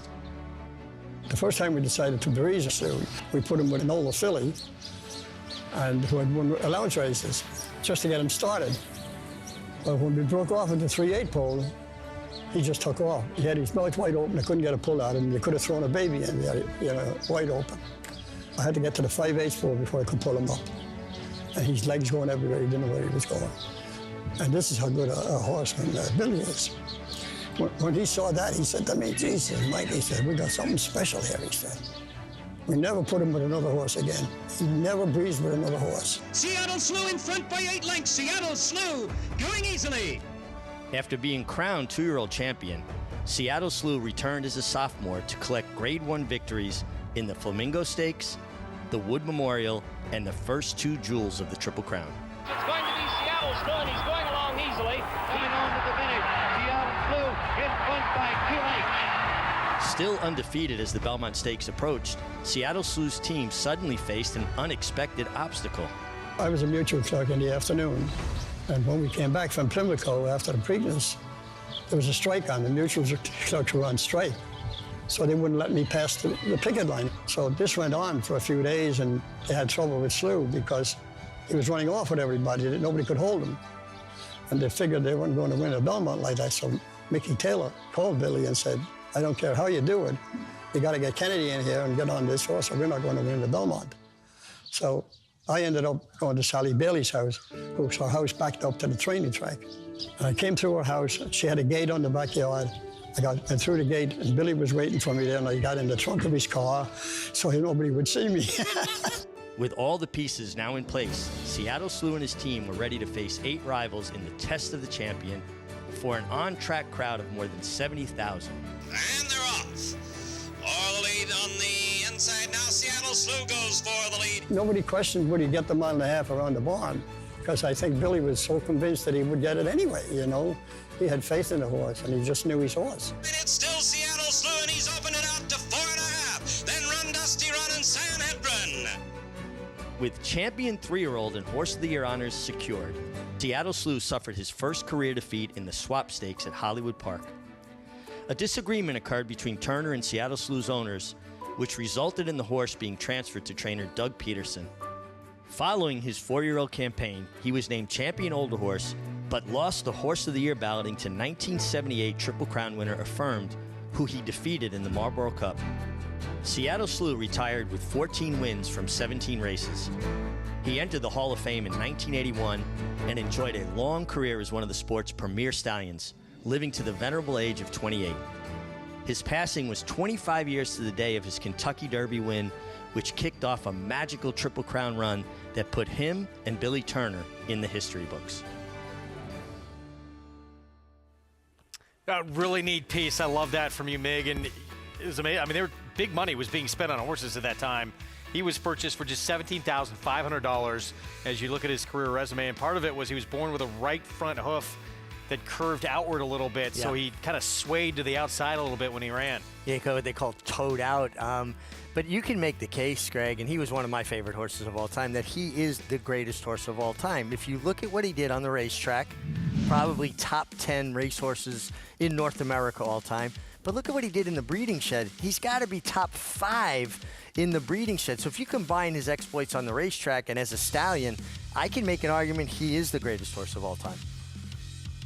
This is his Wood back in 1977, and yeah, just to make history, too, to become the first undefeated Triple Crown winner.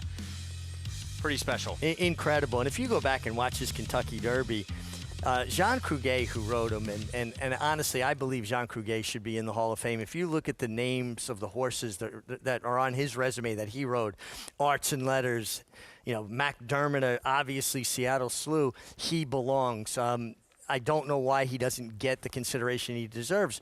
But Cruguet did such an amazing job in the Kentucky Derby. He got left. And it looked like he was just going to be boxed and bottled up behind horses. And Gene went forward with him, pushed the horse out of his way, got his position. A lot of riders wouldn't have pulled the bold move that Gene pulled in the Derby, and I think that made the difference. Obviously, he had the horse to do it, but that decisive action he took, knowing what he had under him, I think that preserved him becoming a Triple Crown winner. Special horse that we'll always remember, and I'm sure that name's going to come up tomorrow on our Wood Memorial coverage. We're going to take a timeout, trying to get his first ever win coming up. Former assistant to Tom Amos, Kenan LaRose, has taken over the barn. Can Carbone deliver for him? Ramon Vasquez, good man to have aboard, will be the pilot in race 8 next.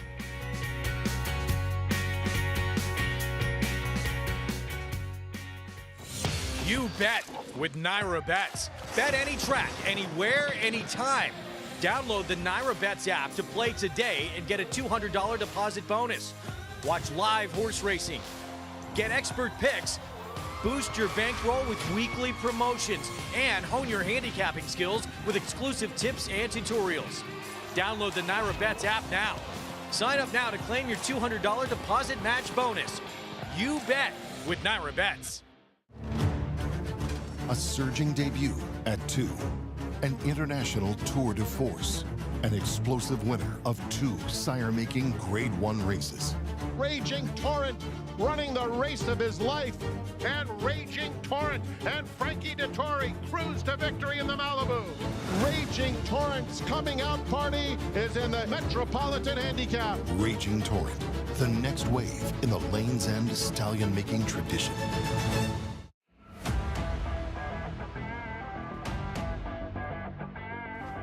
She's so spicy. She won it by 4 lengths on the wire. Side by side and stride for stride. Who's it going to be? My Soldier Citizen Bull. Bear has it close to home from Brussels. Side Bears, the Breeders' Cup winner. And Skippy's got it won. It's an upset in Pegasus 10.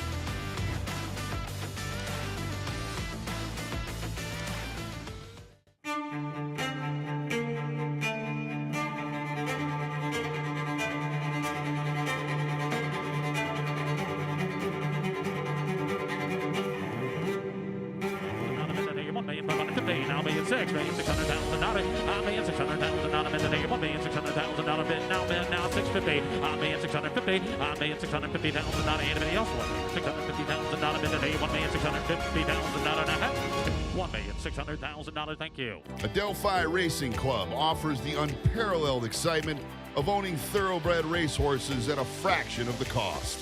We're not just a syndicate, and our members aren't just investors. We are partners.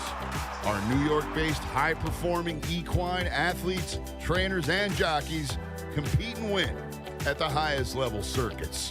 Contact us online to get a taste of the Adelphi difference, and let's win races together.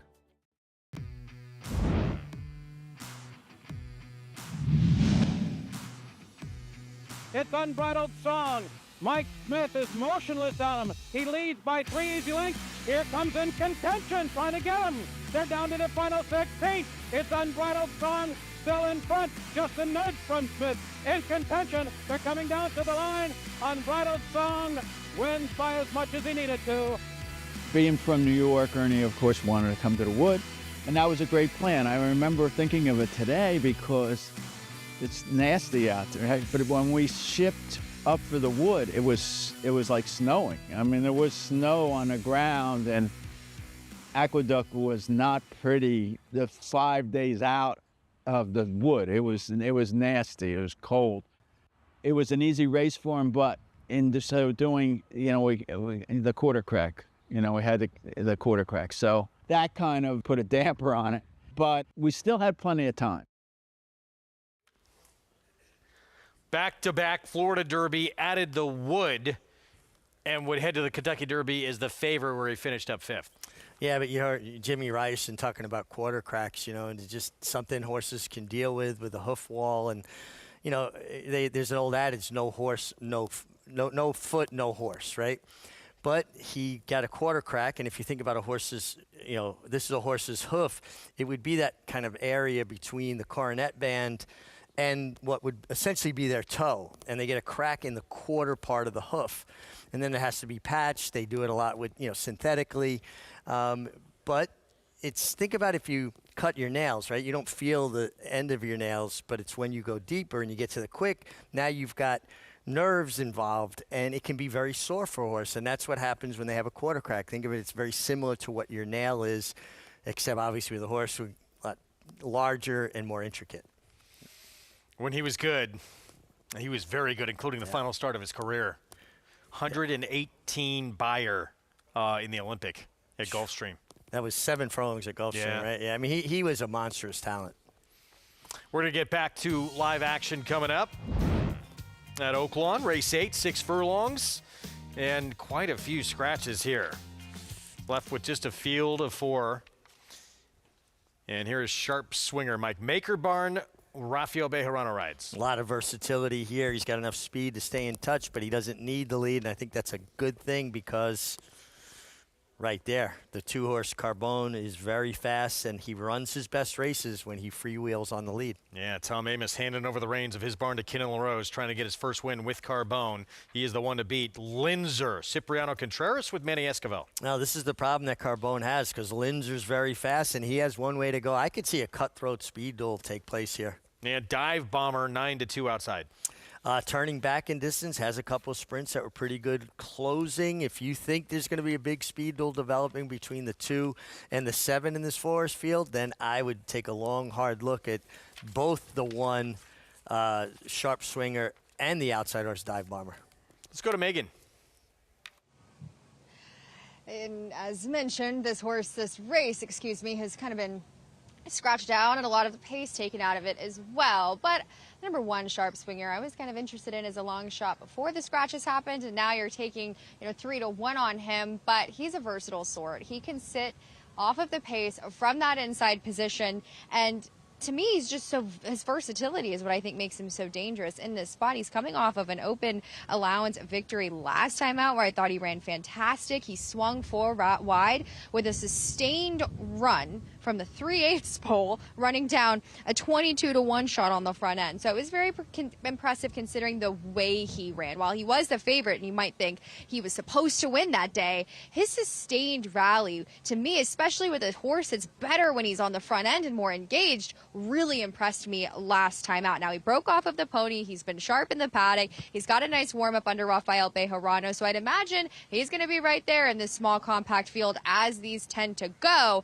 I really like the way he's put together as far as his string of races. He's in form, and he's the horse for me in this spot, though, man, the number 2, Carbone, has benefited from the scratches, but gosh, he looks fantastic. He's always been absolutely gorgeous, and he's put on muscle mass. He's put on weight. This is not the same Carbone that he was when he was 3-4 years old and when he showed that talent early on and maybe kind of went off form there, but now he's really found his better stride. A 98 Beyer speed figure last time out, and last time out, I was very dubious of him then because there was a strong pace signed on that day, but he broke like a bullet, got to the front end, and there was no stopping him. So I just wonder if he's just really matured with the age. Clearly he has. He's grown up.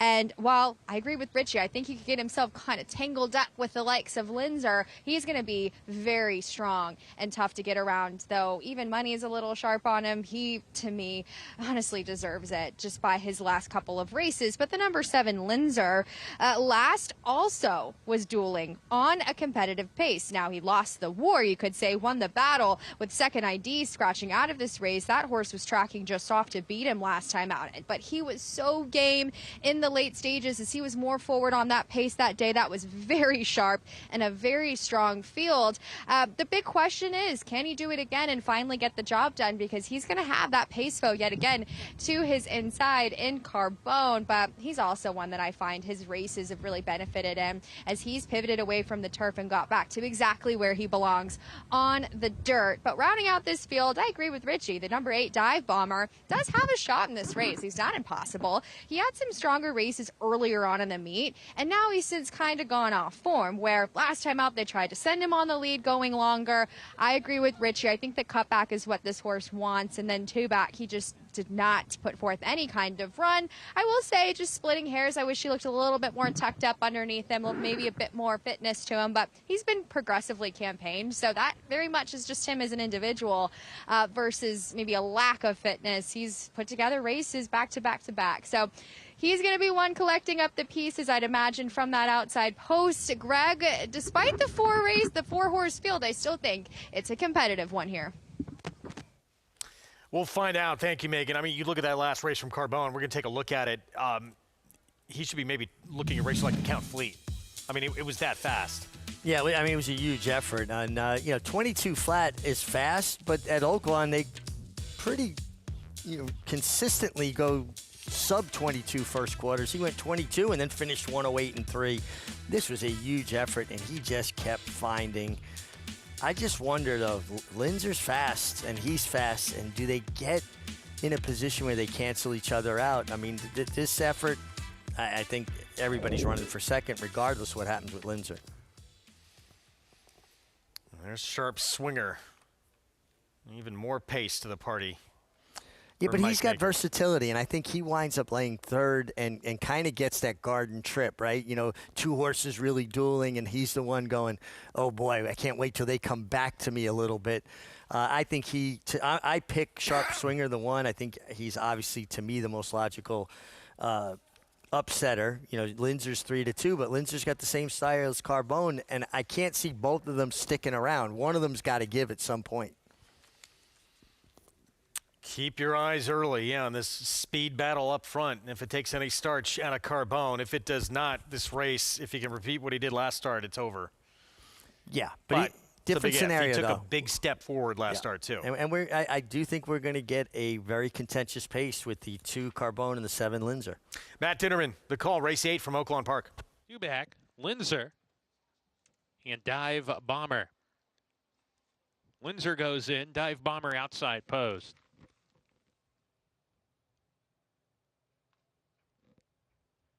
We're ready to go. And we're off.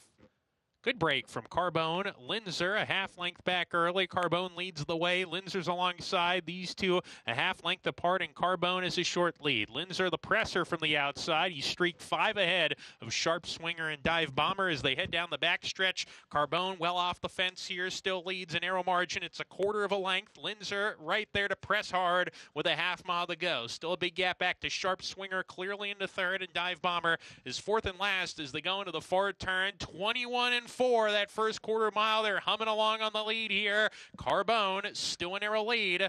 Linzer right there, giving him no breathers as they round the turn. Still that gap of 4 or 5 to Sharp Swinger under a ride, attempting to get closer on the rail, and Dive Bomber is fourth and last as they come off the turn. Carbone, Linzer, it's Carbone, narrow lead. Linzer asked to run by him now, and Sharp Swinger gets a good setup if he's good enough. 1 furlong to go. Carbone still there with Linzer, stride for stride. Sharp Swinger continues to make up ground on the inside. Sharp Swinger riding the rail to the lead. He got the perfect set up, runs past the early leaders to win it. Sharp Swinger. Good battle for second. It got pretty tight there between Dive Bomber and Carbone. Linzer was fourth. They went fast early, and Sharp Swinger got the dream trip to get the win. Sharp Swinger up the inside. Rafael Bejarano for trainer Mike Maker. Could not get a better trip, setup, ride from Sharp Swinger, Rafael Bejarano. Just absolutely picture perfect, and he has quietly put together such a strong Oaklawn Park meet. Really riding extremely well. The speed duel that I anticipated happened, and Sharp Swinger took advantage of it just the way I thought. Imagine mine. Now the question is, did the 8 very close for second between number 8 Dive Bomber turning back in distance and the 2 Carbone. And Carbone just taking body blows throughout this race on the front end from Linzer, and that softens him up late. Here comes up the fence, Sharp Swinger. Rafael Bejarano to steal it. He just had enough room to drive a Mack truck through there, and then here comes Dive Bomber, who dived back to the inside, and it gets desperately close late. Well, on that overhead shot, it sure looks like Carbone held on a second, but it's interesting angle, isn't it? Sharp Swinger, back-to-back wins now. He is 4 for 6 at Oaklawn. Paradise Farms Mike Maker. We'll say it looked like the 8 Dive Bomber got the best of that last bob for second. Or was it just past the wire? Yeah, it was just past the wire because they posted it that the 2 Carbone was second. So Sharp Swinger posts the mild upset at 2-1. Carbone very game to hold on to second after taking intense pressure from the 7 Linzer. And Dive Bomber just missed One more look, rallying up. Oof. Yeah, wow. Very, very close. But it was Sharp Swinger with the perfect trip to upset Carbone. Wins at 2-1. Third choice on the board. Sharp Swinger with the victory. Prices when we come back.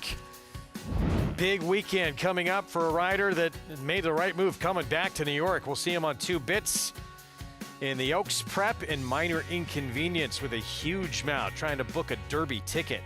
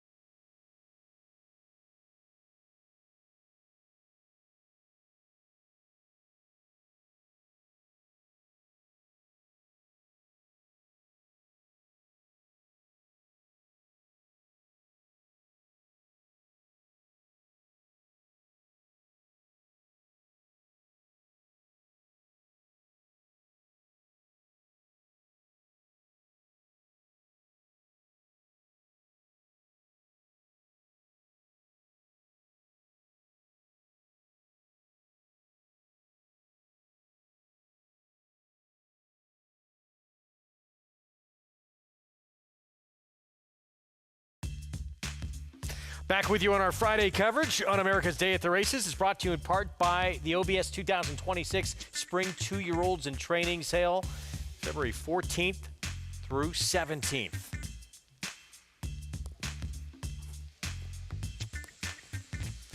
Race 8 at Oaklawn. Sharp swinger benefits from a hot pace up front, takes advantage. Just a perfect setup. I know I anticipated it being a quick pace. You had two fast horses that were both the favorite and the second choice, so they can't let go of each other. That's when you get a speed duel. And Carbone took all the heat from Linzer, was game to battle him off, but here came the fresh challenge from Sharp Swinger, who got the absolute dream trip. Got to save all of that ground from post one, and very resolute, good form for a horse that's been very consistent. Big late run, too, from Dive Bomber to nearly steal second. Just missed. Needed him to be second badly. But you know what? I take solace in the fact that at least I anticipated there being a pace duel, and the race did run that way. Like to see it in the pocketbook, though, too, don't you? Yeah. 6 furlongs next in the Rainbow Mist. We should see, well, I would think that 3-1's going to go back closer towards that morning line. Walkaway K, huge chance to steal this race here. Danny Pishbarn, who's actually had a couple of first-time starters successful at the meet. A couple of 2-year-olds. Eric Asmussen rides. Yeah, I'm doing really well. Have put together a nice meet, and not somebody that noted for winning with firsters, but showed he's very capable when he's got the right kind. Back here in New York, tomorrow's card, not just about the Wood Memorial, though that's the marquee race. Also, 3-year-old fillies on the road to the Kentucky Oaks with the Grade 3 Gazelle at 1 1/8. And we talked going to break about Jamie Rodriguez. He's got a huge weekend coming up. He'll be on 2 bits for Amelia Green, who comes off a win in the Ruthless. He's just been riding in such great form here this winter. He's shown that he really belongs. He was here as an apprentice, went and plied his trade more in the Mid-Atlantic, and really has developed as a rider, and I love everything I've seen from him. He's thoughtful, he's smart, he's a strong finisher. And this was a time when the inside portion of the Aqueduct racetrack was really beneficial. Horses were almost catching that moving sidewalk, if you will. And you could see he was never leaving that rail position. The outside filly tried to lean on him and intimidate her a bit, 2 bits. She got mad, pinned her ears, went forward. I like this filly quite a bit. Feel, though, because of how the track was playing that day, that victory a little inflated? I think it certainly helped her cause, right? And maybe dresses it up a little bit, but no horse in this race has run 1 1/8 yet, and she certainly gives the impression that she'll stay that 9 furlongs. Well, the man who will be aboard, his career has come full circle. He landed his first ever win here in the States at Belmont Park back in May of 2010. Over 2,600 wins later, he has come back more polished, more accomplished, and getting more choice mounts, and deservedly so. Maggie Wolfendale sat down with him to talk about his career coming full circle. Jamie, we see you making quite an impression here in New York, winning races left and right. But many people might not know that you actually began your career here in New York 15 years ago. Talk a little bit about the early days. I came in 2010. I came straight to Belmont. I rode in Belmont. We went to Saratoga. I was doing great and everything. And when we back to Belmont, I was a little bit frustrated because I was winning and everything like that. And I packed all my stuff. I got frustrated. I said, I'm leaving. And I said, once I finish riding, and then I just go back home, or I going back to a different track and everything like that. And that day, I think I went 4. And then I came back home. I unpacked everything. My ego went up and everything like that. We came here in the wintertime, and we are doing amazing here. And I think I was leading Bug Boy. Ramon was first, I was second, and everything was going awesome. After injuring his collarbone in December of 2010, Jamie spent the next decade riding at Tampa Bay Downs, Mahoning Valley, and Finger Lakes before finding his biggest success at Delaware Park and Laurel Park. Shas Bullitt and Jamie Rodriguez. They're racing into history here at Laurel Park. It's a record-tying 7-win day for Jamie Rodriguez. Unstoppable Jamie Rodriguez. You should be really proud of your accomplishments. But one thing that I've noticed that a lot of horsemen have noticed about you is your emphasis on teamwork, and that you like to go out, you like to work horses, you like to be familiar with your mounts from the morning to then get to ride them in the afternoon. And I love it. Like when they tell me to work, I even told my agent, I say, I don't care, it can be cold, whatever. And I like that, you know, I like to see people, I like to see the horses that I work and everything like that. I never get scared of working. Do you remember this? My God, that's an old picture. Wow, that's Leah Grameri. Yeah, that's Leah. The Great Philly. Wow. And it's going to be Greeley's Law. A decisive move by Jamie Rodriguez to the quarter pole.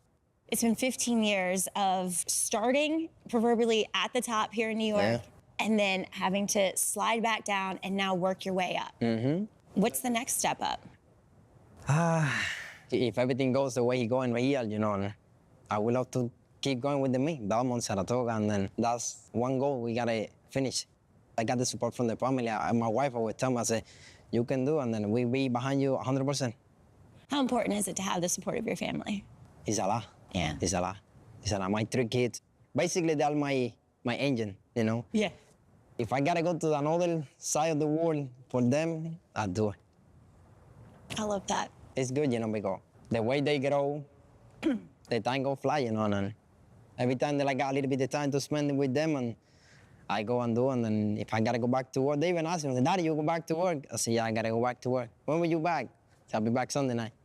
And it's awesome, you know, and especially the little one, oh my gosh. And the older one, that's me completely, the older one, completely.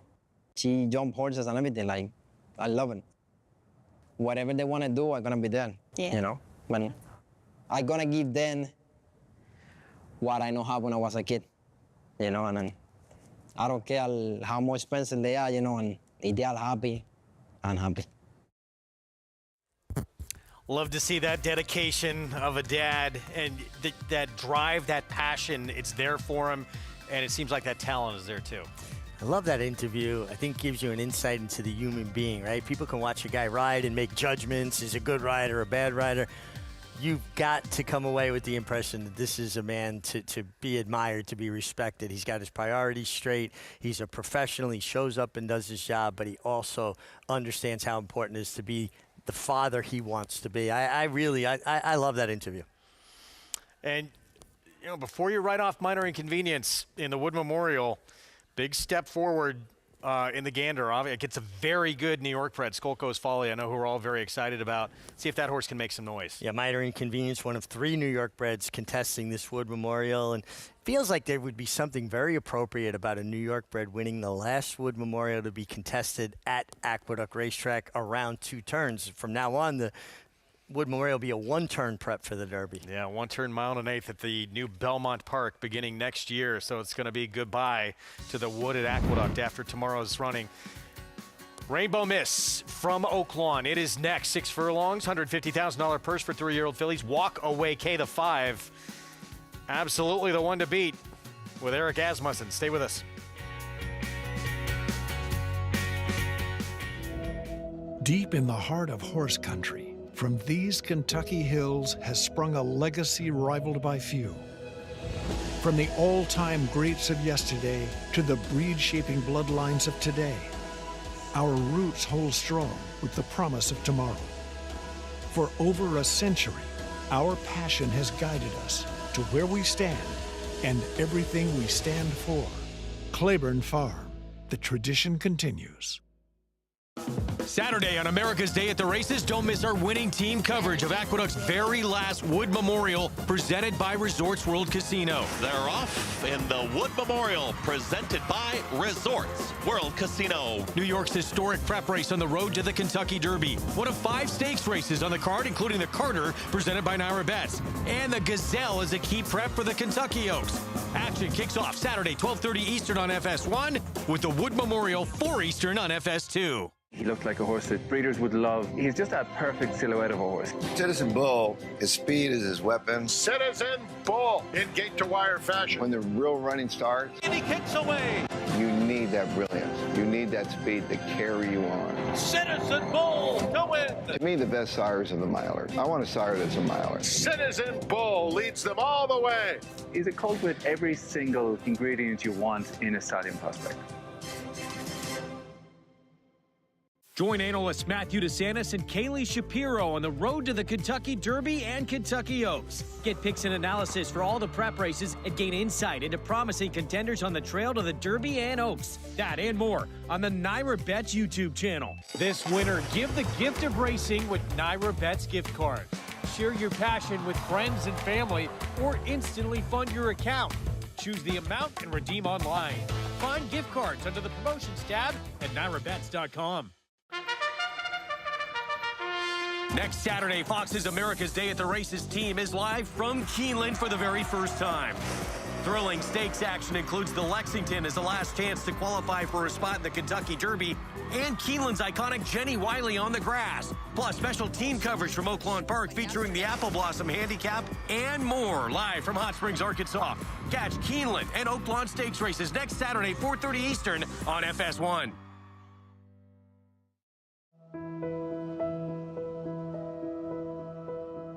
We're in foaling season. Our foaling season starts January. Our first baby was born in January, and we'll have babies clear up until the end of May. So yeah, we are in full swing, starting to get mares back to the breeding shed and start that process back. We foal about 50 mares around here a year, and that's plenty for our little operation because, you know, originally I wasn't really going to get into that, but it's definitely been something that's taken off with the way the program here at Oaklawn's working. It's gotten to be, these Archie breds are starting to be quite a staple here. How our program here works, they foal here, they breed back to one of our stallions that stands in this state. All of our stalls are equipped with cameras, so we will have somebody eyes on all the time. So we want everything to be as natural as possible. You know, we try to assist in any way that we can so that everything goes smooth. It's quite an experience whenever you are involved in the foaling. I mean, to be able to bring in, you know, see the very first day, the very first seconds of these foals' life and the interaction between the mare and the baby, it really does, it's very uplifting and it's very rewarding and reminds you of why you got into this business. And just to be able to watch that process and then be able to raise them and then get to see them at the racetrack, and you know, that first time they get to come into the paddock for their very first race, and it's like a full circle moment. It's very, very rewarding.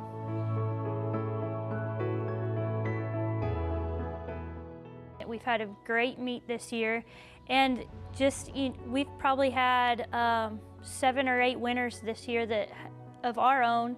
And I've had several client horses that were born here, and we all feel like they're just as much ours as it is theirs. The quality of your Arkansas bred horses have really started to change. You're starting to see people not just bring in an average mare, they're wanting to bring their good mares down here to breed and foal and raise and race and get involved in our program, which it's only going to help us and it's only going to help it get better. You know, we've been in it long enough now, like, you're taking the time to study your mare and your stallion and what do you think they would look like? What would that baby look like if you put that stallion and that mare together?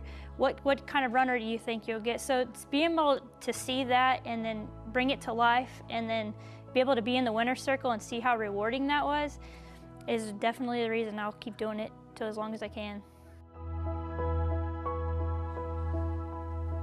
Well, Cedar Run Farms, you just saw in that feature. This one, they bred this 3-year-old filly by Street Strategy, coming off a maiden win and career start number 2, that 3 right there. Yeah, ran well on debut and took a step forward in the second start. Going to have to take another big step forward here, but you like the progression. Let's go to Megan. Well, always a pleasure to highlight these Arkansas breds, as we will do this weekend, starting with this Rainbow Mistakes, those 3-year-old Archie bred fillies traveling the 6 furlongs. And we'll start with 2 horses that are taking some money.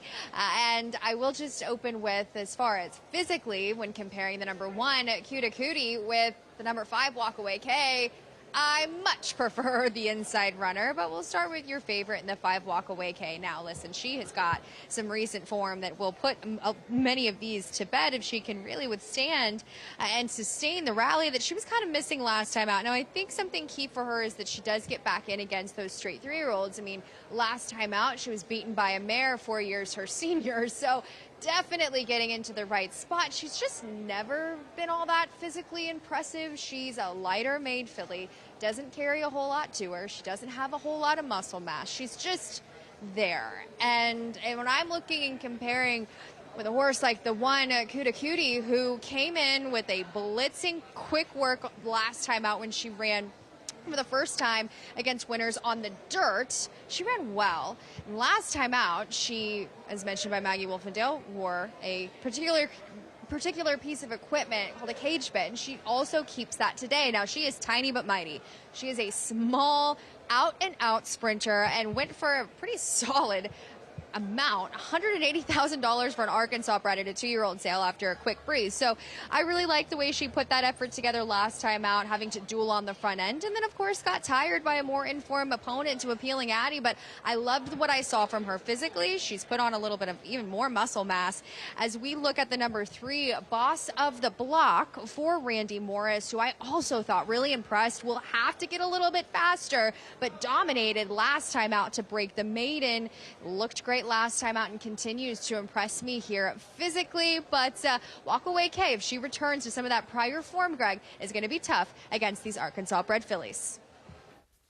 Yeah, it certainly seems that way. 8-5 on the board right now. Thank you, Megan, as we see riders up.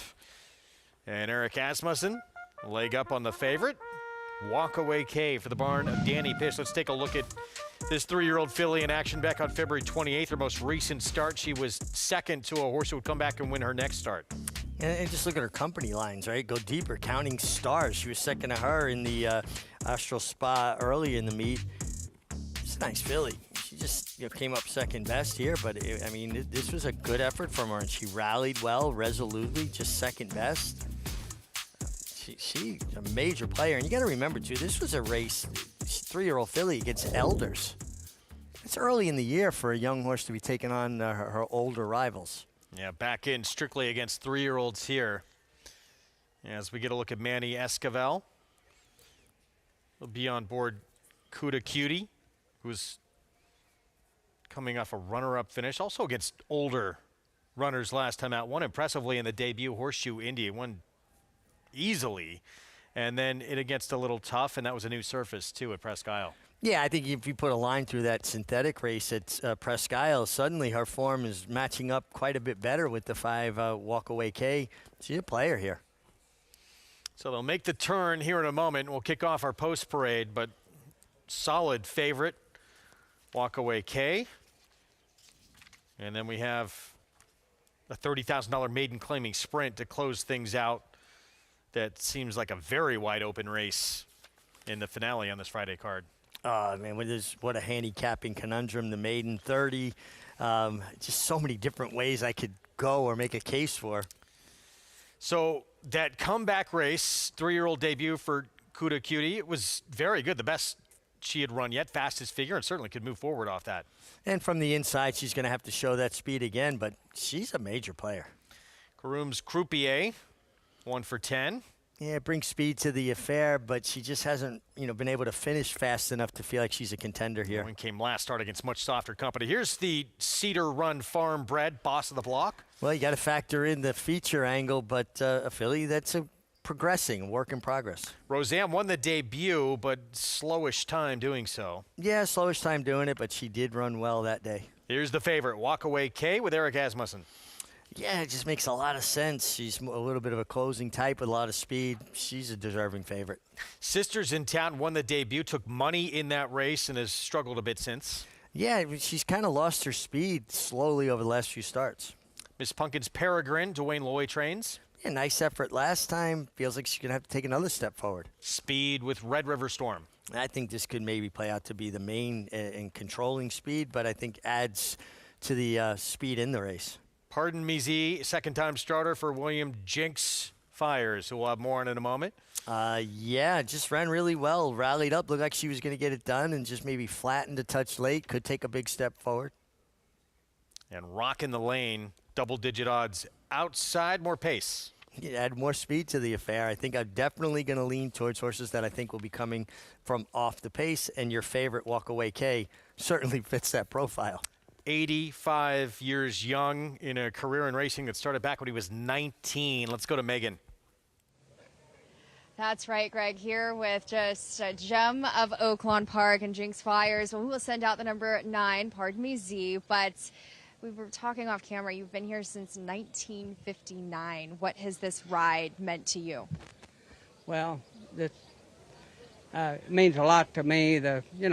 Oaklawn, I've always loved Oaklawn. That's one of my favorite tracks. It and Churchill. I usually spend the summer at Churchill and also here all winter. And of course, I have a home here and a little farm, so I'm always happy to be back at Oaklawn.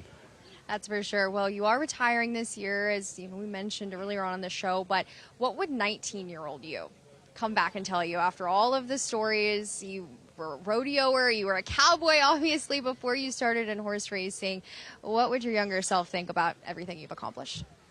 Well, I think they'd be happy that I did what I did, and that's good. So I know my kids are happy, and I've got a daughter and a couple of sons, and they're very happy at what I'm doing. What's your marquee moment here at Oaklawn as you look back? The big changes. We used to ride horses across the highway here and gallop them and ride them back. You can't do that anymore, and different things. And it's the casino has really helped raise the purses, and of course we all know that. But racing here in Arkansas, people, Hot Springs especially, people love horse racing, and they show up, as you can see, most time on a day like this. There wouldn't be a lot of people here, but there are quite a few here, and it's coming up Easter too, so some of them probably went out of town. But it's always a pleasure to be here. That's right. Best of luck here, Jinx. Thank you very much. Arkansas Derby winning trainer Jinx Fires saddles his last stakes contender here and a sentimental way to go out. They're going to be retiring at the end of the meet, and congratulations too. Recently celebrated his 48th wedding anniversary, and you talk about maybe one of the best moments of his career. That's certainly right up there with Arch winning the 2011 Arkansas Derby.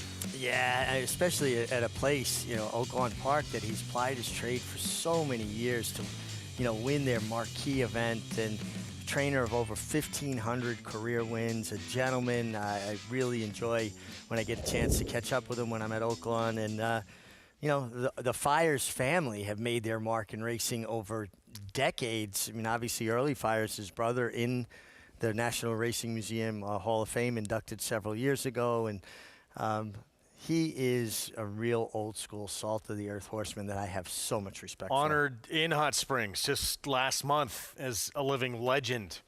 And for years, going back to when he was 19, getting up at 3:30 in the morning to take care of his horses.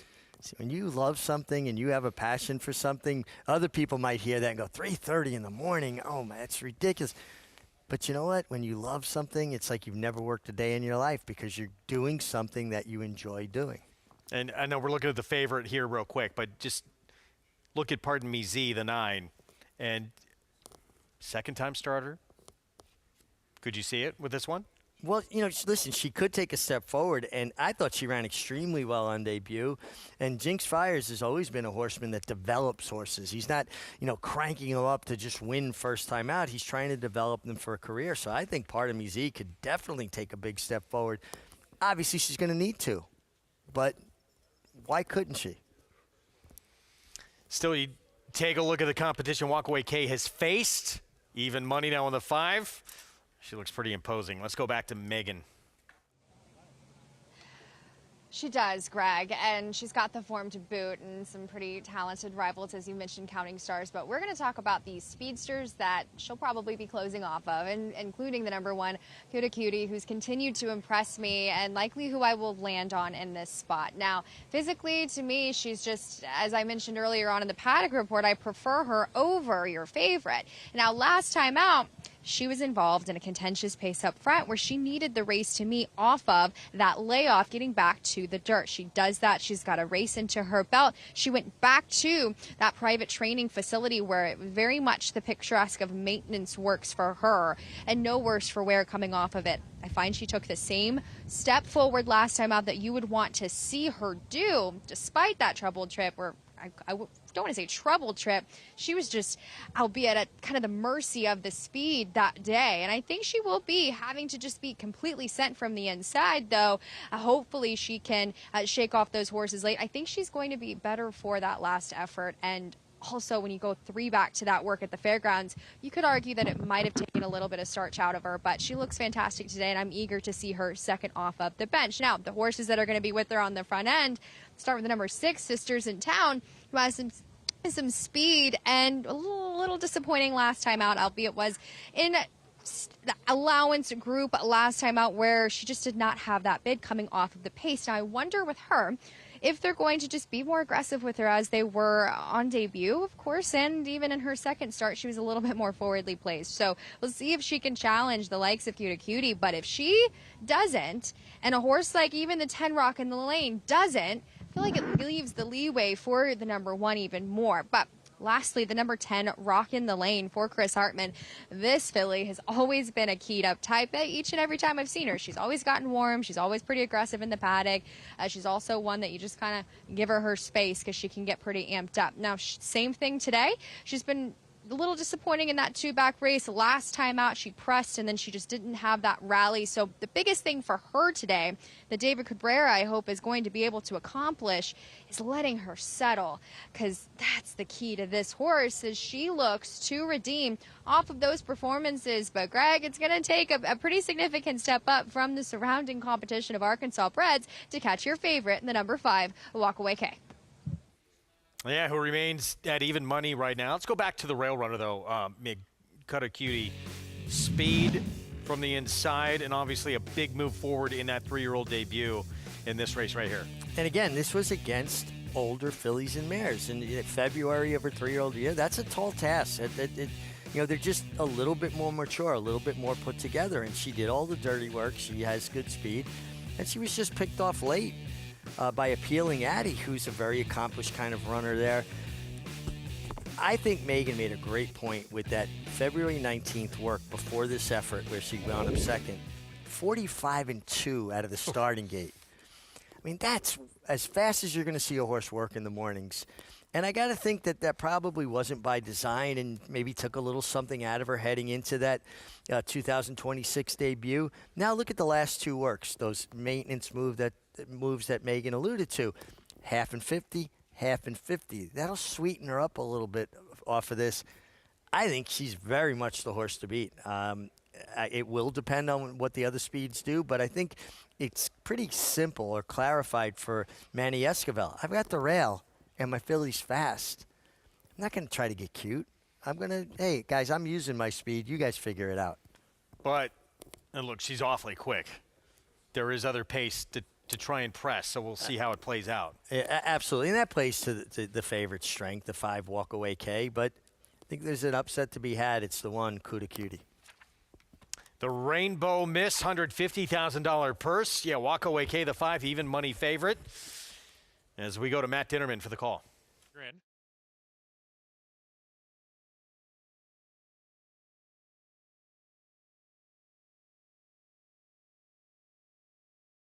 Boss of the block coming up.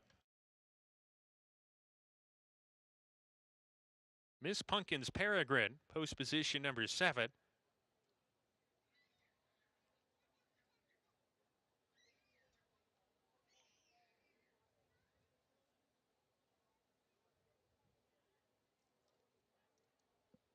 Roseanne and Red River Storm, the next 2.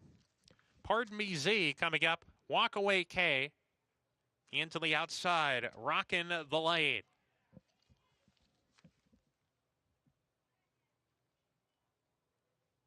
We're ready to go.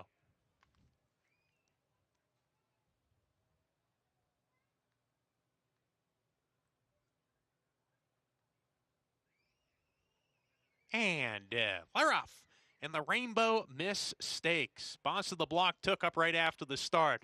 Cuda Cutie shooting to the early lead from Rockin' the Lane. Karooms Croupier, they're side by side. Sisters in Town right behind them in the 4th position. Red River Storm in 5th now. 6 off the pace, a length and a half to Pardon Me Z. Roseanne is next in the group. Walk Away K towards the back of the pack today with Miss Pumpkins Peregrine and Boss of the Block at the back. The 10 fillies approach the 4th turn. Cuda Cutie into the turn with Manny Esquivel clear on the lead. A length and a half rounding the turn. Rockin' the Lane on her tail in chase mode. Gap of 4. Karooms Croupier is backpedaling now. Red River Storm about to claim 3rd from her is 7 lengths behind under a ride. 3.5 lengths back. Walk Away K's trying to get wound up from the back of the field. There's a lot of work to do. Pardon Me Z alongside as they come off the turn. Cuda Cutie off the turn with the lead. Rockin' the Lane still chasing but can't get to her. Cuda Cutie opens up the lead to 3. In second, Rockin' the Lane. Walk Away K is coming on late down the center of the track. Cuda Cutie approaching the 16th pole in front. Walk Away K, the only one that can beat her.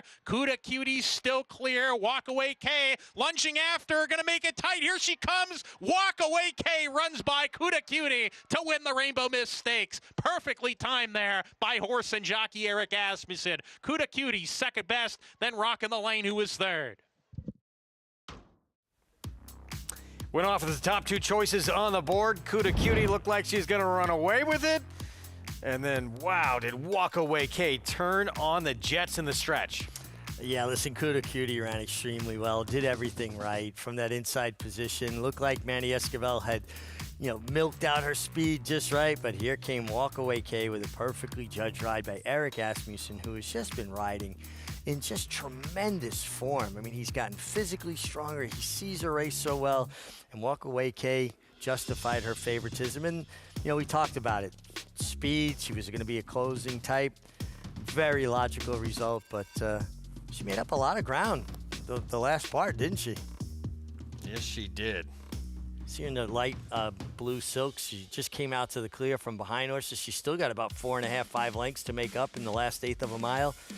And right about here, I said to you, she's going to get there, isn't she? She's going to gun down Cuda Cutie. And she did, right in the shadow of the wire.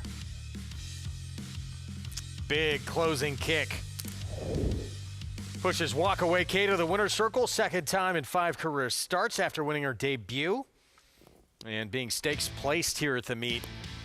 And just a different level of company, easier level of company than what she's accustomed to seeing. It's kind of fun when, we're up in the platform trackside usually for the feature race. And watch Eric when he hits the wire, and he'll stand up and he lets out a war whoop, a holler. Look, right there. You see him? He's hollering, and it's just such a sheer joy and passion. He loves what he does, and it's been fun to watch his evolution as a rider. I mean, he's just riding so well. 5-1, 10-9, Walk Away K, 7-5 favorite with the victory in this Rainbow Miss for trainer Danny Pish. Nightcap still to come. It's Wood Memorial Saturday, but we have 2 returning champions back. Bookham Dano, the pride of New Jersey, and former 2-year-old champion filly, Immersive, back for her 4-year-old debut. We'll have a preview next.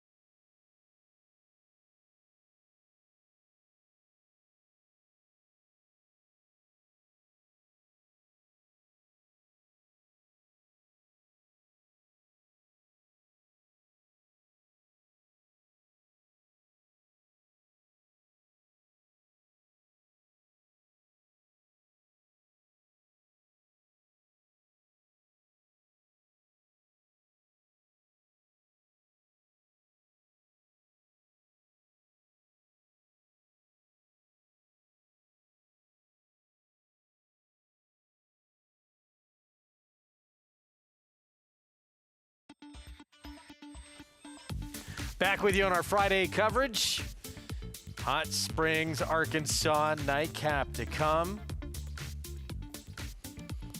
And when do you head back out? Tuesday night, I will be heading back to Hot Springs, Arkansas, and then in 3 weeks, May 4th, I'll be on my way in my car back to New York. Winner's Circle lead-in, brought to you by Fasig-Tipton Digital, North America's #1 digital platform for thoroughbreds. Learn more about our auction schedule, digital.fasig-tipton.com. Let's get digital. Eric Asmussen, Walkaway K for Danny Pish. Let's go to the Winner's Circle with Megan. Well, it couldn't have been a more confident and well-timed ride achieved by you, Eric. Talk me through what was going through your mind, as it seemed as though the pace setter was getting away from you a little bit. Yeah, I got squeezed away from the gates a little more than I wanted to, so I left her a little more than I wanted to give her originally, but I tried to just stay confident and just keep her momentum going. She's such a big, pretty mare, and I just can't thank the opportunity to ride such a nice filly. You kind of spoke to the owners as you were mentioning that she's just such an easy and straightforward kind. Yeah, she's super, super classy. Alexa, the assistant, lets me get on her a few times, and she's just a joy to be around. Mr. Pish has done such a fantastic job with her. I'm just thankful for the opportunity. Well, it's interesting when we were talking off camera, your vantage point, maybe she would even want to go longer than this and has some incentive to do so. Absolutely. She, I think more ground the better. I mean, she just keeps coming, keep coming. She got a lot of scope to her, and I believe she's a New York bred stallion. So there's it's 500 for those, and I know it's a mile, and I think she just loved that. So cute. Congratulations here. What a week it's been for you, Eric. Oh, thank you so much. Thank you. Smart and confident as ever, Eric Asmussen clinches yet another stake here at Oaklawn Park. And, yeah, what he just brought up puts a lot of money on the line. Well, you think about a rider being that thoughtful. Eric understands that she's by Walkaway K is by Honest Mischief, stands in the state of New York, so she's eligible for the New York Stallion Stakes, even though she's a registered Arkansas bred. That's being on top of the game. Yeah. And Eric handles his own book. He doesn't have an agent. He hustles his own rides, handles his own business, and is doing quite well at it. How did he get in with that Asmussen barn? I think he had a little inside track there. Race 10, 6 furlongs, 30 maiden claiming group. We talked about this race before we got here, before the feature. This is wide open. So many who have a chance in here. Right now, it's modest favoritism to Ron Moquette's Copiana. That is the 2 taking a big drop in class. Drop in class, faced much tougher on debut in a maiden allowance, probably more an appropriate kind of drop in class. Big field. I want a horse that can be a little forward. I don't want to give my horse too much to do or have too much traffic to negotiate, because lower level horses have a tendency to get discouraged just a touch easier. Tremendous Saturday we have on tap here in New York with, as we mentioned, going to break, 2 champions on the card, and then the Wood Memorial to come to close things out. One of those, we've had a lot of great stories in this sport the last few years. Bookham Dano has been one of those great stories. The pride of New Jersey. They sort of had modest goals early on until they realized we have one of the big guns in the sprint division. He is the big gun. He's your champion on the strength of the Grade 1 Forgo, also great runs in the Vanderbilt and True North. He's an easy horse to root for, easy connections to root for, because he shows up and does his job. He's by Bucaro, who stands just outside of Saratoga now, down in Schuylerville, and a welcome addition to the New York Stallion roster. But what can you say about Bookham Dano? He's consistent, hard-knocking, honest. He just shows up, does his job. Ended his 4-year-old campaign with a Grade 1 win in the Forgo. Number dropped down, and it was one of his fastest races, but you won a Grade 1 at Saratoga. That's big time.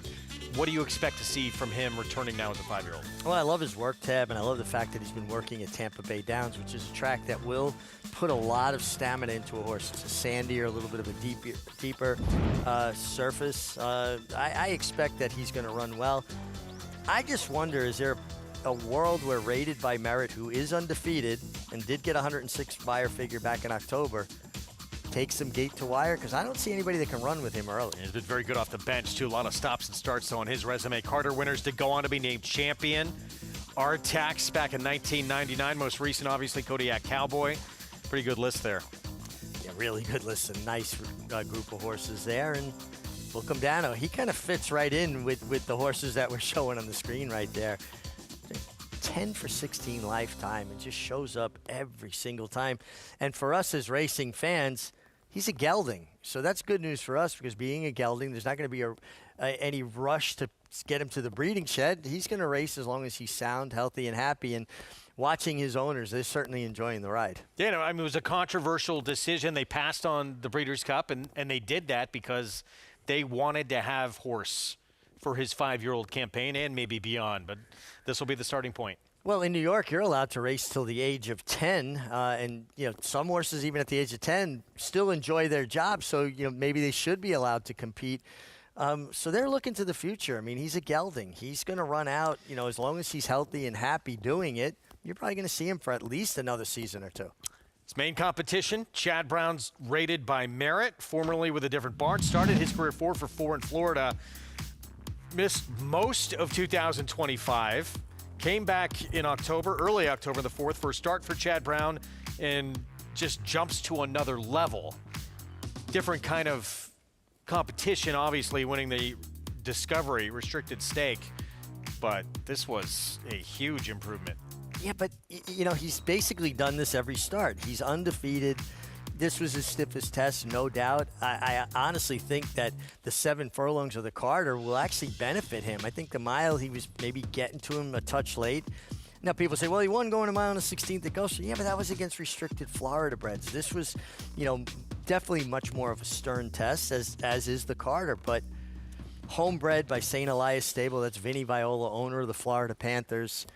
I think this is a very, very talented horse that has potential. I know Point down on the rail has some speed, but I just think that rated by merit is naturally faster, and he's drawn outside. I could see a potential upset here. Respect Bookham Dano, know he's going to be tough, but if you're going to beat him, maybe you're going to beat him off the bench. Yeah, I'm excited to see just how good rated by merit is to get this opportunity. Another champion returning later on the card in the Grade 3 Distaff. That's race 10, 5:25 Eastern time. Former 2-year-old champion filly with that perfect 2-year-old campaign. Immersive returning for Brad Cox. Manny Franco, regular pilot, will be back aboard as she has been off since a win in the Seneca overnight at Churchill back in September. Yeah, and certainly was her best effort by a buyer figure anyway in her career. Undefeated 2-year-old filly champion. And then she was second in the Monomoy Girl, probably needed the race a little bit and didn't have maybe a perfect trip. And then was second best to an absolute crushing performance by Scottish Lassie. Nobody was beating her that day. And then came back with the win in the Seneca. And, at first blush, I might say, well, maybe she didn't make the step from 2 to 3, but having so many conversations with the late great Alan Jerkins, he said so many 2-year-old fillies he'd seen through the history of racing that didn't maybe come back as dazzling at 3, and the connections would rush them off to the broodmare shed because they were already Grade 1 winners, accomplished it too. But that if given a chance, a 3-year-old filly will rebound and find herself at 4, and he showed me different examples of that as well. So I'm really interested to see if maybe that's not a little bit of the case here, and you're going to see that step you were hoping to see from Immersive, but now more from 2 to 4. Yeah, encouraging, as you mentioned, her best, fastest race was that last race we saw at the end of her 3-year-old campaign. 4-year-old return for her tomorrow. 2 champions come back on the card Saturday here in New York, and then the Wood Memorial presented by Resorts World Casino, 6:34 p.m. Eastern time, with the top 2 finishers really getting a chance to line up at that starting gate in the Kentucky Derby. Great day of racing lined up, and the fact you're seeing 2 champions come back, and then potentially who are going to be Kentucky Derby, certainly contenders. 5 stakes that will run tomorrow. Which one did I never win at Aqueduct? Ooh. Of those 5? And one of the few stakes I never won at Aqueduct. Was it the Carter? The Excelsior Handicap. Really? Never won the Excelsior. And it still stinks, doesn't it? Wish I could, do something about it, but I guess I've had to turn that page. Wood Memorial presented by Resorts World tomorrow. We, obviously talk about this because it's such a prestigious prep. You get into the Derby, you win. There's also a chance. There's no massive standout in this 3-year-old picture. If Iron Honor, or maybe someone else, but particularly Iron Honor, runs a huge lights-out performance, there's a chance that could become your Derby favorite. I agree. I mean, it would have to be a very impressive performance, but there's the potential there. And he's already done something that's very difficult to do, to go from a 6-furlong maiden race to the 1 mile Gotham and, be as resolute as he was to win that. He has shown he's got the ability. It's just a lot to ask. But in this day and age, it's just changed so much. And I think I have a hard time catching up with the idea that, horses are doing more with less races now, where it used to be they had to develop into those opportunities. Now, with shorter campaigns, horses only starting, tops at 10 times, some of them. I mean, you take a horse like Flightline, 7 or 8 starts. They're going to kind of accelerate that window into better competition, and you're seeing that with horses like Iron Honor. Can he overcome, too, just a brutal outside post, Iron Honor in that Wood Tough. Memorial? Live coverage tomorrow. We hope you join us on our Saturday afternoon coverage. Starts on Fox Sports 1, then we move over to Fox Sports 2 for the Wood. Meanwhile, champion as well, Nitrogen, trying to bounce back after getting upset in the Azeri. Ready for more and maybe a rematch in the Apple Blossom. New to McMahon Thoroughbreds for 2026, champion Uncle Mo's undefeated 2-year-old, Showcase, named a TDN Rising Star on debut and winner of the Grade 2 Saratoga Special. Showcase is awaiting racing room, trying to get out of there, and Showcase gets out for a crack at first resort. Showcase lengthens his stride. He bounds home with plenty left. Showcase ultra impressive in the Saratoga Special. Showcase, standing for $5,000 at McMahon of Saratoga Thoroughbreds. A provision in a bill passed this summer reduces the tax deduction for wagering losses from 100% to 90%. This unfair change would tax horse players on a percentage of their losses, could cost over $1 billion in handle, and threaten thousands of jobs in the racing industry. That's why the NTRA is fighting to pass the Wager Act, a new bill that would restore the deduction to 100%. Tell Congress to pass the Wager Act. Visit ntra.com/wager.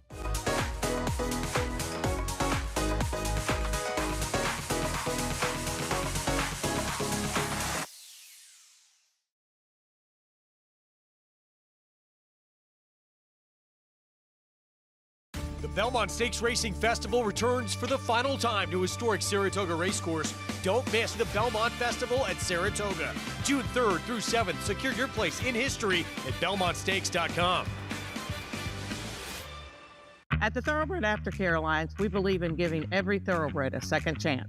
And thanks to you, the owners, trainers, breeders, and every supporter, You've created a ripple effect of change that's helping these magnificent animals move on to new careers and safe, fulfilling lives after racing. Every single donation, whether big or small, is contributing to a brighter future. But this race is just beginning. Because of you, we have gained incredible momentum and we're ready for more. Racetrack Television Network brings you every race, from every track, on every screen, every day.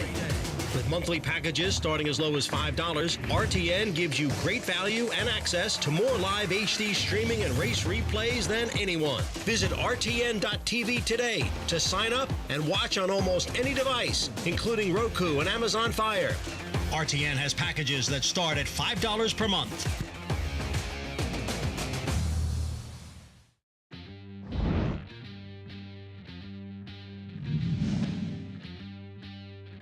Torpedo Anna off the turn, length and a half in front, free like a girl trying to reel her in. Where's My Ring is third, switching leads does Torpedo Anna as she comes down the lane, 3 lengths ahead with a burst. Free Like a Girl is second. Where's My Ring is third with a 16th to go. Torpedo Anna is now asked to finish, and she will. Wherever you may be, give a warm round of applause for the horse of the year, the champion, Torpedo Anna. She's a class act. Champion 3-year-old filly who would return to win the Apple Blossom. Nitrogen will try and do just that as well, but she'll be trying to do it coming off an upset. Yeah, I mean, she was upset last time, but, you know, the more I looked at that and thought a lot about it, she came back and won her 4-year-old debut at Oaklawn Park.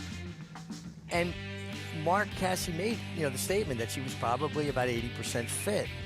And I think sometimes when horses run as big and they're not at that optimum fitness level, there's more of a tendency then for them to regress next time. And I think that's what you saw. You just saw a regression for a filly that ran probably too good for her level of fitness in her first start, and I think you'll see the good version of Nitrogen in the Apple Blossom. She ran one of the fastest races she's ever run in her career, off the bench. Off the bench, yeah. Looking forward to see what she can do, and likely what is going to be a rematch coming up. Let's go to Megan, what you've seen from Nitrogen in the morning. Well, I've been on deck for both of her two workouts here at Oaklawn, and it really looks as if the old Nitrogen has joined us back, as her last breeze was more of a maintenance, as she did have a quick zippy 46 and change breeze immediately after the Azeri, where, whoa, she looked like the apex of the division she was prior to the upset. I think she's still the same mare, and listen, I agree 150% with what Richie just said. She wasn't 100%. She runs this huge race, and now you're asking her to come right back again, and it's the typical regression pivot, and I don't find she's any worse for it. Now, she always is a type of mare that can be a bit quirky, can sometimes go to drifting and switching her leads in the lane and gets a little goofy. So we'll see if she continues to have those quirks, but Majestic Oops is also one that has come alive in her form. She will have to face yet again in this field, as tomorrow they will draw for this Grade 1 Apple Blossom, but it seems no signs to go when it comes to Nitrogen.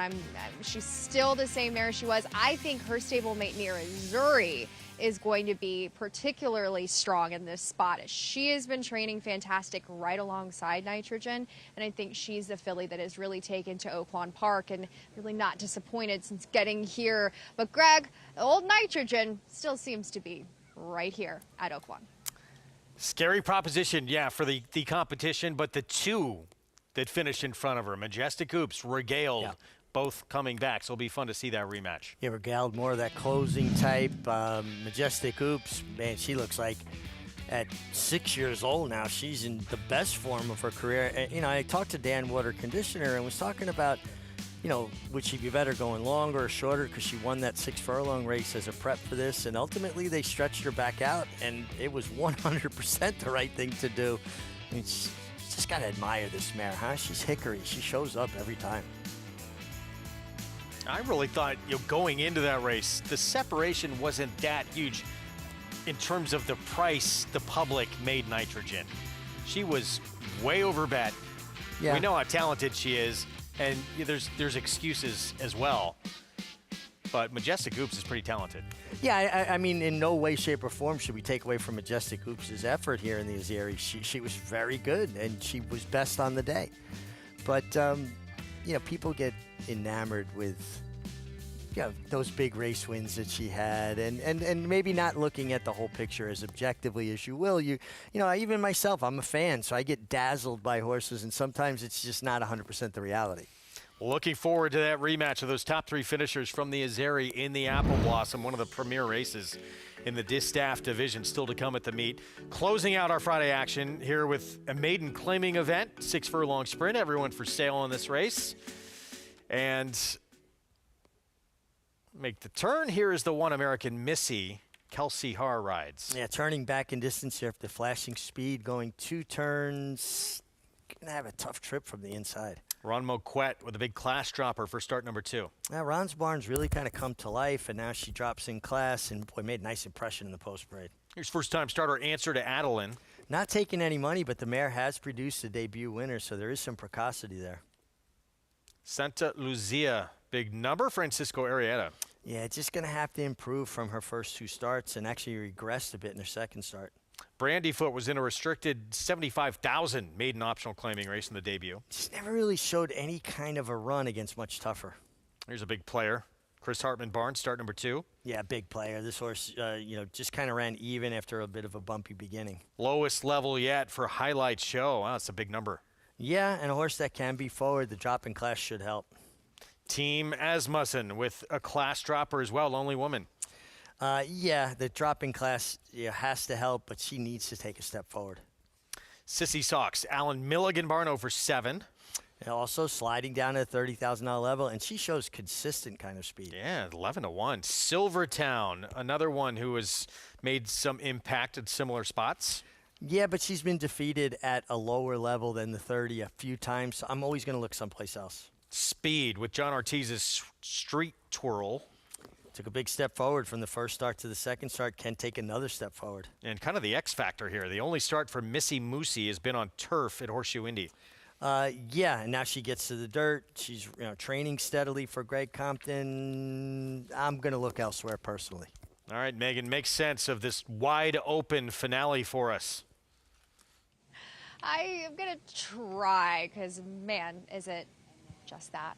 Very wide open as these, honestly, as many of these last finale races at Oaklawn can go. I'm going to throw you a little long shot to talk about, starting with the number 1 American Missy for Robert Klein and Kelsey Haar, who now gets, dropping in class, though, now gets to do so sprinting. And looking at her, I find that's what she will want to do. And I really appreciated what I saw from her on track. I mean, she was well put together. She very well muscled and just looked good. And when you're in this kind of field, I feel like it kind of, you want to gauge in person. For me, weaving my way through this meet has helped win, especially these cheaper levels. And she looked great. Is she going to take a step forward? She has not really done so, but I do appreciate her getting a cut back in distance. And the number 6, Really Fancy River, probably looked best. And now I wonder, with that better post the last time out, as she was wide, lacked speed, she was kind of short-strided and chasing, and then steadily made up the ground.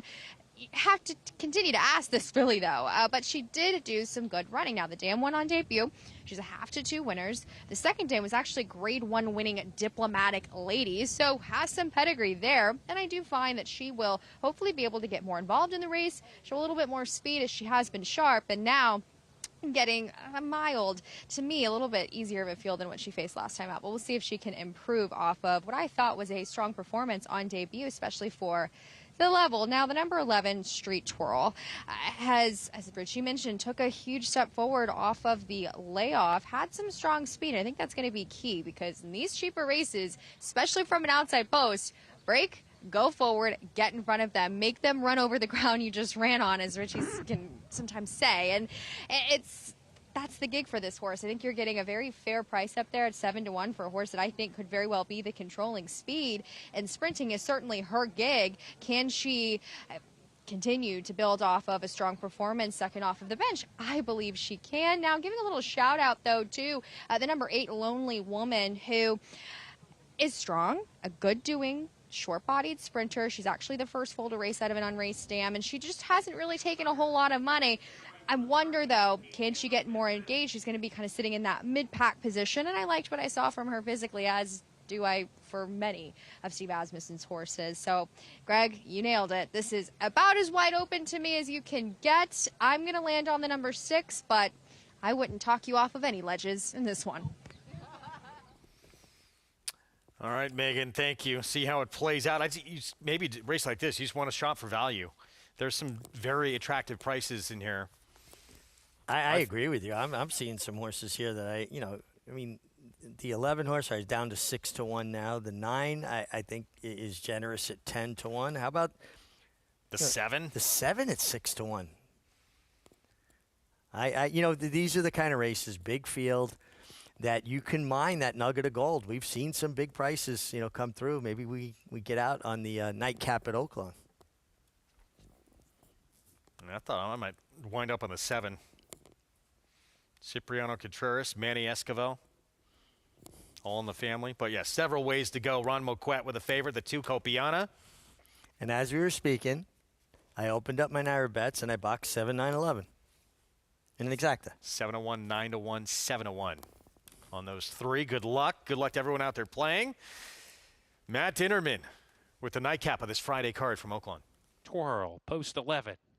Randy Foote goes in. 2 back, Really Fancy River. And to the outside post, Missy Moosey. We're ready to go in the finale. And Laroff in the nightcap. Highlight Show gets the first call of the race, was away alertly. She's in front in the early stages. Answered Adeline, quarter horsed out of there to get forward position. Street Twirl alongside, and here's Copiana in the pink cap. Copiana, Answer to Adeline get acquainted on the lead. They put a length and a half on Street Twirl, who's happy to track from third. Lonely Woman passing Highlight Show. Then comes American Missy, Brandy Foot there together. Brandy Foot now 6 or 7 behind as American Missy makes an early move into 5th on the rail going into the far turn. We come back in the field to Silvertown. Sissy Socks alongside of her. 2.5 to Missy Moosey. Another length to Really Fancy River. Really needs to pick it up. Santa Lucia at the back as they round the far turn. Copiana, hard sent on the lead to keep pace. Street Twirl is challenging her. An Answer to Adeline between them as they hit the quarter pole. Lonely Woman creeping in on the outside. 4 deep as they come off the turn here. Street Twirl down the lane as ahead in front. Copiana behind in second now tries to come back. Lonely Woman is asked for her best. 1 furlong to go. The leader still Street Twirl. Here comes American Missy weaving her way through between horses. Grabs the lead and Really Fancy Rivers coming on, but it's for a minor award. American Missy pulling clear for Kelsey Haar. American Missy at 28-1 to surprise in the finale. Second home Highlight Show, then Really Fancy River and Silvertown. Huge price to close things out. American Missy, Kelsey Haar for Robert Klein, 28-1. Well, here's a filly that ran twice in maiden allowance races, dropped to the $30,000 level, but that was 1 1/16. Now she turns back to a sprint for that $30,000 level, and maybe it was just the Goldilocks effect. Everything was just right. Right distance, right group. And she didn't have a good trip. She ran up on heels going the half-mile pole, had a check pretty dramatically, but then kept finding and drew away as much the best. The 7 Highlight Show kind of ran in stops and starts, but rallied on to be second. But she looks like a filly that would really benefit from blinkers. But yeah, give it up to Kelsey Haar and American Missy. Robert Klein, the conditioner, they got it done. I love that the drone shot when you see them split horses, and you can kind of see the ebb and flow of how horses move. They don't hold a completely perfectly straight line. Yeah, that's a tremendous shot. American Missy. There's usually a race or two out there on any card at Oaklawn where one that's extremely hard to find comes through, and this was one of them. American Missy, 28-1 to close out action on this Friday card. Prices when we come back on our Fox Sports 2 coverage.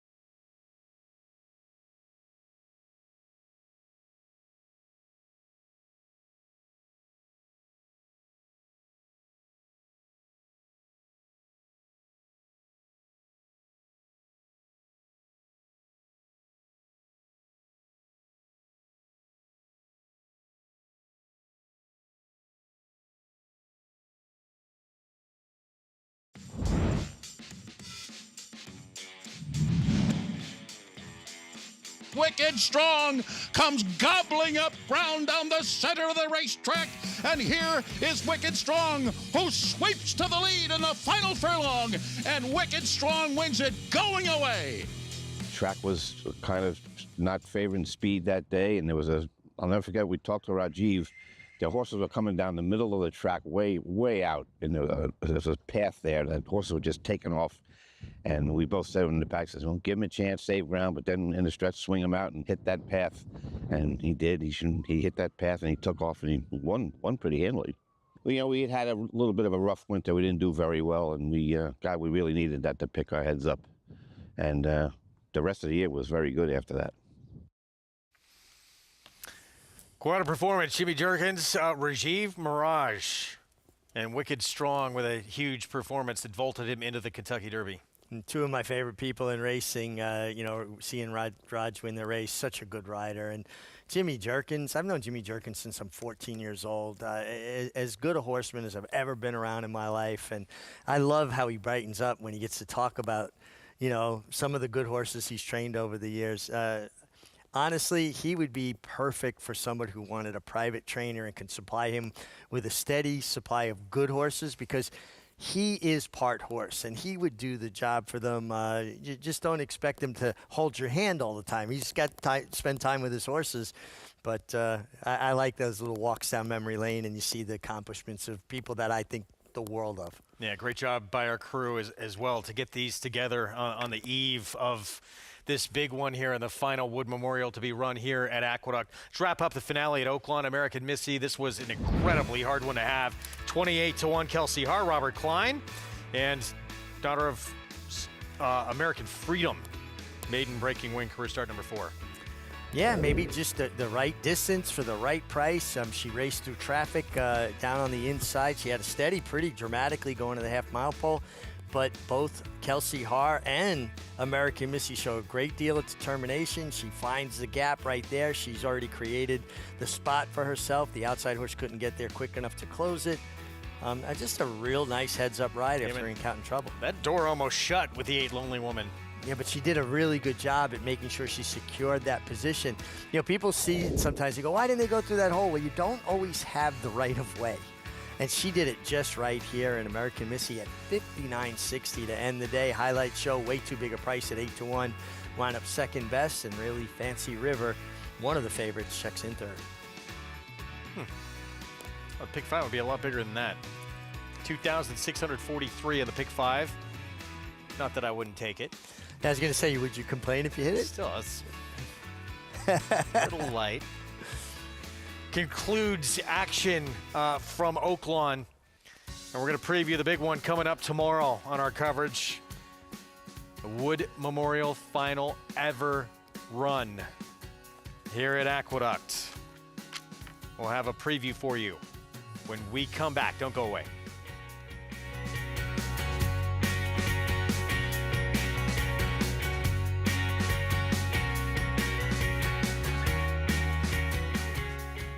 Introducing a stallion, as top class as they come. In 22 career starts, he won or placed in 12 graded stakes, competing in 15 grade ones, earning over $1.7 million.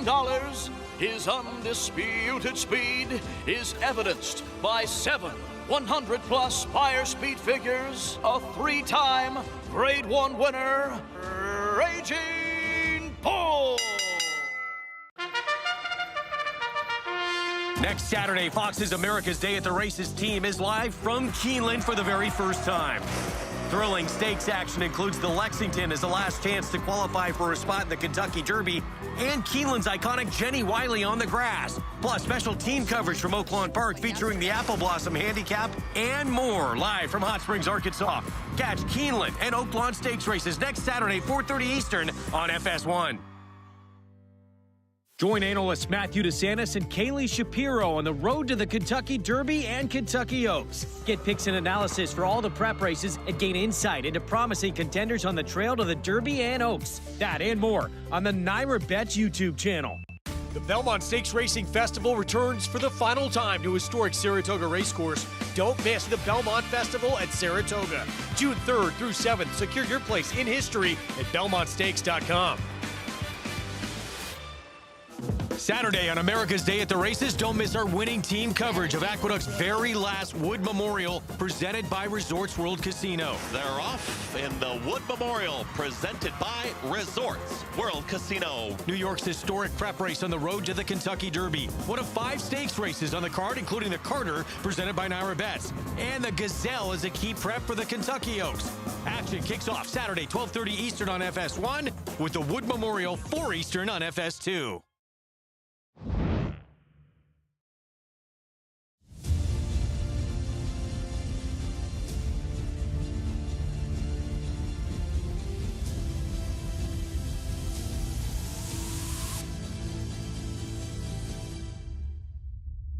As we continue to celebrate the Big A, we turn our attention to the race that for generations has defined springtime here at Aqueduct, the Wood Memorial. First run in 1925, the Wood Memorial was named for Eugene D. Wood, president of Jamaica Racecourse, where the race was originally held. When Jamaica closed in 1959, the Wood found a new home here at Aqueduct, where it has served as New York's premier race towards the Triple Crown ever since. Run at 1 1/8 miles, the Wood Memorial has consistently highlighted the sport's rising 3-year-olds. In fact, 11 Wood winners have gone on to capture the Kentucky Derby, including champions like Seattle Slew and Foolish Pleasure. Past the 70-yard mark, and it's Seattle Slew in front. Through the decades, the Wood has showcased racing royalty. Hall of Famers like Damascus, Slew of Gold, and Easy Goer have all stamped their greatness here on the road to stardom. Easy Goer has the lead. And sometimes, the Wood delivers performances for the ages. In 2005, Bellamy Road produced one of the most dominant efforts in Aqueduct history. And this is a dazzling performance by a dazzling 3-year-old Bellamy Road. He's turning the Wood Memorial into an absolute runaway. The Wood Memorial has shaped the sport for nearly a century. And before Aqueduct takes its final bow, this historic race will be run here one last time, adding to the remarkable legacy of the Wood Memorial at the Big A.